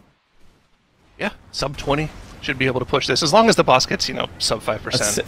A 630 boss kill here is totally fine. They might not actually kill it during this burn. Oh, it looks like they actually are able to get it killed off right after that burn. So 612, that's plenty fast. They're about a minute off where they had to be minimum. All right, they're through the first part of the dungeon, but as we've alluded to many times before, the maze takes no prisoners. Anytime you get targeted by any two of these abilities here, it could very easily be a one-shot. So, gotta keep an eye on that. Gotta be able to, be prepared for those things when they happen and not have a full team wipe. Of course, I think having to deal with those Guardians always a problem here, but Thanks are pretty accustomed to that. And of course, this was our time trial key, right? So they have tons of practice in this dungeon. I mean, I think that team is probably through 50-plus attempts at this dungeon. Maybe even, like, I'm pretty sure every single team threw over 50 attempts at this dungeon on 19 and 20. This dungeon was farming everybody, pretty much. Ooh, is Firmawand back? I see a green dot. Are they back from their 20-minute break? Sounds like not yet. They're just waiting, primed, prepared for their 20-minute break to finish, and then they're going to be zoning in and starting the key. Looks like an unlucky Forge Loader patrol for mandatory here. They're going to have to wait for that to run by. We're feasting. Looks going to get a quick drink off. Well, it's crazy because we already have the Hardy Feast buff, so and priests don't use mana, so it's got to do something, right? You don't want to just sit there. Always be doing something. True. Look at the timer, though. Tons of time left on this 18 here for mandatory. They're chilling. Their timer's disgusting. I'm questioning whether or not they're about to just like flash this 19 first try. They very easily could. But as we've talked about many times, I feel like anything extra after this 18 is just icing on the cake for mandatory. They've all but locked in their spot for Sunday here. They're just kind of flexing after this key to see what they plan on going for. Any of them would be a good thing to see. A good setup for the rest of the competition. As we take a look at breaks, right? Obviously, everybody had to take a break. For those of you who might be new here with TGP, all of our teams over the course of the day have to take a 20-minute total duration break. They can split that up into 2 10s, and they cannot take that break within the first hour. So, right now, as it stands, all of our teams have taken their breaks, but yes, TBD Firma is still on break currently. So we wait for them to return to the action. Let me toss Tettles, you and Zyronic another question, but if anything heats up on the screen, feel free to go over to that. This was a fun one from chat. And the question was, what would you think about a TGP in which you were only allowed to use 1 spec per run? You gotta talk to my boss. You gotta talk to my boss. I'm not qualified to answer that. So you had to cycle through specs. Ironically, are we tastefully stepping out of this one? Your Honor, my client cannot answer that. Do not answer that. I think it's a cool idea, but for me, the allure of the TGP is that we get to see the highest level of competition. And yes, that does come with people playing the meta specs. Fortunately for us, there are other competitions that do run that. I think one of our affiliates, Raider.io, does something with Keystone Masters that does things like that, where they do off-meta dungeon runs as well. So if you want to see something like that, you can always go watch those competitions. But like I was saying, for TGP, for me, seeing the highest level of competition, the highest level of keys done, that's the allure for me for this competition. So I don't mind if the teams are just using the best tools for the job. I still think it's cool how they can differentiate themselves just based off of how they play. I mean, because you can see on screen, all the teams are running essentially the same comp, but for some reason, Mandatory is just doing a much better job. And it's interesting to see the little changes that they're making in their routing that allow them to do that. I agree with you. I love the level of gameplay that we're able to see, because if you think about how long it takes for most people, not god-tier players, to master 1 spec or to really, really get good at it, I think it's something that cycling through would be a fun idea, for sure, but I think that it's nice to get to see, real, like, that full front skill where people can focus in and kind of hone. Tuttle, since, you've stepped out of this one, I'll give you a much simpler question that chat also wanted to know. Are you ready? All right. What are your favorite pizza toppings? I don't like pizza. Oh, what? Fake American, I'm sorry. I just don't like pizza. I don't know.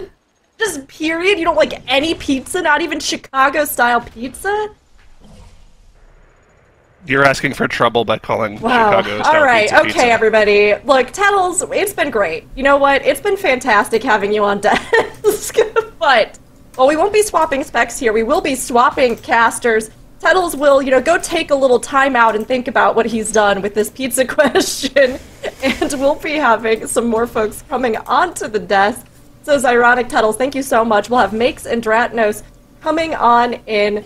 So, we'll be having a good time with both of you, and of course, we have a couple teams that are on their breaks. They'll be finishing that up. We'll have a lot of action ramping up here as we look to see who the top two will end up being. We'll move on to our group finals on Sunday. But, Makes, as we're on a bit of lighthearted topics, but feel free to go into the action after this. Don't ask me about pizza toppings. Absolutely not. No, I would never. I'm going to ask you about something that I know that you love, which is Perfect. VTubers.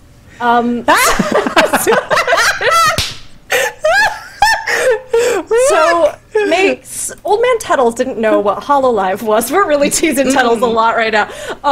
Right, so we also have on TBD the Enhanced Shaman, who has a lot of VTuber knowledge. So my very serious question to you is, what do you think the direct correlation is between liking VTubers and being good at World of Warcraft?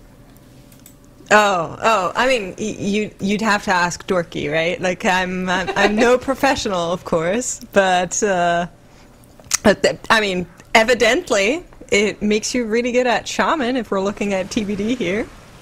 Blasting, pumping numbers. Yeah, I mean, I think it does. I think there is some correlation there, and I think we should absolutely study it. I think it'll be a big asset for anybody else who uncovers this, but you know what, Makes? I'll let you actually take us into the action as we have both of our teams that were on break coming back to join the fray.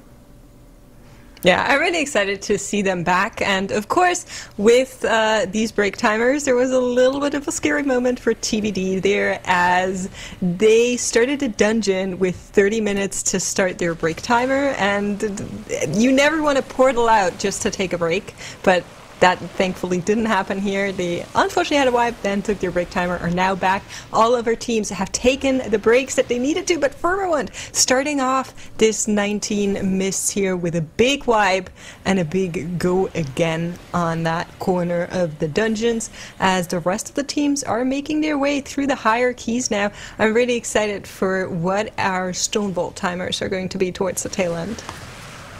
Yeah, we are nearing the end of our day here, and it's starting to become clear which of our teams are in most danger of being eliminated and what they'll need to do to make it through to Sunday. So, mandatory up in the top left. If they put this Stone Vault on the board, that will advance them to 56 points. That's almost guaranteed going to make it through to Sunday. Even if they make no further improvements on their times, I think that 56 points should hold at least for a top two.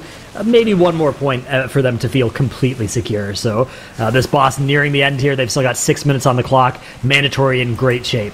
That means that our other three teams will be fighting for one spot out of this day into Sunday. And that is really tough. Looking at our scores, it's TBD in the bottom left that have the fewest points. They are the team that's in the most danger of elimination. They are the team that needs to pick up the points without any more wipes, and they need to overtake both BCS and Firmawand, which is getting increasingly difficult. BCS at 1 point less than Firmawand, but they do have a two-chested 16 Stone Vault on their scorecard. So once they time that 18, if they can do that, they'll pick up an extra point there. So both BCS and Firmawand kind of at the same point total, kind of 2 keys ahead of TBD at this point. TBD need to put these keys up quickly. They need to quickly get a 19 on the board as well. Probably that Arakara that eluded them earlier. They need to go back and get that done. And even then, they probably need some help from BCS and Firmawand if they want to overtake, which means it's probably going to be BCS and Firmawand most likely that will be fighting between second and third. Yeah, I also unfortunately think that for TBD, the path looks very tough, but taking a look at our leaderboard in the bottom here, you are kind of lining out what teams would need to do to maybe get that second spot to move into the Sunday, because of course we have a little bit of a format change here in case y'all weren't aware of it yet. Only 2 of these teams are moving on towards the Sunday. Tomorrow we'll have a full new group of teams that will also, only 2 of them will move towards the Sunday, and then those 4 once more battle it out. So very, very tough competition this weekend all around in the TGP. And that second spot is the one that we've been discussing about whether or not it would go towards Firmawand, BCS, or TBD as mandatory, but looking pretty good up there. Yeah, mandatory are pretty close to secure for, if not first, at least top 2, although it's not guaranteed just yet, but if they can put another key on the board, if they can do a 20 Arakara, for instance, I think that will lock them in to Sunday. So yeah, going to be an exciting finish of the day as we do watch, I think, in particular, watching BCS and Firmawand. That is the most likely 2 teams to be fighting between second and third. Firmawand 1 point ahead right now, but like I said earlier, BCS are sitting on a 2 chest, so the 2 teams are actually very evenly matched. BCS are further progressed in this 19 Mists than Firmawand as well, so they'll have a little bit of extra time in their day as well. So I actually think BCS maybe slight favorites here for that second slot compared to Firmawand.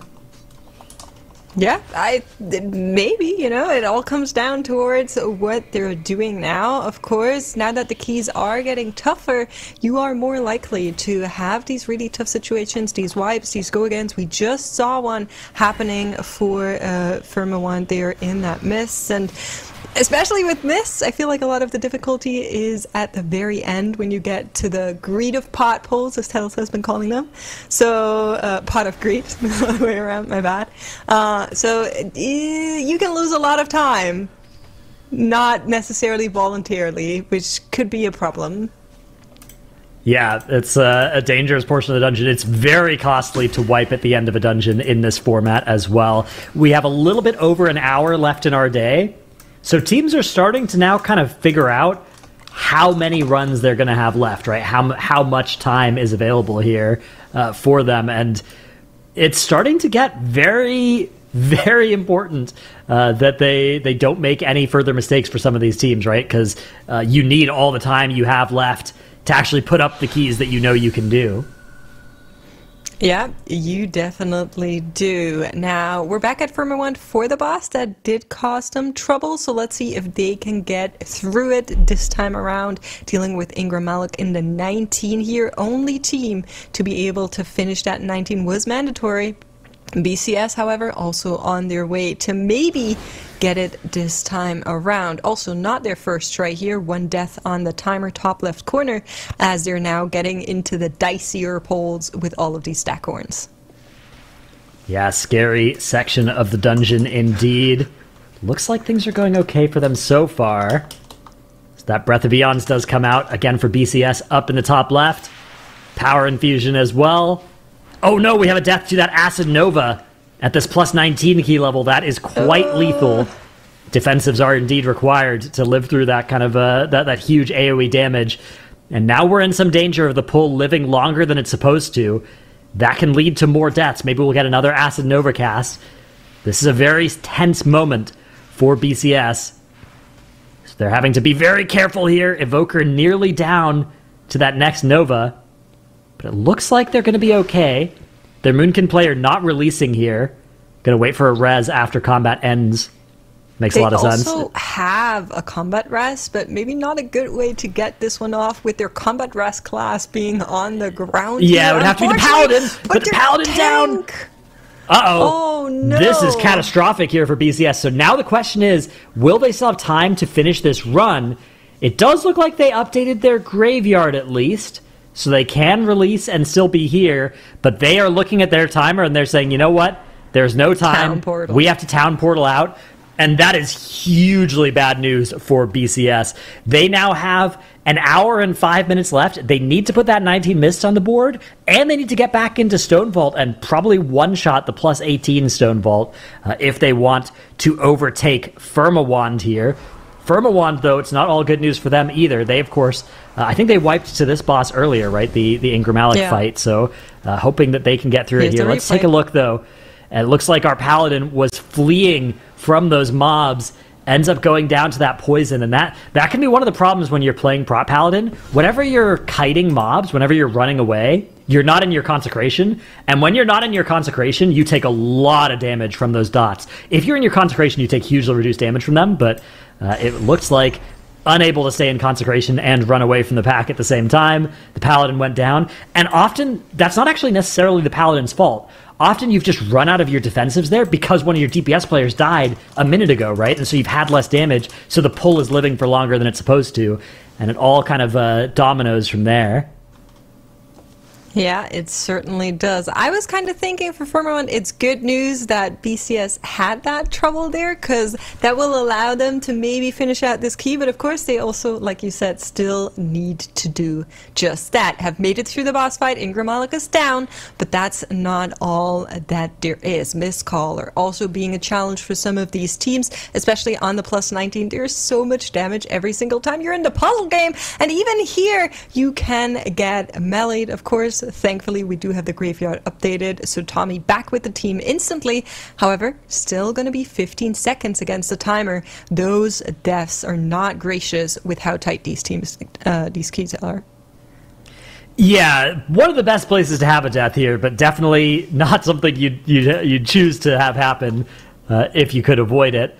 Does look like they are stabilizing, though, and this shouldn't risk their timer just yet. That's a pretty small mistake in the scheme of things. Meanwhile, we can see on our bottom two screens, Mandatory have entered the +20 Arakara. This will secure them a spot in Sunday. And TBD in the bottom right are having a death here on Skarmorak. This is our team in most danger of going fourth. They need to time this key, and they need things to keep going wrong for Firmawand and BCS if they want to make it through to Sunday. So very important for them that no further deaths happen here on this boss fight. Looks like they're going to be able to stabilize, at least for now, if they can break through this shield, although they may have lost some of those buffs. Oh, the damage is so immense. It looks like they're going to lose more players, and it actually is going to end up wiping them here. This Void Discharge shield just not getting broken. TBD, another 13 minutes down the drain for them, as they'll be resetting this dungeon. Only at 52 points as well, only on a one-chested 16 stone vault. Means that, at best, they're probably going to be able to end the day here at 54 points.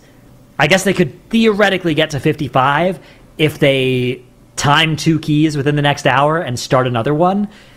But that means that Firmawand and BCS could slam the door on them if they can time their keys. Yeah, we'll have to check in with how the teams are doing. Hopping over here, we're seeing a little bit of trouble in that stone vault as well, coming through on the Skarmorak pull, and it's just that shield doing so much damage to them here, unfortunately. But it is also going to be a go again for TBD, who are hoping for these mishaps on Firmawand, on BCS, to maybe still claw their way through, but it won't be enough if they have these kind of problems themselves as well. Meantime, Mandatory cruising by in that 20 Arakara that you were mentioning earlier, Dratnos. That is the key they need to really solidify this placement here. Yeah, realistically, there's a good chance they'll be safe at 56 points regardless, but 57 with a +20 is almost definitely good, and they have nowhere else important to go, right? The other options would be a 19 stone vault or a 20 mist. They've done a really good job today of not wasting any time and of getting all of their keys done in the first or second attempt. So, yeah, Mandatory looking really strong. Actually, interestingly, they even two-chested the 18 Arakara, and they decided to put the 19 on the board rather than go to the 20. So they are under absolutely no pressure here. They have all the time in the world, and they are doing well here at the start of this dungeon. +20 Arakara, very lethal dungeon. Any dungeon on +20, a lot of stuff will just one-shot you if you are not careful and if you don't press your defensives properly. So Mandatory do still need to play this, carefully. But they're doing a really good job here. 0 deaths so far in this point in the dungeon. Most of our teams have a death by this point in the dungeon, even on the lower key levels.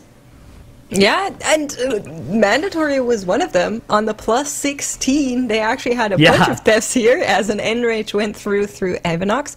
And I was kind of thinking of this as you outlined the key part with them having the plus 2 in the 18, but choosing to go for the 19. I think normally they would have plus 3'd that 16. And then go into the 19 from there anyway. So I think that might have been part of the reasoning behind it, but I'm super, super curious on how this plus 20 will work out for them here. Of course, we know Arakara is doable on that key level, but it is still very, very, very difficult to pull off. Yeah, exactly. It's one of the easier keys relative to the other dungeons, but it's still at plus 20 extremely difficult, so... I would not be surprised if they don't end up one-shotting this, although as it stands right now, Mandatory are looking extremely good. This would be a dominating performance if they can get this 20 on the board. And honestly, if they get this 20 on the board, I don't even know what they'll do next with the rest of their day. I guess you go 20 Mists or something. In theory, 21 Arakara is possible as well, but I wonder what they would decide to do. Of course, that's a problem they would love to have in the future, but they do have their tank going down. Actually, as I was praising them here on Avenox, they are starting to have deaths coming out, auto attacks from the boss, taking down the tank, and then very quickly their Moonkin. The B-Res does land, at least, but unfortunately, they are going to have more deaths here. It actually looks like this is probably going to end up being a reset. 4% on the boss is still a lot of health on a plus 20, so yep, this is going to end up being a reset for Mandatory. Ooh, okay, all right, not as clean as initially promised there. Well, it was clean up until this point, so let's take a closer look. Bang. It's just that melee that overkilled Skylark by so much. From there on out, Chaos reigns. Battle Rest does get used on Skylark, none available for Stove. They try to get it back in order, but everybody is so low already that Skylark dies to the next melee there once more, and they cannot eke it out from there. But I think it's definitely doable with how low the boss has gotten. Yeah, certainly. I mean, that's one of those wipes. Anytime you wipe at like 3%, right, you know you can do it. Possibly an issue of just running out of tank defensives. That boss does a lot of tank damage. It puts a big damage taken bleed on you, so they've done a good job up to that point.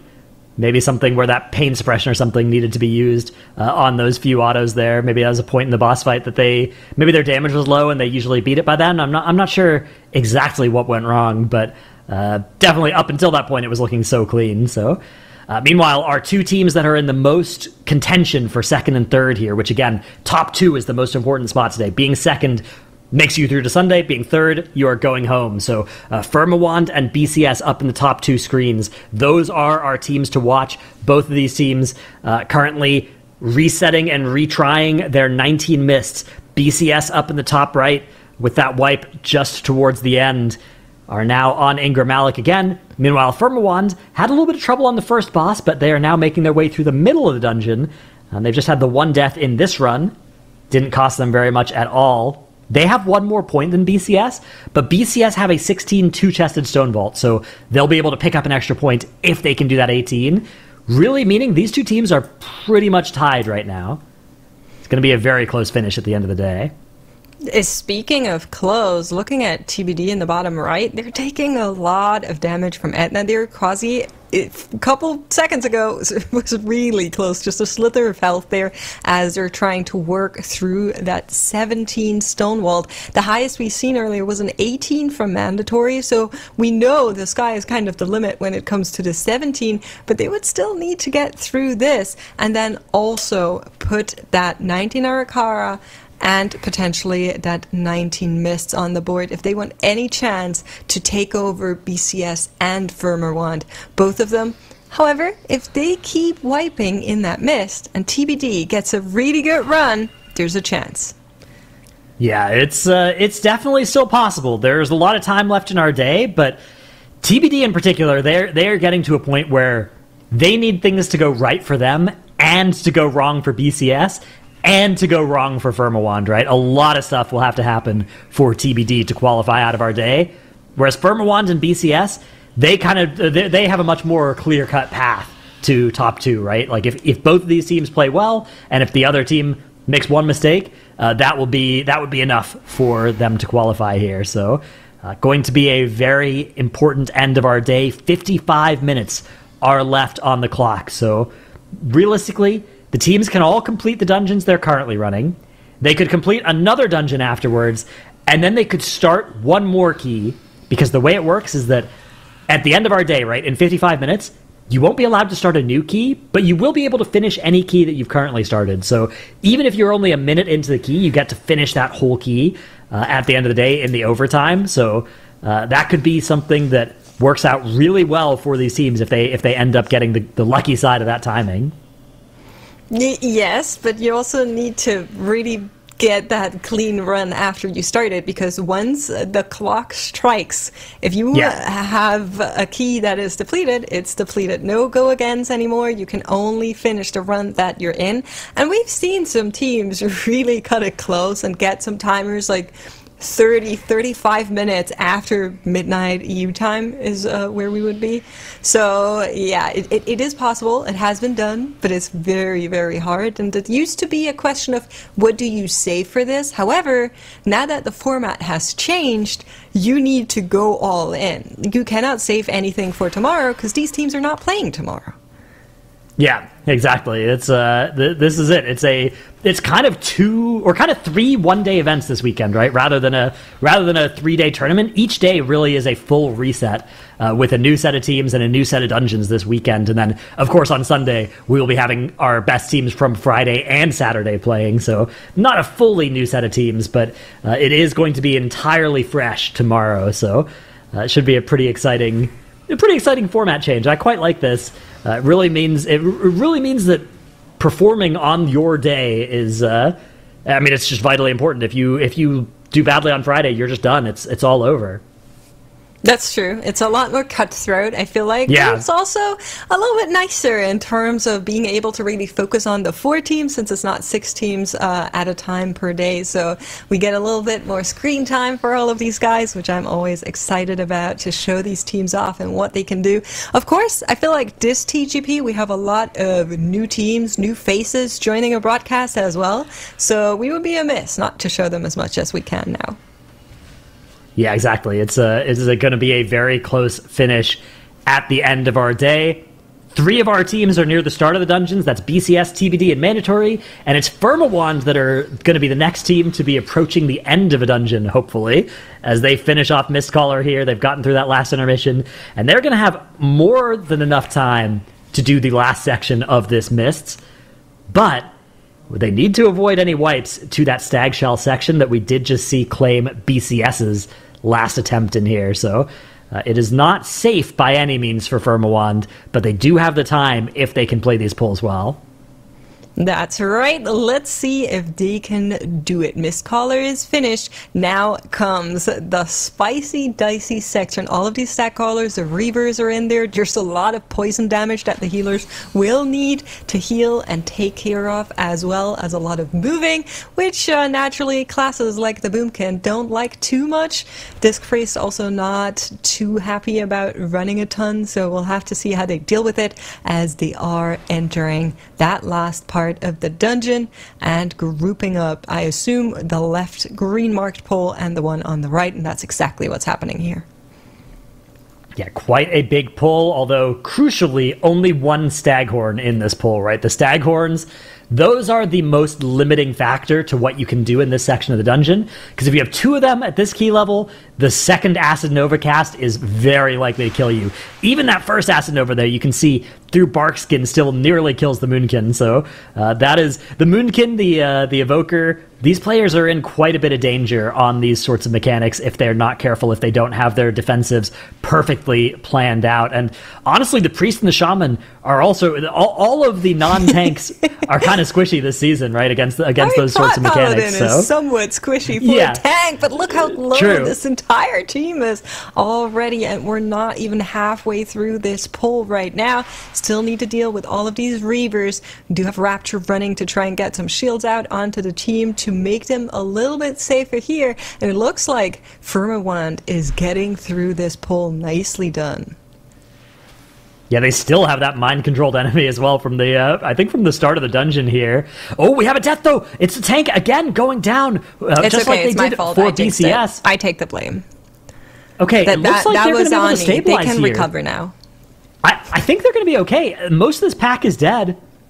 The enemies that are left alive are CCable. The Staghorn, crucially, is not CCable. But they are going to be able to get the res. They're going to be able to get this handled. And somehow, even with a tank death, we've seen a lot of tank deaths so far today. Usually a tank death means that the group is dead, right? Usually as soon as the tank dies, somebody else dies, and then it's all over. But Firmawand did an extremely good job there of not having a tank death turn into a full wipe. Well played by them. I love that because, we asked the teams questions while they were on to the next poll. Let me quickly hit on that. And Firmawand actually gave us really, really elaborate answers saying, Adu was actually, so the shaman player on Firmawand said, since I started playing with Dutton, their tank, in Season 3 of Dragonflight, I've never played with a better tank, both when it comes to mechanically playing the game as well as communication and mentality. And I just love that. I love how positive they are about their participation here and their team as a whole. We got these little blurbs about each individual player and what they as a team think they're really excelling at, and it's so lovely, really. Yeah, it's always heartwarming when I like it when they do some light flaming of each other in those surveys as well. But yeah, it's nice when there's some genuine compliments too. Yeah, exactly. That's the only way I know to show friendship. But it's nice to see other ways too. I agree. But yeah, they are on their next poll, and with this poll, we've been seeing some teams take it straight into Tradova, and it looks like Firmawand is also on their way to maybe do just that. It is a lot to handle at the same time. There's usually a Reaver pack in there as well. But it looks like Dutton is actually on the way to the trash on the side instead of going into the boss, getting this Staghorn here into the poll as well. Yeah, this is a somewhat aggressive pull to be doing here. The Redominate Mind cast comes out from them as well. It looks like they're going to be okay so far. Are they looking to take this into the boss? They're kind of moving towards the boss. Are they moving towards the boss here? Because they're waiting for the trash to die off and then pull what's remaining of it into it, or are they moving here to pull it together? To me, it's looking more like the former. After the Staghorn dies, maybe. Look at these damage going out. Yeah. And they're going to send the Breath of Eons as well, so I think they're definitely going to finish the entire pack before they go boss here, because if they were about to go into the boss, I think you would have held that Breath of Eons for a few seconds. Oh, here they go, boss time. All right, here we go.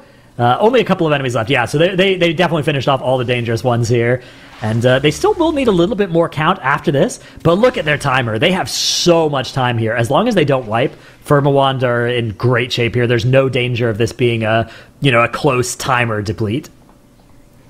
Yeah, this boss, however, is not only very big and large, so is the health bar. It takes a little bit to get through it, and like you said, there's still some trash left that they will need to do after. I think on the overall picture, we're pretty happy with the timer and their abilities to get there, but it's not in the bag just yet, let me say that much. Looking over to BCS, as Firmawand deals with Tradova, we have BCS working on Mistcaller. Same dungeon, just a little bit earlier, and thus far 0 deaths, which would be really nice to maybe get the up on the timer side of things, because there we go once again. We have a death happening there on their disc priest from one. Oh, it was actually the soul cleaver that broke free from the MC. Yeah, a lot going on there. Easy to have that happen. Looks like BCS have done a good job, though, of stabilizing instant res into the Redominate Mind.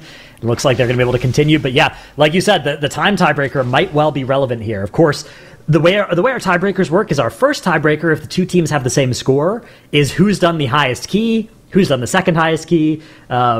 Those can be different, right? If one team has done a 20 and an 18, they'll beat a team that's done two 19s, is the way that works. Mm-hmm. After that, it moves on to timers, though. So we'll just add up all their timers and see who's faster. So anytime you're doing a dungeon that's going to be the last highest key you do of that dungeon, the timer matters. Interestingly, the lower level keys don't matter as much because you're going to overwrite that, right, on your scorecard. Right, these 17s, these 18s, those probably aren't going to be on your scorecard at the end of the day. So the timer, a couple of deaths here or there are less relevant. But in these 19s, absolutely, every single second might matter at the end of the day. BCS are currently a point behind Firmawand, and they're about to be 2 points behind when Firmawand finish this key, so it definitely, Firmawand have a slight edge, but it's not as big as it looks. when we get to the end of the day here, BCS will be able to pick up an extra point when they go to that stone vault because they have a 2 chest. So yeah, it's getting a little bit sketchy for them, but as long as they can avoid wiping here, they're really not that far behind. They still are in good shape to contest Firmawand for that second place spot. Right now, though, if we ended our day today, Firmawand are looking a lot better for the second place spot. Of course, they are in second right now. So most of our chat, we ran a little prediction. 80% of our chat, channel points at least, have gone towards Mandatory and Firmawand being the 2 teams to qualify to day 3. Only 18% thinking it's going to be Mandatory and BCS. So a 4-1 advantage for Firmawand over BCS currently is the prediction. I actually think BCS's chances are a little bit better than that. I don't think they're that far behind. I think it's just, chat trying to predict the most likely outcome that they wish for. We have a lot of Firmawand's fans in chat. I've been seeing them. I do want to call out, though, 2% of you guys believe it's none of the above. And I am very intrigued by this perspective, looking at how solidly Mandatory is looking on those 56 points right now. Yeah, this is that's a vote for like a Deathwing and a Cataclysm showing up at Mandatory's house and destroying them somehow, some way that doesn't come through. What if we took their points away? No, of course not. Yeah, that's true. Sounds great. Let's do it. I think in that reality, maybe those 2% might be onto something, but I don't think we're doing that kind of stuff here at the TGP. Better Call is now finishing off Miss Caller here, and Firmawand 22% in a little bit. 3 minutes and 45 to go. They do need to do a trash pull after this as well. It's not even just one pack. They'll need to do a couple of packs after this boss, so the timer is okay for them. They definitely don't want to have people starting to die on this fight, though, but you can see they're doing a really good job of baiting those swirlies, right? The predicted swirlies, and moving as a group, really making clear that even though this is a really long boss fight, they don't want it to get out of control, because if you play that mechanic sort of naively, right? If you just do it like you're in a pug, you just YOLO that, it will be very hard to dodge this late into the fight, because each time it does that cast, there's an extra swirly to dodge from each person, so it gets out of control very quickly. Compared to Mandatory's timer, though, you can see Firmawand are already more than a minute slower than Mandatory's, 4 death plus 19, so Mandatory are just on another level when it comes to speed in this dungeon. Firmawand's still in good shape, though. I mean, they're going to be able to finish this fight off. They'll have 2.5 minutes to kill off the trash that they need. That should still be enough time here. It's not like these are super dangerous trash pulls. Oh, they're not free, though. I mean, this is going to be going to be a close finish for Firmawand for sure.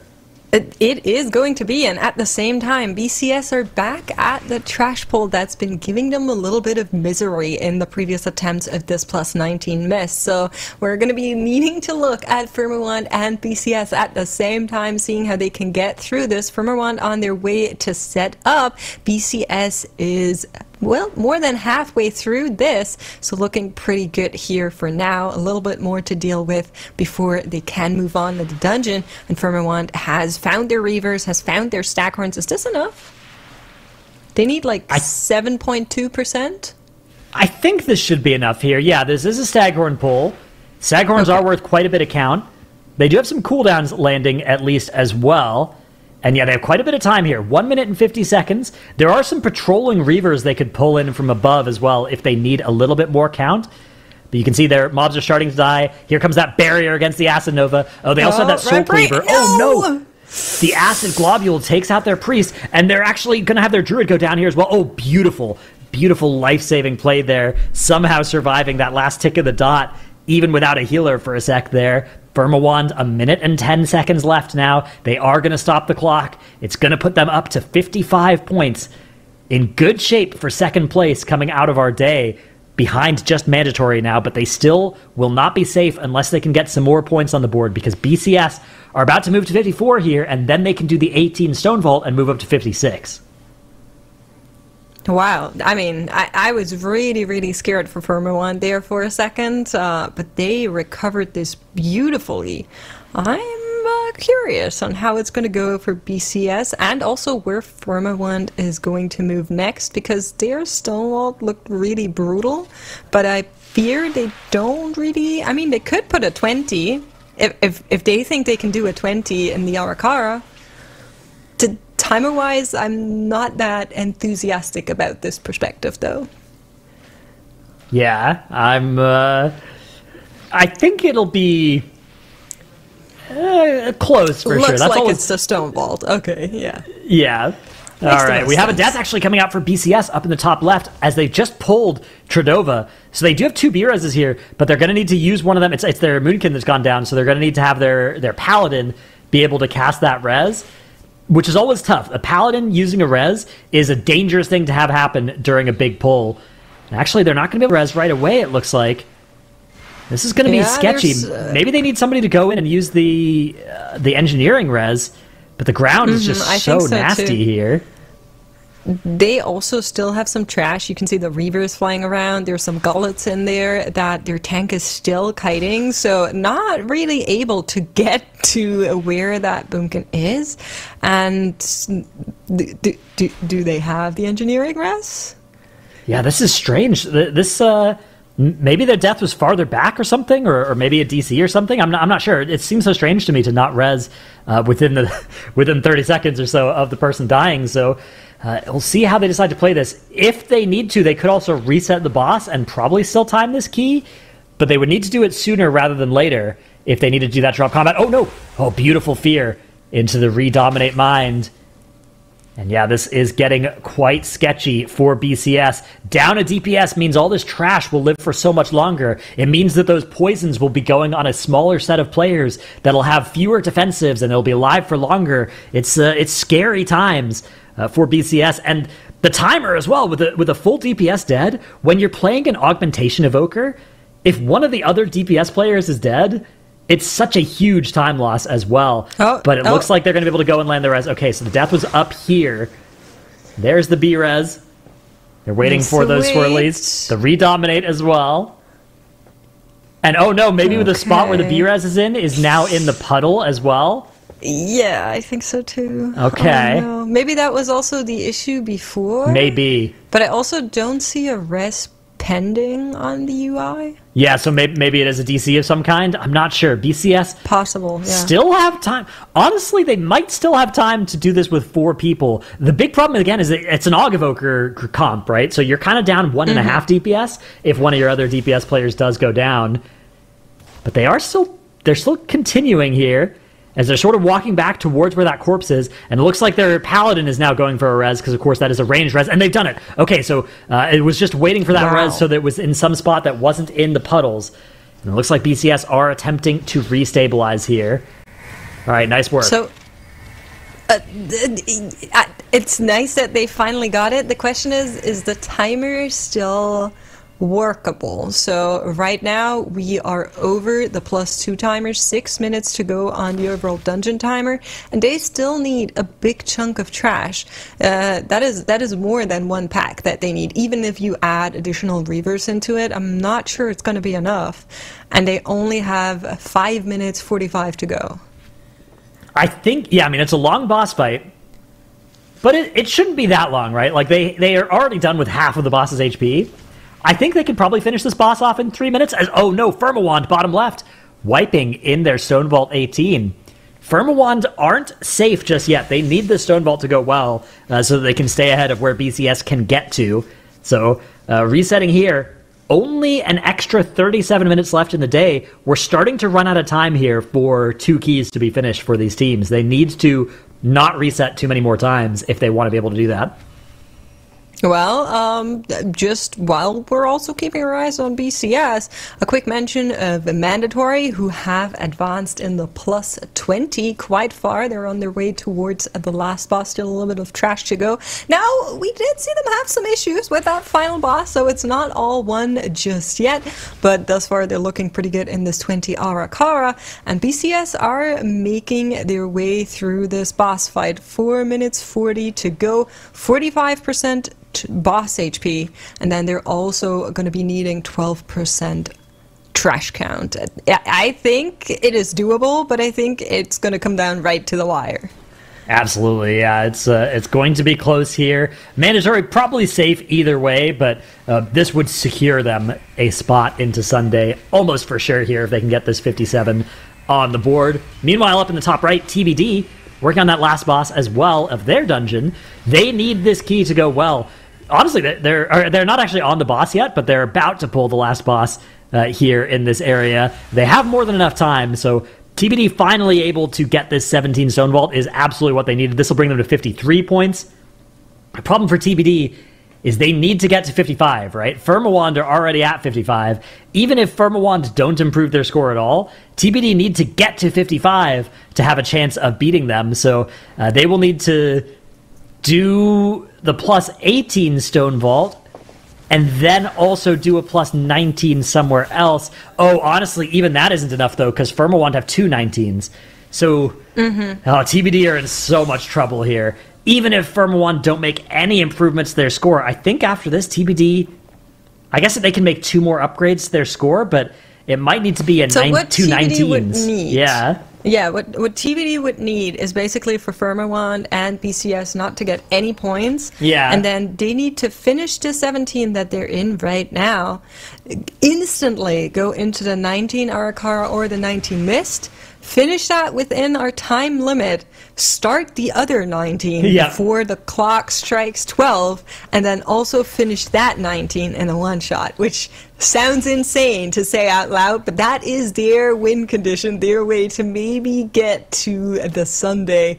And at the same time, we're looking back to BCS, who are maybe just now getting that 54 point on the clock. 11% to go on Tradova. Yeah, they do still need 30 on the timer. They need 13% count after this as well, so that's a little bit more than Firmawand needed at the end of their run. So they will still need to spend some time doing that, but I think they have enough time on the clock to do a big trash pull. Looks like they have Lust available as well for it too, so I think they'll be okay. But yeah, the Moonkin death there, being dead for 2 minutes on this boss fight was very much not good for them. It's going to mean that if it comes down to time tiebreakers as well, that could very well hurt them. Firmawand, though, in the bottom left, are hoping to be able to stop this from even coming to time tiebreakers. If they can put this 18 on the board and then go do another key, they are going to be in great shape here. I love their Frost DK in this dungeon as well. Makes you're a DK enjoyer, right? I am. Yeah. More on the unholy team than the Frost team, but Fair. you know, as long as I see a red DPS class, I'm smiling. I'm very happy to see them still go for it in the plus 18. I was kind of worrying if maybe with the higher keys they would kind of venture off of it, but thus far looks like they're going to be continuing to run this Frost DK. But speaking of BCS into the trash count polls that they still need to do, 1 minute 15 seconds. Reaver overhead. Are they going to be tagging them in? Doesn't look like it. Yeah, they need another pull, not just this, in order to get the count that they need to stop the clock here. So they do have a Soul Cleaver that is currently mind-controlled. Once they release that, they can get a little bit more count from that. Oh, actually, they're good. Nope, this is fine. They had enough. All right, we're chilling. Wow. There were a lot of mobs in there, and they are okay. So an extra minute on the clock for them, more than enough.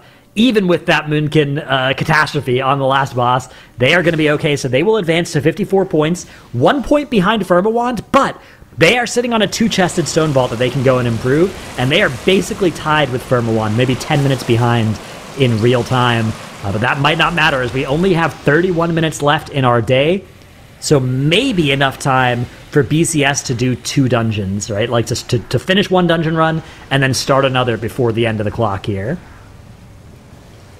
I'm actually so stressed out just thinking about these two teams and what's it going to take for them to claw their way really into that second spot. Firmawand and the plus 18, this Stone Vault has kind of been a little bit of their Achilles heel of this weekend. They've been having disconnect issues. They've been having wipes in this dungeon. They've been having a route that some may call inoptimal. It's a lot that's going on there for them. And then at the same time, you're looking at BCS, who have this plus 18 unlocked, but they also need to turn it into points. So 30 minutes, 53 seconds on the timer, as you can see in the bottom left. It's gonna get dicey, I think. Yeah, BCS probably need to one-shot this Stone Vault in order to have any chance of going anywhere else here. And in fact, the Keystone timer, they're going to need to be faster than the timer in this dungeon as well. So that key going to be starting up here hopefully right away for BCS so that they can keep this going. Because it's a 34:30 is the timer in Stone Vault. But there's only 30 minutes left in our day. So BCS, if they want to be able to do another key after the Stone Vault, they need to start the key right now, and they need to almost two-chest it, which is going to be tough. Mandatory were able to put up a 29:49 Stone Vault. BCS at this point will basically need that time as well, but it looks like they're not able to start the key just yet, and every second that passes here is making this more and more difficult. We're moving more and more into the territory where 56 points might actually just be the ceiling for BCS, whereas Firmawand could theoretically get to 57, because they have started this key already, so they'll be able to finish this key and start another if all goes well for them. Of course, there are no easy keys left on the scorecard for either team, right? So being able to just one-shot this key and then one-shot another one is a very, very tall order. It absolutely is. It is so rough. And this isn't their first attempt at the plus 18 Stone Vault either. They already had issues here. We know that it is not in the one-shot territory, so we're going to need to watch and see whether or not they can actually slam dunk this one and go into another key to maybe solidify that 57 point.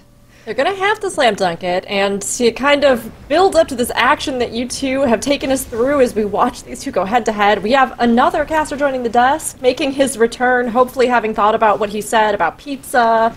Teddles, welcome back. Oh, wow. How long did you take to think of this one? About 3 seconds. That's about the time that I take. That's about the duration that I take to think of anything, frankly. It shows. I know. I've been told that before. Thank you. Okay, so for the How love are you watchers, feeling about Firmawand and BCS and TBD and all of that? Okay, so for the love watchers in chat, can you explain to me the path to victory for TBD, Firmawand, and BCS? Like, yeah. Is TBD out?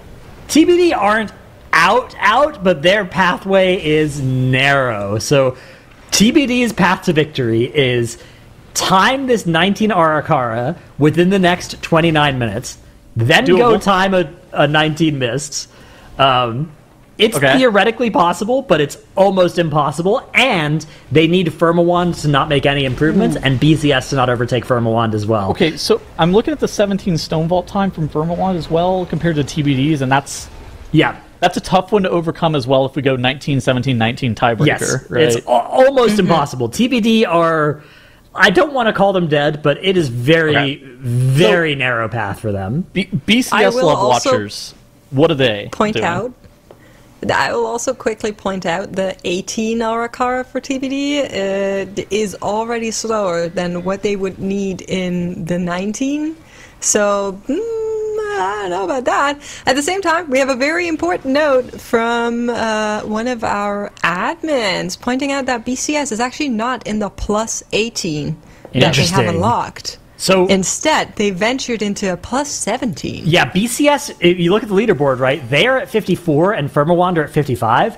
BCS could have gone to the 18 Stone Vault, leapfrogging Firmawand and going to 56 points. Firmawand are in the 18 as well, so the two teams would be tied and would be going to time tiebreakers if both succeed at the 18. What BCS are saying is, look, 18 is hard, 17 we can manage, we can one-shot this, and we can actually get this on the board. And if Firmawand don't improve their times, then we'll be able to have them on the time tiebreakers, right? Because our Akara is faster than them, our Mist is only a little bit slower. If we can put up a 17 at around the same time, we will have time tiebreakers over Firmawand, and we'll have time to go do another key after this. Firmawand, meanwhile, up in the top left, actually wiping here in this Stone Vault, potentially showing the BCS are maybe making a good play here. You definitely get out of here if you're Firmawand. I don't think this is time. I don't know. So BCS has time tiebreaker because their aura's 2 minutes faster? Their aura is 2 minutes faster than Firmawand's, yeah. So their time tiebreakers are probably good. Unless they are really close to the timer in the 17 Stone Vault, they would have time tiebreaker advantage over Firmawand. Again, as long as they can be like 32 minutes or so, 32-30 faster than that in this 17 Stone Vault, they should have the time tiebreaker over Firmawand. But Firmawand have time to attempt this 18 to give it a couple of attempts before the end of the day here. So that is Firmawand's path to victory. Firmawand, if they can put up the 18 Stone Vault, will probably be safe. In theory, BCS could finish this 17 and then start another key. So they're not 100% safe, but Firmawand are probably safe if they can actually succeed in this 18 Stone Vault. Not enough time now that wipe happened to do another key after that. So 56 is the ceiling here for both Firmawand and BCS. And if both teams get there, it'll come down to time tiebreakers. But the only way BCS get to 56 is if they one-shot this 17 and then start the 18, which that's not a lot of time left in the day for that. Yeah, I also think the timer is just too close for that. I'm really, really surprised that they said, okay, we are not going to be going for the leapfrog, for the guarantee, for making sure we have that 1 point advancement, and instead we're going to go for a tie scenario, because we believe they are not going to be able to get that plus 18 on the board either, and we'll just take the safer route. That is a very, very interesting choice by BCS, especially given that they could have tried the plus 18 a couple more times looking at the overall day timer, right? Like, they could have gone in there for 10 more minutes, 15 more minutes, and then said, oh, the timer's looking a bit close, they're not advancing and they're plus 18, now we'll just take the easy and safe route, or easier, safer route. Interesting to note, BCS is actually timed 18 Stone Vault on live, and Firmawand has only timed 17. So it's actually kind of the opposite of what you'd be looking to expect here, in terms of who's going the 18 and who's going the 17, right? Yeah. Well, Firmawand already did the 17, so you think they should be running the 17 to approve their time? I mean, they could go 20 I think aura. then they should be going into the 19 aura. Yeah. 20 aura. Either of those key levels at Arakara would make more sense potentially for Firmawand, but I mean, 18 Stone Vault just has to be the easiest points for them. Although there is an argument for the 20 Arakara being an unbreakable tiebreaker, right? Like you would have the points and you'd have the highest key level, so you wouldn't have to ever come down to time tiebreakers if you don't like your time tiebreakers. Mandatory is just flexing. Mandatory can do whatever they want at this point. 57 is guaranteed safe. If they can get to 58 here, that'll just show even more domination of today from them. I think 20 aura is like pretty on the table as well for all these teams. There was a Chinese team during Chinese time trials. They had Siege of Borealis and Arakara as their time trial maps, and the top-seeded CN team ended up putting up a 21 aura. So I think a 20 is probably within all this team's bag. It's kind of like what is the consistency of it, though, especially compared to like an 18 Stone Vault? Right. It's a very, very... It looks good for Mandatory. They're fast. I mean, they got it pretty easily.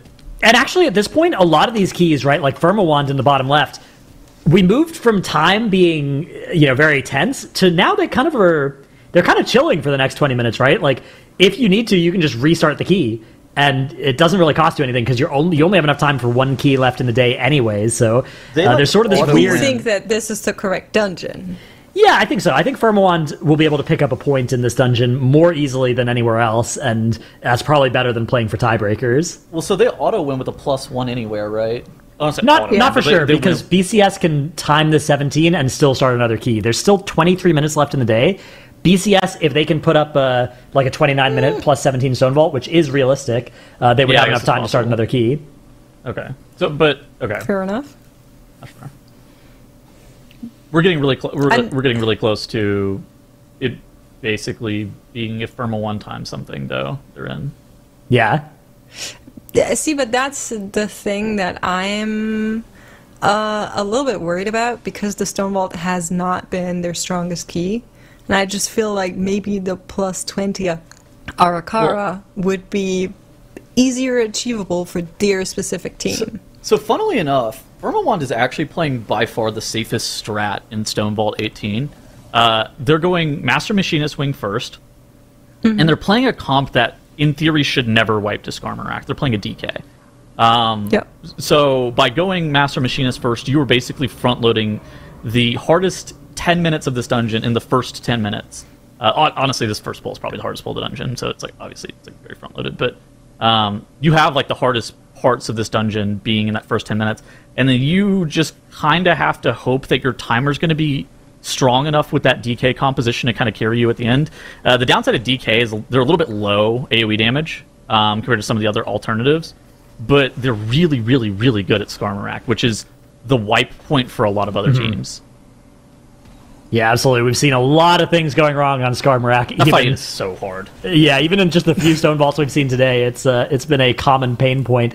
TBD even sent out of the stone vault and into this Arakara as a result of that encounter. Again, TBD not guaranteed eliminated just yet, but pretty close here. Things going badly for BCS and Firmawand would be good news for TBD, but the problem for TBD is they need to do this 19 Arakara within enough time left to then go and instantly do the 19 mist. It's very difficult for them. The number you cited was like, I don't remember what it was, like 29 minutes on the 19, and then they had to reset the dungeon already once. So yeah, it's getting pretty close to impossible here for old TBD.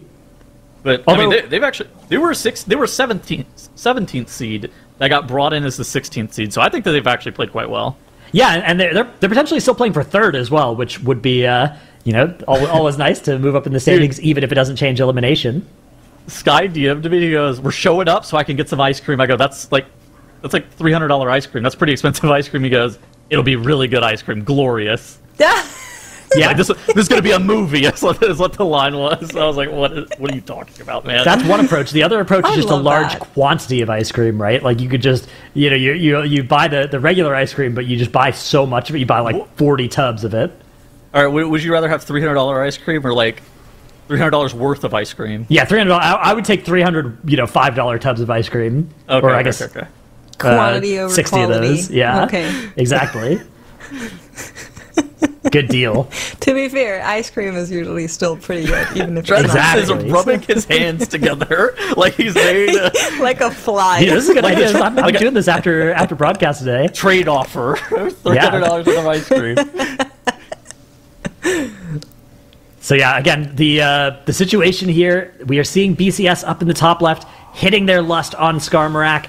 BCS needs to time this key, and then either Firmawand doesn't time the 18, or BCS time this key with enough time left in the day to then go and get another point somewhere else, which both of those are possible, but it's not feeling particularly safe for them, for sure.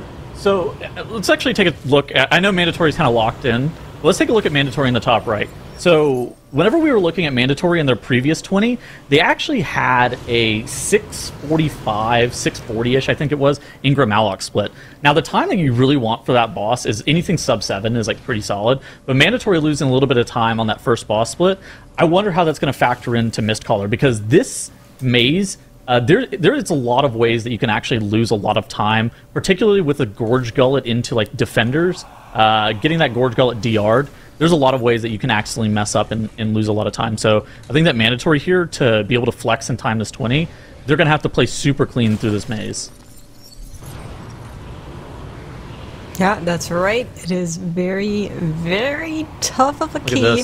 Mandatory, one of the only teams to get that plus 20 on the time trial. Skylark dropping really low here as they're dealing with the mace. So they actually pull Gorge Gullet through the wall there into this Defender Stinger Stalker pack, and I think you actually need to focus down the Stalker. So doing this into this pull is actually pretty sus. I think I've watched teams actually take upwards of 2 minutes on this pull just in general, because the defenders in Gorge Gullet have such bad synergy with actually being able to do damage on all of them.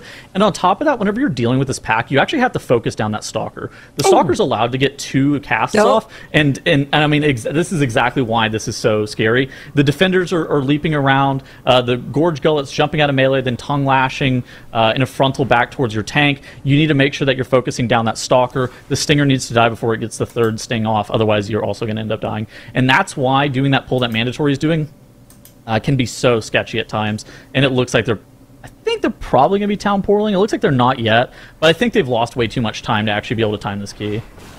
Yeah, the plus 20 keystone level, there's not a lot of room for this sort of thing to happen. All good. Did it die? Yeah, that's fine. Worked out this time. Yeah, Mandatory continuing their run, it looks like. Maybe they think they have enough time here. So, for reference, Mandatory finished the 19 mist in 27 minutes and 12 seconds. So, This actually does give them some wiggle room, even with the key level going up, potentially here, to have this sort of set of deaths and still maybe be on time. They are very fast in this dungeon. Okay, well, they do the scary double Staghorn Bloodlust pull at the very end of the dungeon, which is a huge time save. I think we're going to have to see on Mistcaller. Whenever they come out from Mistcaller, if they're under 20 minutes, it's probably timeable, especially with their very aggressive strat at the end. But I think it's kind of like a wait-and-see type of situation here.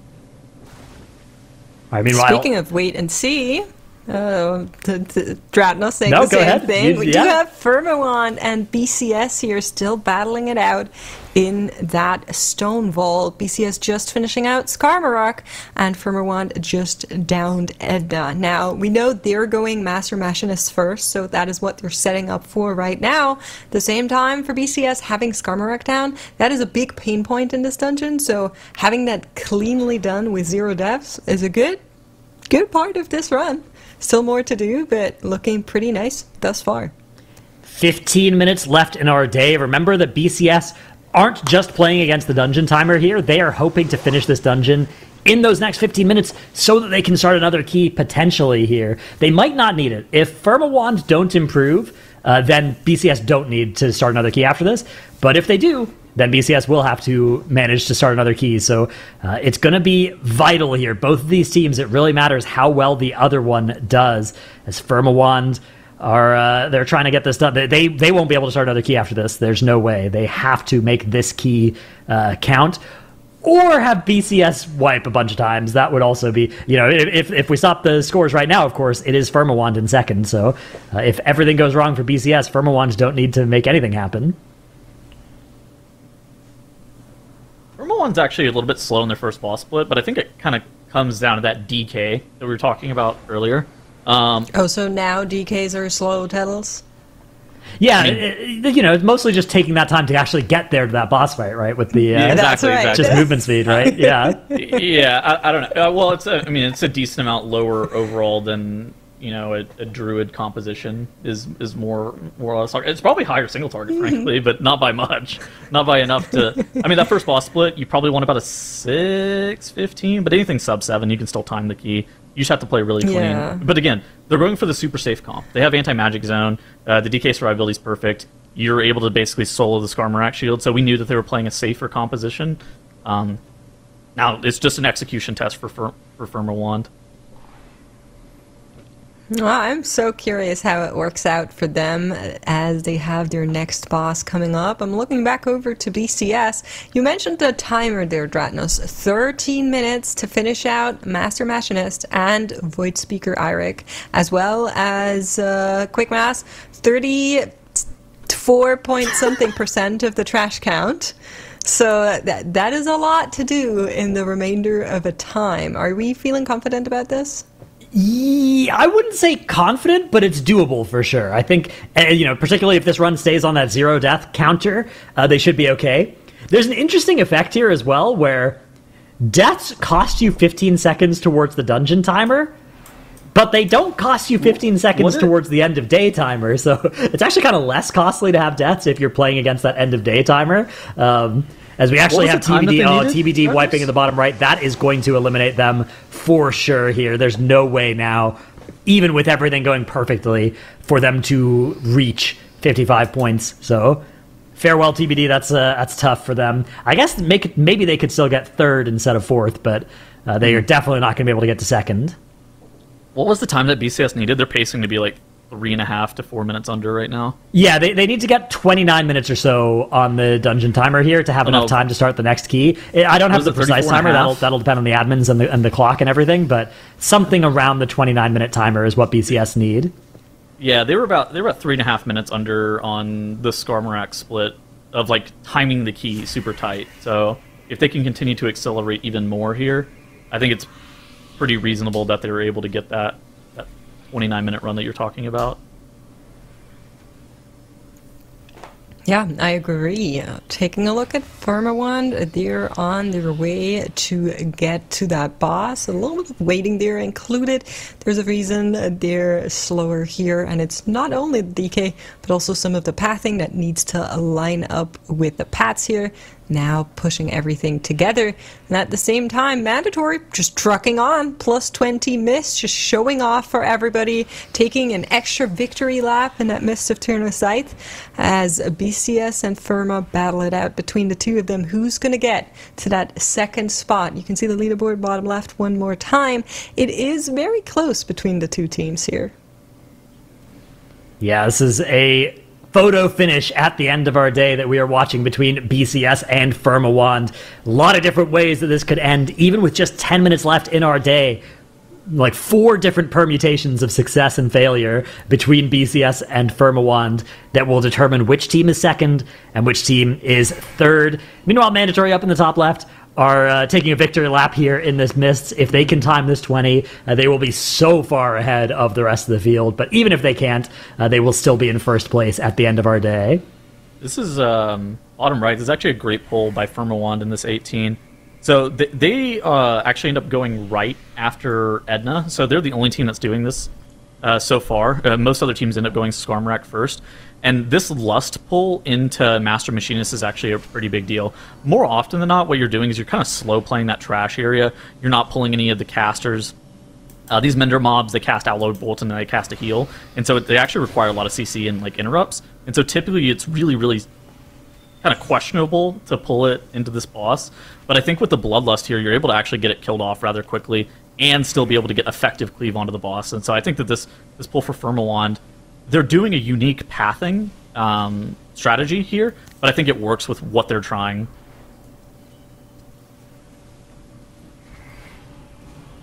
Now, working on this boss here.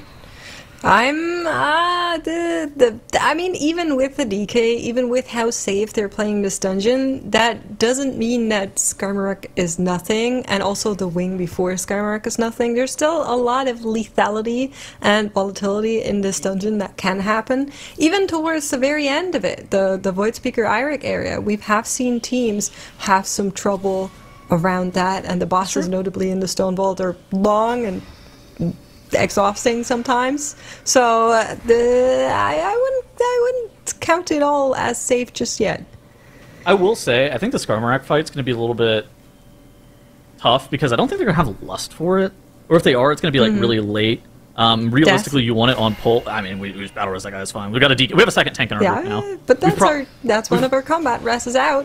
We've procced a second tank. It's all good. No worries. He's okay. Surely he doesn't die to this tank buster. Is he?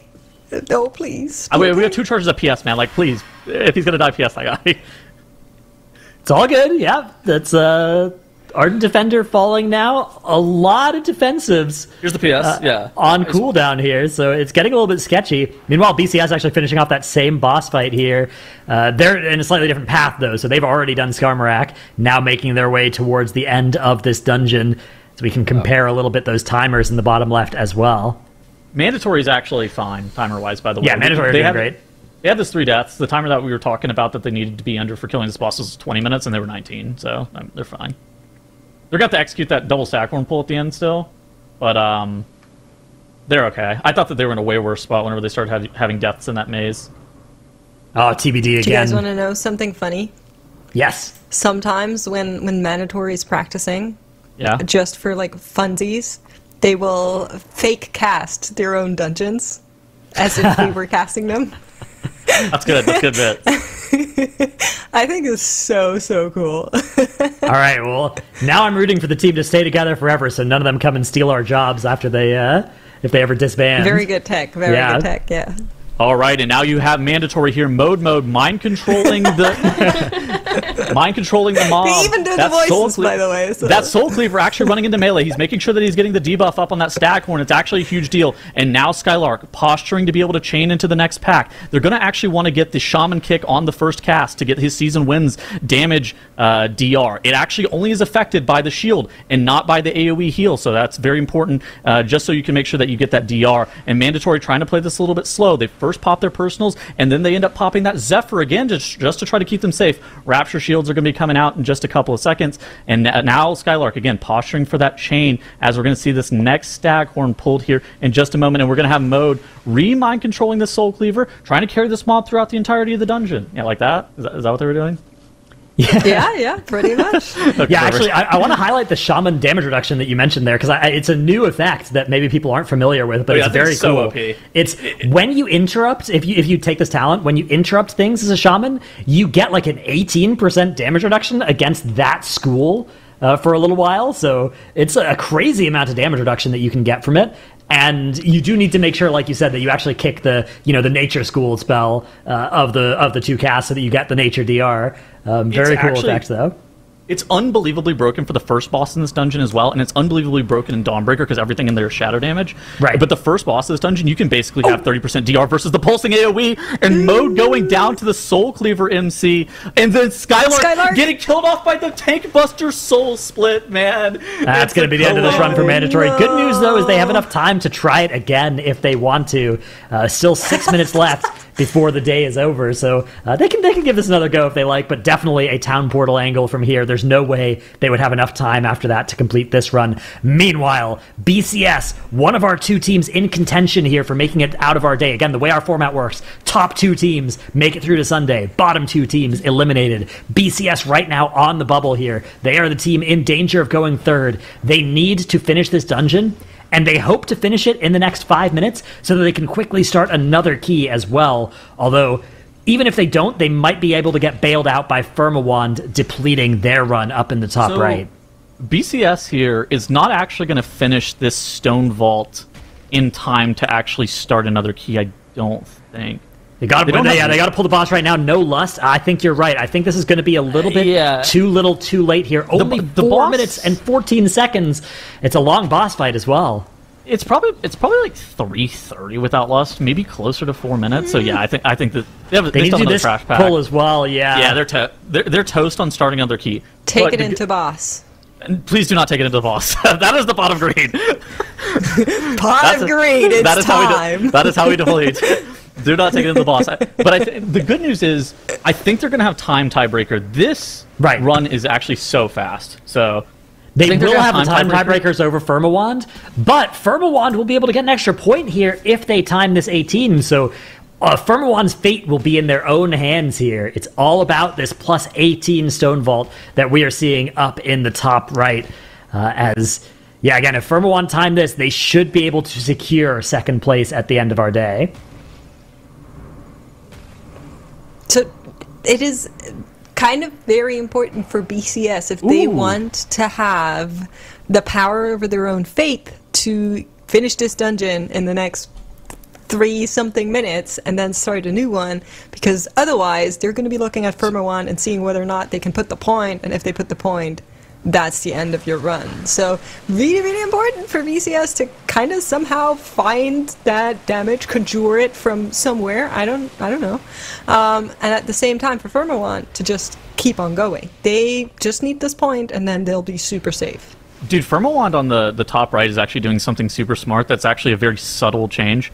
So, while they did die to the Void Outburst, that's not what I was talking about. Basically, they pulled the left pack of trash that contains 2 invaders into that right pack of trash. The invaders are the mobs that end up putting that curse out onto players that it's very difficult to actually heal through. And typically, whenever you have 2 of them, especially in this comp, you actually aren't able to get all of them off of your players. But they're using the Dominate Mind control to actually reduce the amount of group damage. And I'm worried that Duten's about to die here on the side of Firmawand. He's actually so he's not able to wog himself up. So he's kiting the... Drynus, is he going to die here? He's in some danger for sure. Oh my god, the boss got pulled! I think he might die there, yeah. It is definitely looking bad for as they are going to have Town Portal out. So, okay, here's the good news for Firmawand.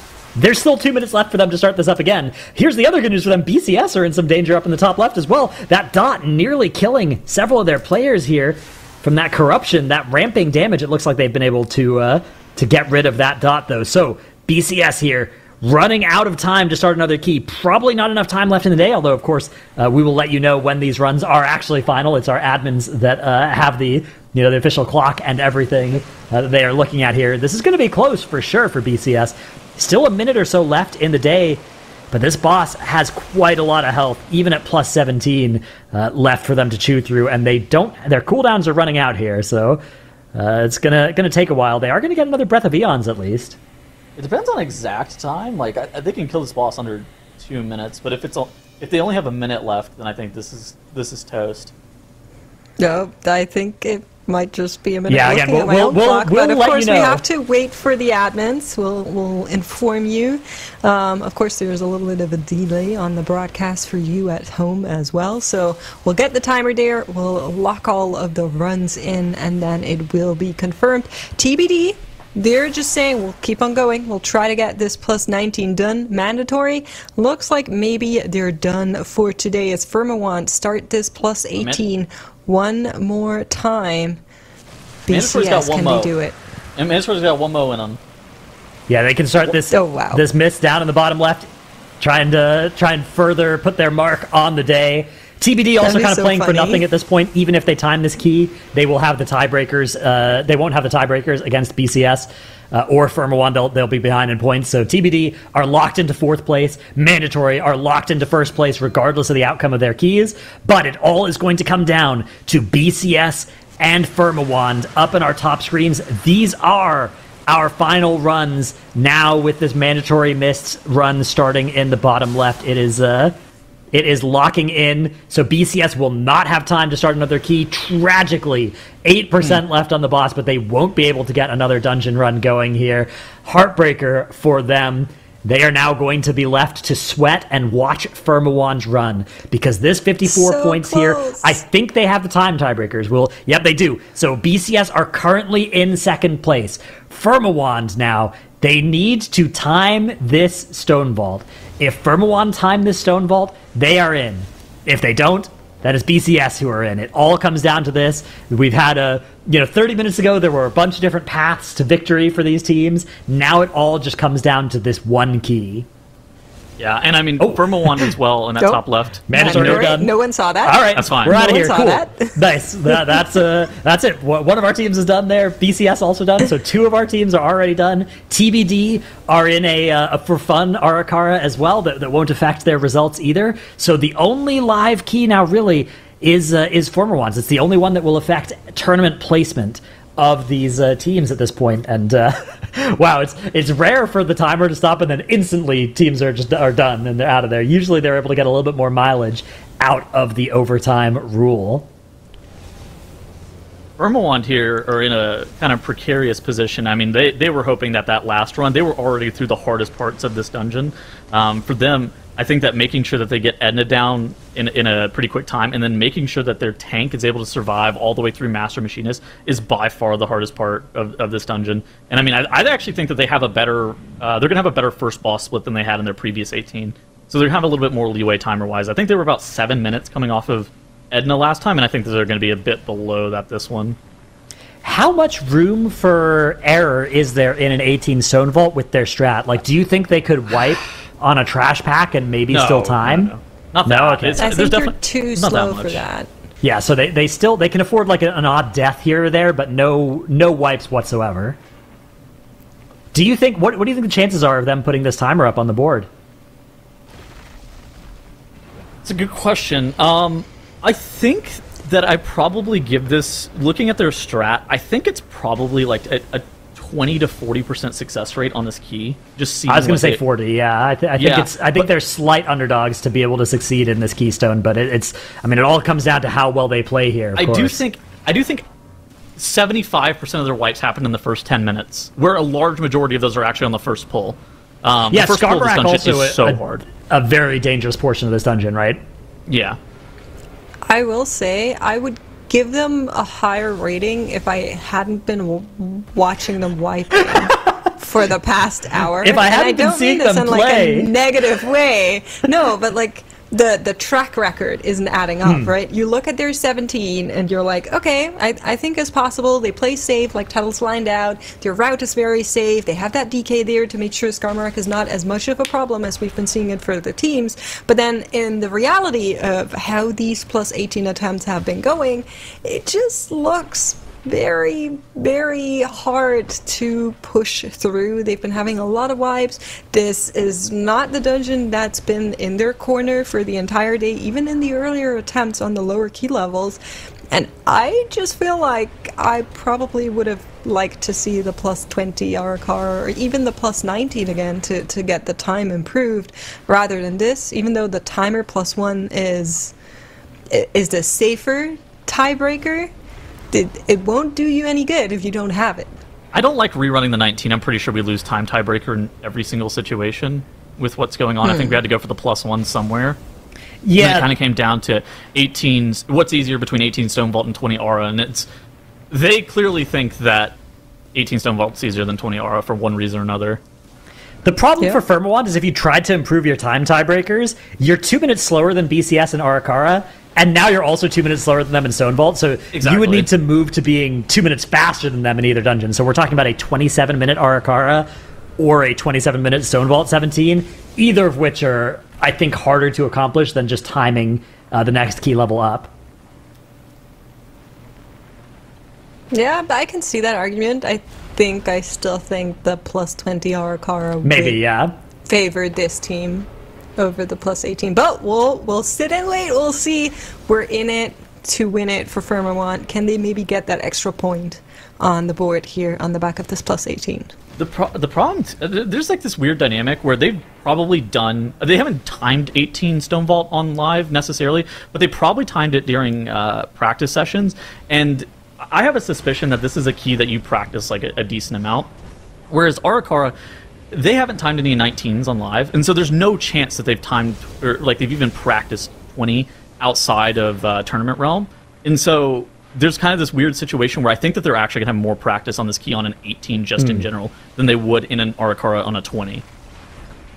That makes sense to me, yeah. It's definitely one of those spots where you can make an argument for a lot of different decisions for the team to make, but I believe in the teams enough that they will choose the thing that they think has the highest success rate, and they're probably right about that, right? Like they know what they've practiced, they know what their chances are. This fight is actually so easy with the Frosty Cave because you're able to AMZ every third slam. In addition to that, you have the Zephyr too. I feel like this fight is really, really difficult on keeping your Evoker alive, and Balance Druid in particular also very difficult to heal through this fight whenever you have them. But whenever you have the DK basically takes 0 damage on this fight. Right. And whenever you're playing Aug Evoker Enhancement Shaman, you're able to alternate between Sacrifice and Rescue on the Enhancement Shaman, so the Enhancement Shaman's always safe, and then the Blistering Scales lasts long enough to always keep your Aug Evoker alive on the first boss, and so this composition is so much safer in an 18 than the Balanced Druid counterpart, and I think that that's part of the reason that they're playing this here too. Yeah, turning a squishy character into a tanky one is so nice because not only do you, of course, have a character that doesn't need help, now all those externals you might have needed for your squishy character can go on the next squishiest person, right? And it saves so much, yeah. They're LOSing the Forge Loader dot as well. The Forge Loader dot, especially once you get up to this 18 level, one-shots you 100-0 if you don't have like a really strong defensive press. Now, of course, you can AMS through it if you're DK, but everybody else in their group is going to actually be looking to line that that dot to make sure that it's going to get immuned off. And they have enough burst damage to be able to kill it before the second dot cast goes off. This is actually really, really smart by Firmawand, just how they're playing this through. Yeah, I agree. We're also seeing the Mind Suits come out, making sure this pat is not being added involuntarily. Yeah, so this pat is actually, these Forge Cans only give 1 count per, and people realized recently that you can actually just, you can hex them, is what's going on here, and then Mind Soothe by them and skip them and still have count for the rest of the dungeon. And since they're only 1 count a piece, they were stacking like a damage taken increased debuff on your tank. These mobs sucked. And so you just completely skipped them. They weren't doing anything good. They forced your tank to kite as well. And so now instead, Firmawand's tank's going to just be able to plant inside of his Consecrate and tank this entire pack with the Forge Loader and Forge Hands and the Menders, as opposed to having the additional 6 count of Forge Hands on top of that. Yeah, this is so much safer for the tank. Those forge hands, I think every tank has had a moment where you just come into this dungeon and then whoop. Those ones are so stupid. Yeah, you get murdered by it, especially if you try and pull them with anything else, which of course these teams would like to do. So, yeah, well done. A cool new tech indeed. Okay. Timer still looking okay here for Firmawand as well. I think you can go Giga on this next pull. We have Ascendance and Breath of Sindragosa available with Pillar. So there's no real reason to wait on anything. I think we might just Giga pull on top of this Molten Alloy and be able to get the 10% damage amp on top of pressing all of our offensive CDs here. Interesting. Yeah, it looks like they're going to head left. Often we see the teams heading over to the right towards that alloy in the corner. Forge loader. So they skip more trash at the end than most other teams. Okay, they're heading over here. Is there an alloy over here as well? I don't believe so. If anyone would know it, I would assume it's you. I only know about the alloy on the other side. Yeah, I only knew about the one on the other side as well. So, because you get 10 minutes of 10% versatility, right? It's it's a pretty nice little buff. So maybe they'll pick that up later or on the way out or something. Because when we were watching this dungeon in the MDI, 10 minutes covered the rest of the dungeon, right? But of course here it doesn't. Oh no, tank down. B-Res lands. We have the DK B-Res, which is fine. So then we looks like we wing buffeted the pack out and land slid them. So maybe there's a chance that we can bubble taunt and re-establish aggro. Yeah, the engine speaker's being bullied here. Eruption, upheaval. We're fine. We're actually fine. Yeah, it's all okay there. The capacitor totem as well. And it looks like Firmawand have stabilized here. -1 B-Res, -15 seconds. But somehow they didn't lose much else. Really well played on the recovery there by them. Yeah. So now this is where they're taking all of the trash into the boss with Lust. I will point out, in the previous run, Acer Machinist took out their tank pretty badly. That's true. And now we only have one combat rest, but yeah, it looks like we're now making our way towards that alloy to get the buff. We don't have Bub or any cooldown. This is... I'm actually really worried for our tank here. Bubble's going to be back up pretty soon. You have a lot of cooldown reduction on it, so that'll be available soon-ish. No PS charges? No pain suppressions, yeah, like you said.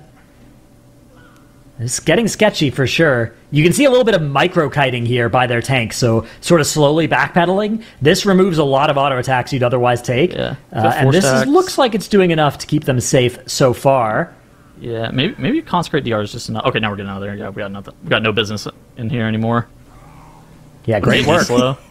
These mobs got nothing to do with us. These guys, I was worried that he was going to die of this. Like, more often than not, what you really want to do is you want to, like, bubble taunt, like, halfway through and reset your stacks.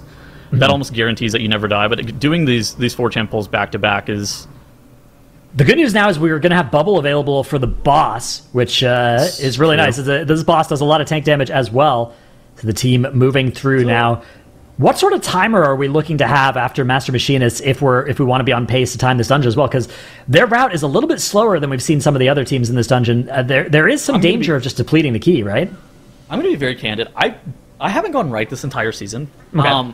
I've seen a team, I think Dorky goes right in this place sometimes, but I have, like, honestly zero split knowledge of what a solid timed right side looks like. They also have more count than you normally pull in that area. So it's going to allow them to skip, like, despoiler. I think it's going to allow them to skip, like, a despoiler pack. I think that's what the play is here. So I don't know. I don't really know what the advantage of doing this is. I think it's going to be something that we're going to have to look at after the fact. But I don't know what their Lust timing is going to look like on Skarmorak, just in general. So they are going to get 2 more Lusts inside of this dungeon, inside of this timer. I think it's like a 34-30 timer. So we're fine on our Lust. But lusting Skarmorak on pull actually has a lot of benefits, especially whenever you have all of your offensive CDs rolling. It's just a huge deal because you're able to, like, skip some of the shields, and that's actually, like, a big point of contention on that boss. If you can cut down one shield, you take that boss from a 5-minute boss to, like, a 4:15 or a 4:15 to a 3:30. If you can get that 3:30 split on this fight, that's money. Like, we are very, very fast, and that's why lusting on pull is so valuable there.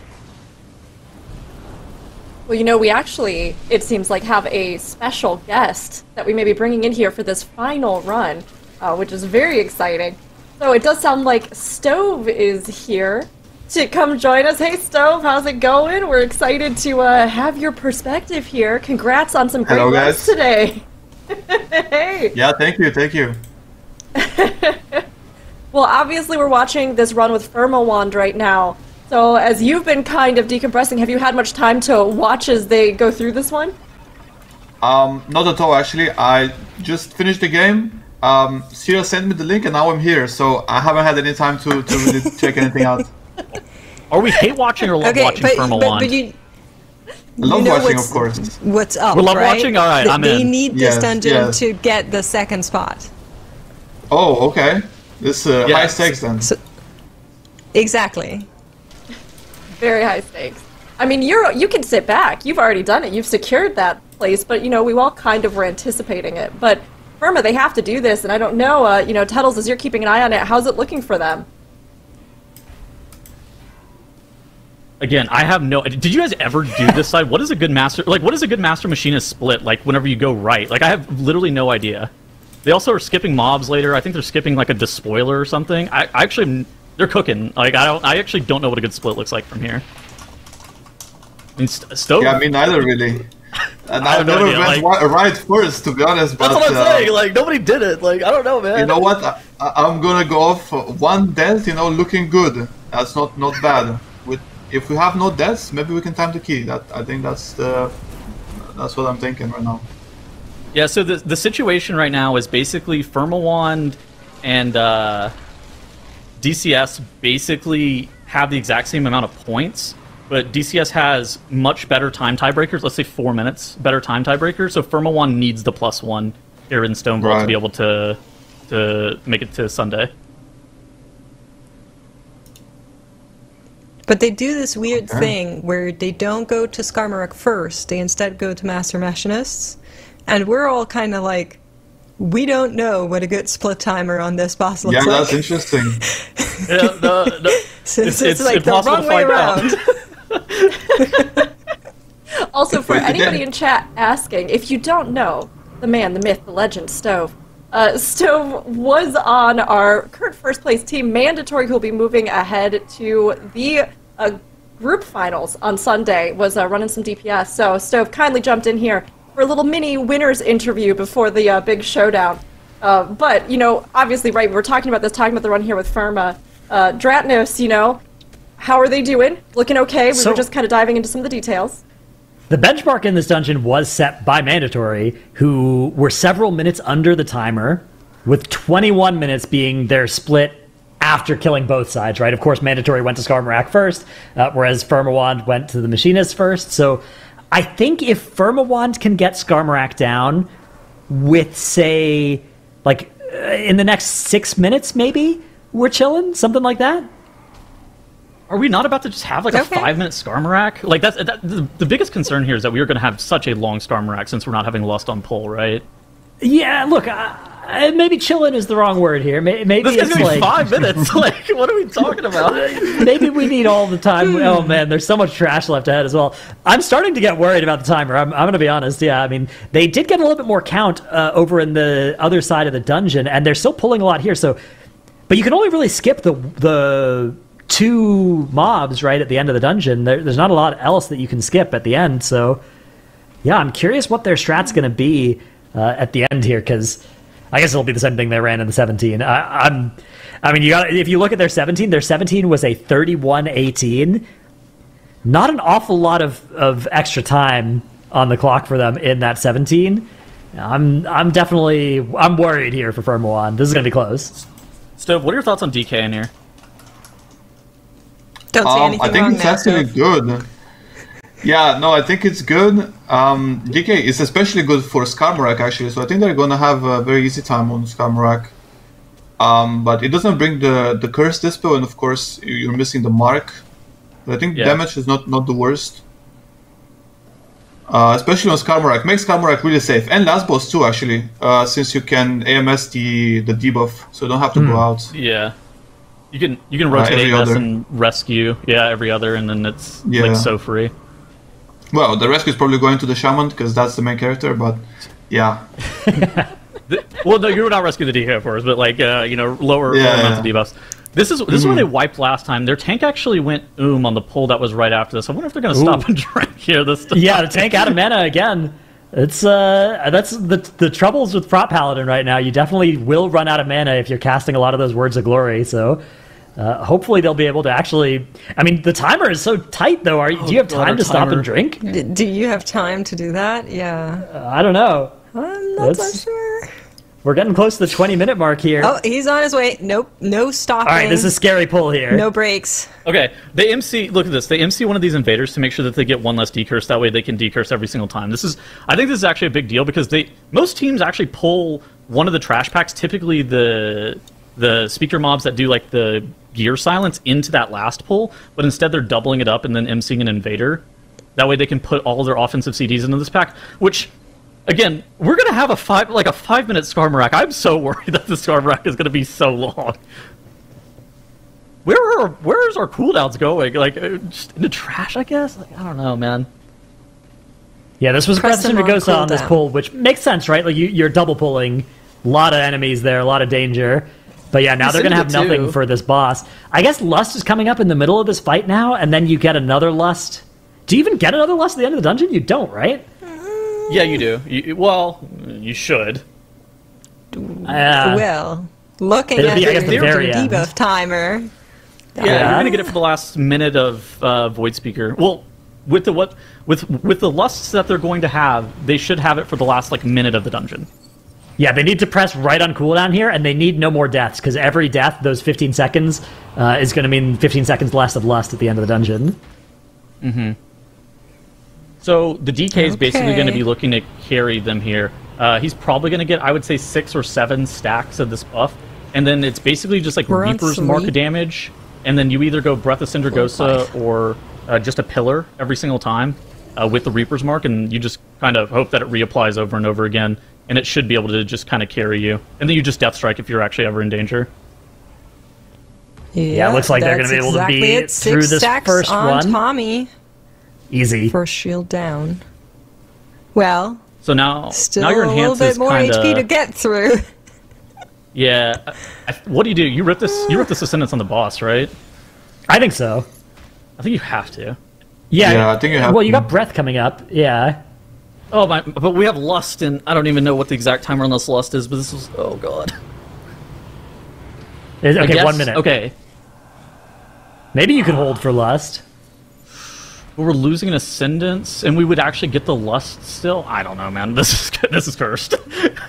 We're in uncharted waters. We are paving a new path here. Okay, I'm gonna go on a limb, and I'll say they can do it. I have belief. Okay. We're love watching. I think they can do it. Big go. They are getting through these shields nice and easy. Again, that's one of the strengths of DK, right? DK is so good at getting through that shield, but yeah, I mean the timer is looking sketchy, right? You got to remember, mandatory at this point in the timer already had 3 bosses down, and we're walking towards the end of the dungeon, right? Whereas Firmawand still have half of Skarmorak's health to get through. Now, mandatory did have a couple of minutes left at the end of the dungeon, so maybe it's still doable for Firmawand, but okay, here's Lust. It's going to be very close. It's going to be quite tight here, I think. Oh god, it's like we only You're have not Lust love watching, Stove. Come on. I am, but I have to be realistic. It's watching. a bit tight. Yeah. Oh, dude, we're not sitting this Ascendance on CD either. Oh my god. Yeah, so we're gonna have to hit Lust right now. Yep, there it is. Okay, Bloodlust on this fortified shell. Pretty big shield, but they have the 6 stacks on the DK, so it should disappear really quick here. Although I guess there's not actually a pillar or a breath on this one. This is like a naked Ascendance. No Power Infusion and Lust on it. Dude, I don't know about this one. We're gonna get another shield. We are. Oh my god, it's gonna be 5 minutes. This is actually gonna be a 5-minute boss fight. I saw Stove make it like he grimaced whenever this shaman pressed the Ascendance too. His eyebrows went very high. He was like, "Oh my god!" Yeah, I would not press there. That's for sure. I mean, we just need boss damage is a problem here. So what would you be doing right now? Like, would you just be hitting your buttons as hard as you possibly can? Yeah, I would be Starfiring in this case. I have to play Druid this season, but Starfiring a lot. And Star Surging, of course. Dotting the Smollies right there. Would you actually dock them? I feel like you'd just be Star Searching the boss. Yeah, I mean, you need to hit the last two at least. So you pre-prep them. Oh, okay. That's what I do at least. Well, maybe that's a leak. I don't think that's a leak. That's probably Okay, not so a it looks leak, like we're gonna be on the 4:30 shield. We actually didn't get the 5-minute one, thank God. Okay. Oh gosh. So again, for anybody just joining here, this is a very important run that we are watching for Firmawand here. If they can time this key, they will make it through to Sunday. If they can't, then it'll be BCS instead, who join Mandatory. One of Mandatory's team members, Stove, as well, joining us as well for the end casting of this dungeon too. Firmawand will put up a Skarmorak there, 24. This is fine. 39. Okay, Yeah, so I think they have enough time. It's going to be very close. And again, they have a DK instead of a Moonkin for the end of the dungeon here, which I think at the end of the dungeon for this trash, it'll be at least a little bit slower, right? Master Machinist sub 25 is, like, in theory timeable. It's going to be, like, again, really, really tight, but I think it's definitely within, like, it's definitely in doable territory. It's just going to be, you can't have any mistakes here, otherwise they're going to be toast. They just have to play perfect from here on out, and they'll be okay, but any deaths, I think, is going to cost them. I think they have around like 30 to 40 seconds of spare time right now. He was going to hit with a frontal. Yeah. It's definitely going to come down to the wire. Oy vey. We gotta get really good baits on these honor guards as well, like especially with double melee comp. Honestly, even with Moonkin, you want these mobs to be permanently stacked for your cleave, like Starfire cleave. But these baits into the wall are actually perfect. I think that this is a really smart strategy by Firmawand. In theory as well, you could actually like hop up on that ledge, kind of like what teams were doing during MDI, and make those honor guards not charge at all, just like cancel the shield stampede. But you have to have that 3-pack pulled in advance, and it's just not something that teams do all too often on retail, because like, or during high key pushing situations, because it's like just not as valuable as it was during the MDI. Oh, some tank danger here. We're out of defensives. Even just the auto attacks of these honor guards are dropping their tank very low. But it looks like they're going to be able to be okay. They finish off the elemental, and they're moving on now into the next pull. Not a lot of time left on the clock here at all, though. We've got to kill these totems. Basically, our shaman is soloing these. The rest of the group's got nothing to do with these mobs. They can solo the totems, assuming that they know that they're coming. And yeah, those were able to get dealt with pretty easily. Now, we're actually in a really dangerous part of this dungeon for the tank. Those stone bolts, if you have too many of them in a row connect with the tank, you can actually die. So one of the tanks is basically like soloing the cast on these stone shapers, while the rest of the group is rotating kicks on the other one. Oh, another burst. If you can kill the stone shapers, the totems despawn. Okay. Yeah. Yeah. It's okay. Thankfully low enough. So if we were talking earlier about Stone Vault being one of the ones that was probably the hardest in the mix today, do you agree? You think this one was the most challenging of the three? I would say it's not really about the dungeon, but more about the key level, I would say. I think 19 Stone Vault is a really difficult one, but also Mist 20 is also difficult. But I would say still that Stone Vault 19 is harder than Mist 20. Why did you guys go 19 aura instead of 20 after the 18-2 chest?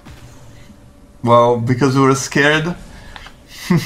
Well, we just depleted the 20. Scared about what? We just depleted a 20 miss, right, on the last pull, so we were like, okay, let's just play safe for the rest of the day. Maybe, we didn't want to end up in a situation where we don't qualify. So yeah, we just decided to play a bit more safe. Vortex Pinnacle haunting you. I wasn't there. haunting some of your teammates, sorry. Yes. She was like, not me. This is cursed. Okay, so how long do we need for the last boss here? How long is this last boss fight going to take? Because they have 6 minutes on the clock right now, and they need to do this other trash pull as well. 4:30 with Lust, probably? Okay. 4:30? No, I wouldn't say 4:30. Yeah, 4. More like 4. Yeah, I was thinking 4. But I mean, we're double melee. We don't have a... Yeah, it's hard to say.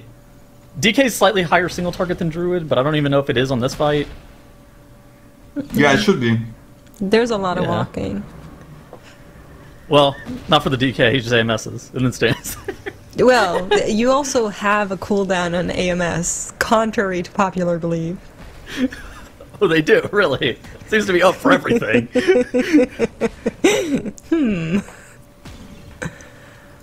5 minutes to go. I think they're for okay here. Firmawand. Again, I don't think we can afford any deaths, so I think we're in the territory where any of these 15-second death penalties are just going to be brutal. Ugh. We're going to have like 4:30 to kill this boss. Lust is up for the last 1 minute. Maybe they chain with cooldowns. Oh, we don't have cooldowns. You could, We have probably a go coming. after this next slam here. Yeah, do the slam and then Ascend. ascendance. Yeah. What do you press here? Zephyr's not up. What would you press? Just personals? Maybe they could try and kill it before. Nope. No. Okay, Okay, here comes here's that the smash smash. rock. Rescue. Nice. All right. 4 minutes and 30 seconds on the clock as we get the last boss pulled here. God. This needs to be perfect. All right. Love Watchers Type 1, Hate Watchers Type 2. This is very important. One. One is being called. So basically, love watch. the situation is as follows. Basically, another team, BCS here, already put up 55 points. Firmawand that you're seeing on screen here also has 55 points, but they're losing on time tiebreaker. They are in this 18 stone vault. If they are able to time this 18 stone vault, they're able to have 1 point over BCS, and basically they will be able to qualify to Championship Sunday. So this is a very, very important point for them.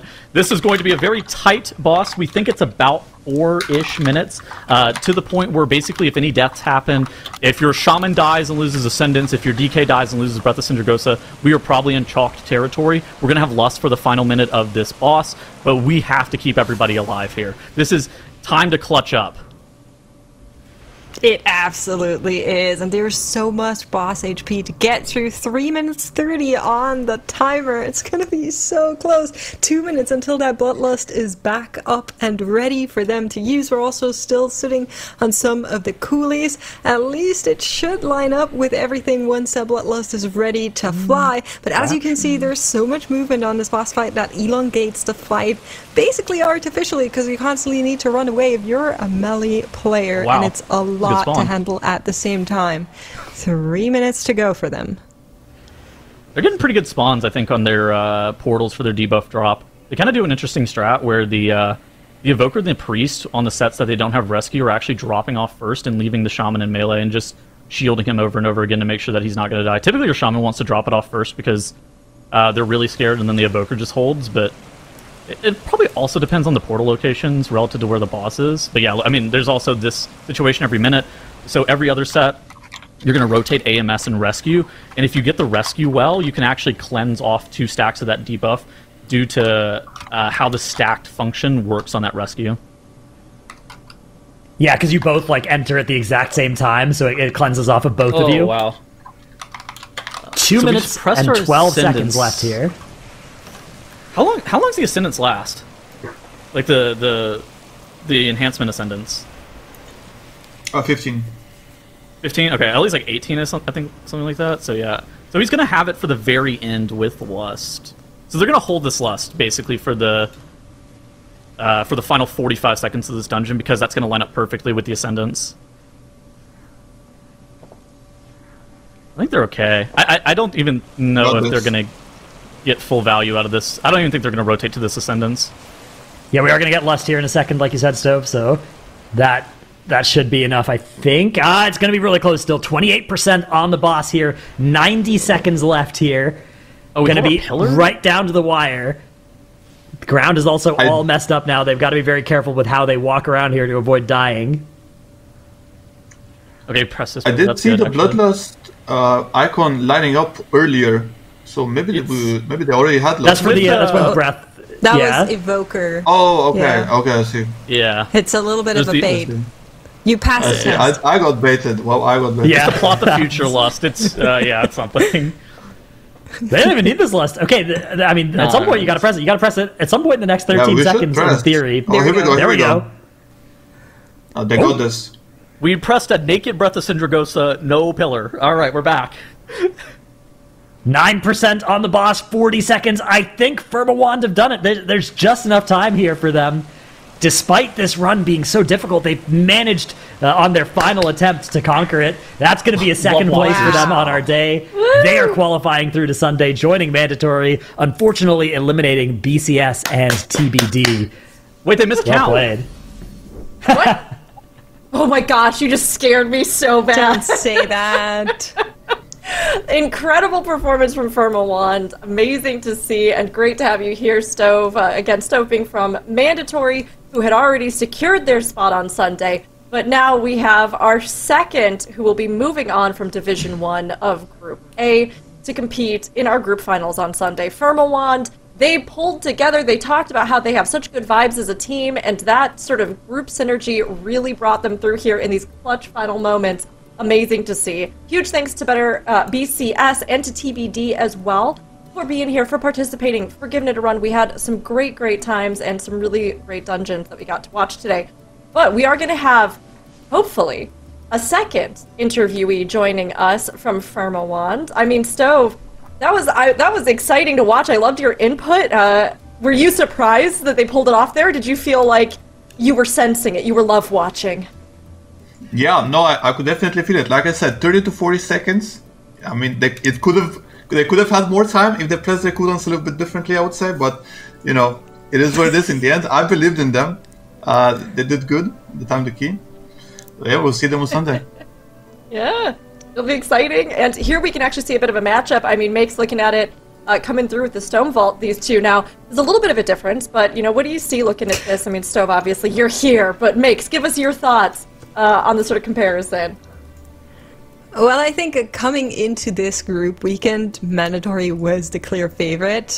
Current reigning MDI champions. I think nobody expected less from them, so good to see them live up to the hype here. We saw some great runs, despite maybe that 20 miss not working entirely in their favor. It looked pretty good up until that point, and I'm confident they can show it off the next time we'll see them in there. At the same time, I do think we saw a lot of cool new teams come to the floor. It's always one of my favorite things to see kind of these aspiring teams come in and you probably never heard of their players or you never heard of the guild that they're raiding in, and then they come here and they just show off and they're performing so great. They have the vibes, they have the fun, they bring the memes, they bring the fans, and it's great fun. It honestly is. It's great to see because we always want to see this team kind of expanding and folks jumping in. I know even TBD was saying they had a player on their team that had never pushed high keys before and came in and gave it their all, which is so impressive to see. But Tettles, I know Firmawand actually really impressed you today in their performance. You were thinking that they sort of performed beyond what you were expecting, right? Oh yeah, I mean, whenever you're looking at like their live key results, again, they were a team that was like 35-50 IO coming into time trials, and so they overperformed in time trials, just what the expectations of them were, and then they proceeded to do super well during tournament realm practice to the point where they were able to make it to Championship Sunday, and I mean, they're going to be able to have a real run at it during Sunday, and I think that, yeah, they've vastly overperformed not only my expectations for them, but whenever you were looking at the seed that they were as well, I think they overperformed their seed. They were not supposed to be the team that was making it out of this pool. It was supposed to be BCS. But, I mean, Firmawand came to play, and they had a more consistent day, and they were able to clutch up and put up that 18 Stone Vault at the very last second, and, I mean, that's it. They're the closers, so they gotta win. Yeah, they got in there. And, I mean, it's great to see all the teams, of course, but Firmawand, I love it when we have kind of an underdog story, an unexpected one, but we also love seeing teams that we know just bust it out every time, and Stove, it was so exciting, even just seeing you compete earlier, seeing the team compete earlier in MDI, and we were kind of wondering, did you feel like it was a bit of an advantage, like having that under your belt, getting into the season, having that kind of practice coming into TGP? Oh yeah, for sure. I mean, we knew the dungeons like never before. However, I would say that it was pretty good to have played them before, but we have played them too much at this point. Yeah, we're just getting kind of bored. So, but yeah, I mean, I'm excited to play them in the tournament, but also can't wait for Season 2, to be honest. Yeah, I mean, thinking of Season 2, right, we just had a bunch of sort of updates announced about changes to Mythic Plus. Of course, we have the new dungeon. I mean, Stove, since we were chatting about it a little bit, what are you feeling about Season 2 and the spread that we'll have? Oh yeah, I think the changes that they're making are like really good. They're gonna be like very positive changes all around.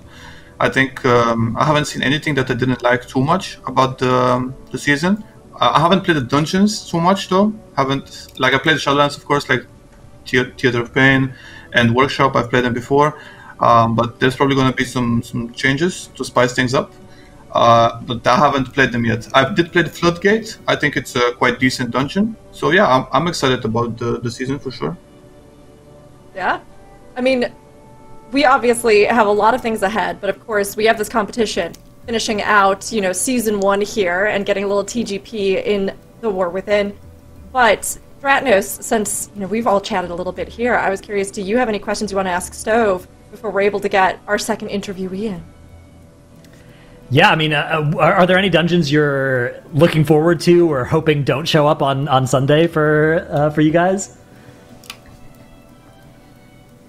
I think we're good everywhere, to be honest. I don't think there's any dungeon that we don't want to see or a dungeon that we really want to see. I think they're all equal.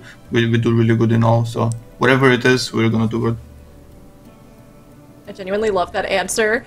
Just the nonchalance. No, we're great at all of them. That's the kind of answer that we get from the top seeded teams, right? Like historically it was always Echo in the MDIs, right? Where it's like some teams have dungeons they want to avoid, they always got to ban out, and then there's the very best teams they're happy in all of them. So that's a good sign, I think, for mandatory. Absolutely. I mean, anybody else, Makes, Petals, did either of you have any questions you wanted to toss to Stove? What'd you think about the format changes for this, where it's like Group A with day 1 and day 2? It's a bit spicy. I'm not sure if I'm the biggest fan, since it was kind of fun to have like a plan for these 3 days for us players, of course, because you can cook up a strat like for multiple days in a row, and now you suddenly have to like not play one of the days, and it's a bit weird. But playing 3 keys is also pretty fun. Like I usually like day 1 of TGP the most, where you get the first 3 keys. So I would say I prefer the old format, but I don't mind this one too much either. Fair enough. Now, there's been one more big change for you guys in particular, because you have a new teammate coming into this format. How has the change been after playing MDI with Hopeful, now having Soda come in here as well? How have you guys acclimated to each other? How's practice been going? Hopeful left us after the previous MDI, or after the previous MDI. He said that he didn't want to do TGP and Rest Workforce anymore. So a good friend of mine, Soda, I know him for a long time. I knew he would fit in really well, and we got him in. We tried to play some keys. It worked out very well, I think we're very happy with Soda. It is a bit. There was some adjustment period, of course, especially when you get someone new to play with. There's always that period, but we did get through it quite fast, and I think right now we're in a really good state. That's awesome. And we're very excited. The suspense has been killing all of us, but we do have Dutton here, fresh off of that impressive run here right at the end. Dutton from Firmawand joining us, and I'm sure all of your guildies in the chat are going to be very excited. But Dutton, congrats, that was an incredible last run. Have you come down from the excitement of it? Do you feel like you can breathe again? Barely. I'm still shaking. It was a very intense ending.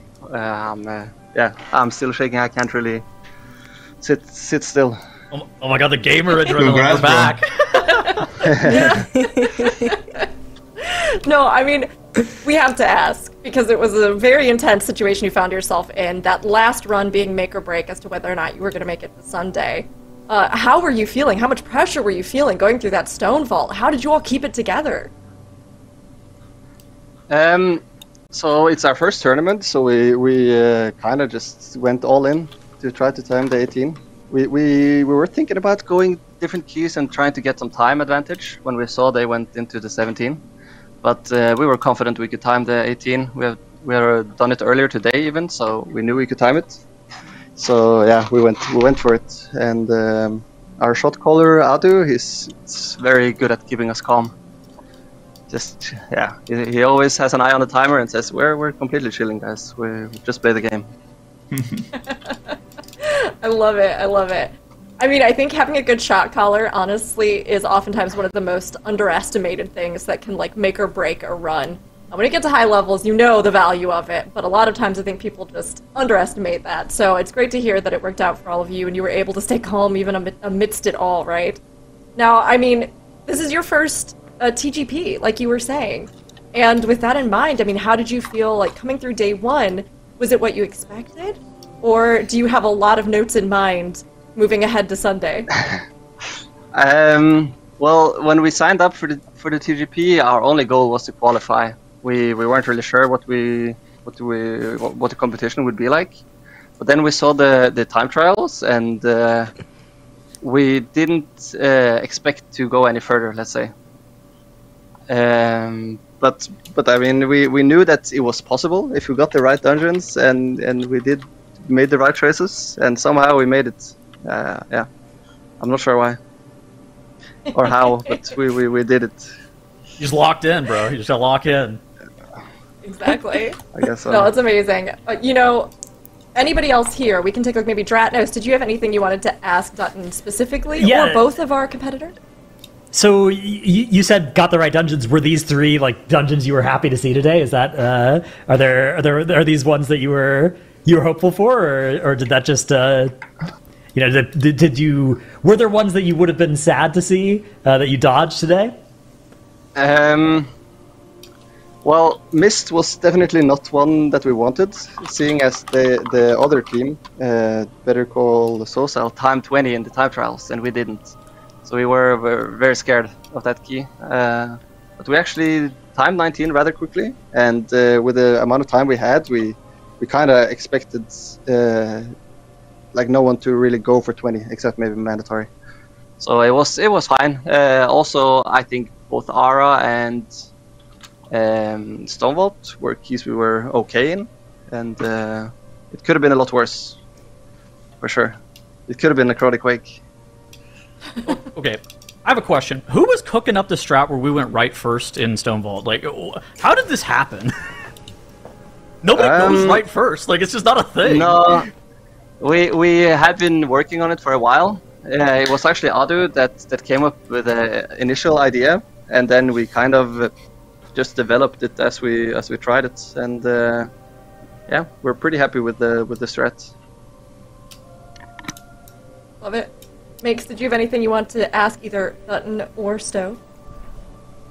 Well, you know, you guys are going up against each other on Sunday, and I know it's kind of a little bit of a David versus Goliath situation with mandatory in the room. You know, we're not delusional over here, but I feel like, you know, Firma has been putting up a really good fight today, and I'm really curious on what you guys can deliver on Sunday. Dutton, anything you want to say to mandatory looking at the Sunday competition where you're obviously going to be trying to beat them? I mean, I'm not gonna say that I hope you guys like have any issues, but bro, DC, bro. I hope your internet sucks and then we win. A little curse wouldn't be bad. Yeah, I think we need it. Maybe sending some of that German internet you had today over to mandatory. Yeah, that was yeah, not something we'd like to see. So, you know, we'll ask you the same. Is there anything that you'd like to say over here to the competition? You know, over with Firmawand. Enjoy Fort. Jesus. I mean, you're being realistic. It's okay, buddy. All right. Wow. Well, thank you both so much for joining us. You should rest, relax as much as you can. Of course, tomorrow we'll have 4 different teams, so you get a little bit of a breather before Sunday, but I'm sure you will be thinking ahead to the competition then. Thank you again, Dutton, Stove. Awesome to see Mandatory and Firmawand here be in our top 2 positions to move on. We're excited to see you compete on Sunday. And before we let you go, really fast, Dutton, are there any shout-outs you'd like to do right now to anybody? Could be anyone. I guess to my team mainly. They played insane. I did not feel like I had the best day today, but they really played good and made it work. So a shout out to them and all the competition. Better Call Saul made us play our best, and and of course mandatory for winning the group. You guys are absolutely insane. Thank you. Yeah. So, any shout outs that you'd like to toss out there too? Yeah, I would like to first shout out my girlfriend. Thank you for always being there for me and supporting me in this journey. Based. To all the fans, of course, for always watching and supporting as well. Have amazing vibes, and to my team, and just the mandatory organization for supporting us, and my team for being amazing people to play with and beasts at the game. Awesome. Thanks so much again. We'll let you go get that rest now. But of course, we'll see you again on Sunday. Well done, both of you, and to the entire team. Bye. See you there. Bye-bye. Bye. Bye-bye. Well, that brings us to the end of Day 1, Group A, Division 1. We've got... we have like subdivisions on subdivisions, but honestly, it's been really cool getting to focus in on these 4 teams here. We have 4 new ones tomorrow and 3 new dungeons that we'll be hitting. And then, of course, the top 4 from both days will be kind of going head-to-head on Sunday, right? But what did you think? I mean, today, seeing this new format, seeing all the changes, seeing TGP in the War Within. Tettles, what are you feeling coming out of Day 1? I think that these are very intense days where it is basically Day 3 every single day. Typically, we don't start doing math on like who's going to get eliminated, like that hard, trying to figure out like what the path to victory is until the last day. But now we started doing that every single day, and it adds a lot more stakes to every single day in a way that we didn't have with the last format. Nice. Yeah, and I think I agree like fully that it feels like we actually kind of have more focus in each of the days, how that's going to shake out, and the teams can kind of structure and play around that, which kind of drives the action like forward, which has been really cool to see. But we'll also take a look at our leaderboards to see how that action shook out today here with our top 4 teams, our 4 teams and our top 2 that came out of it, Mandatory, Firmawand, Better Call So, and TBD.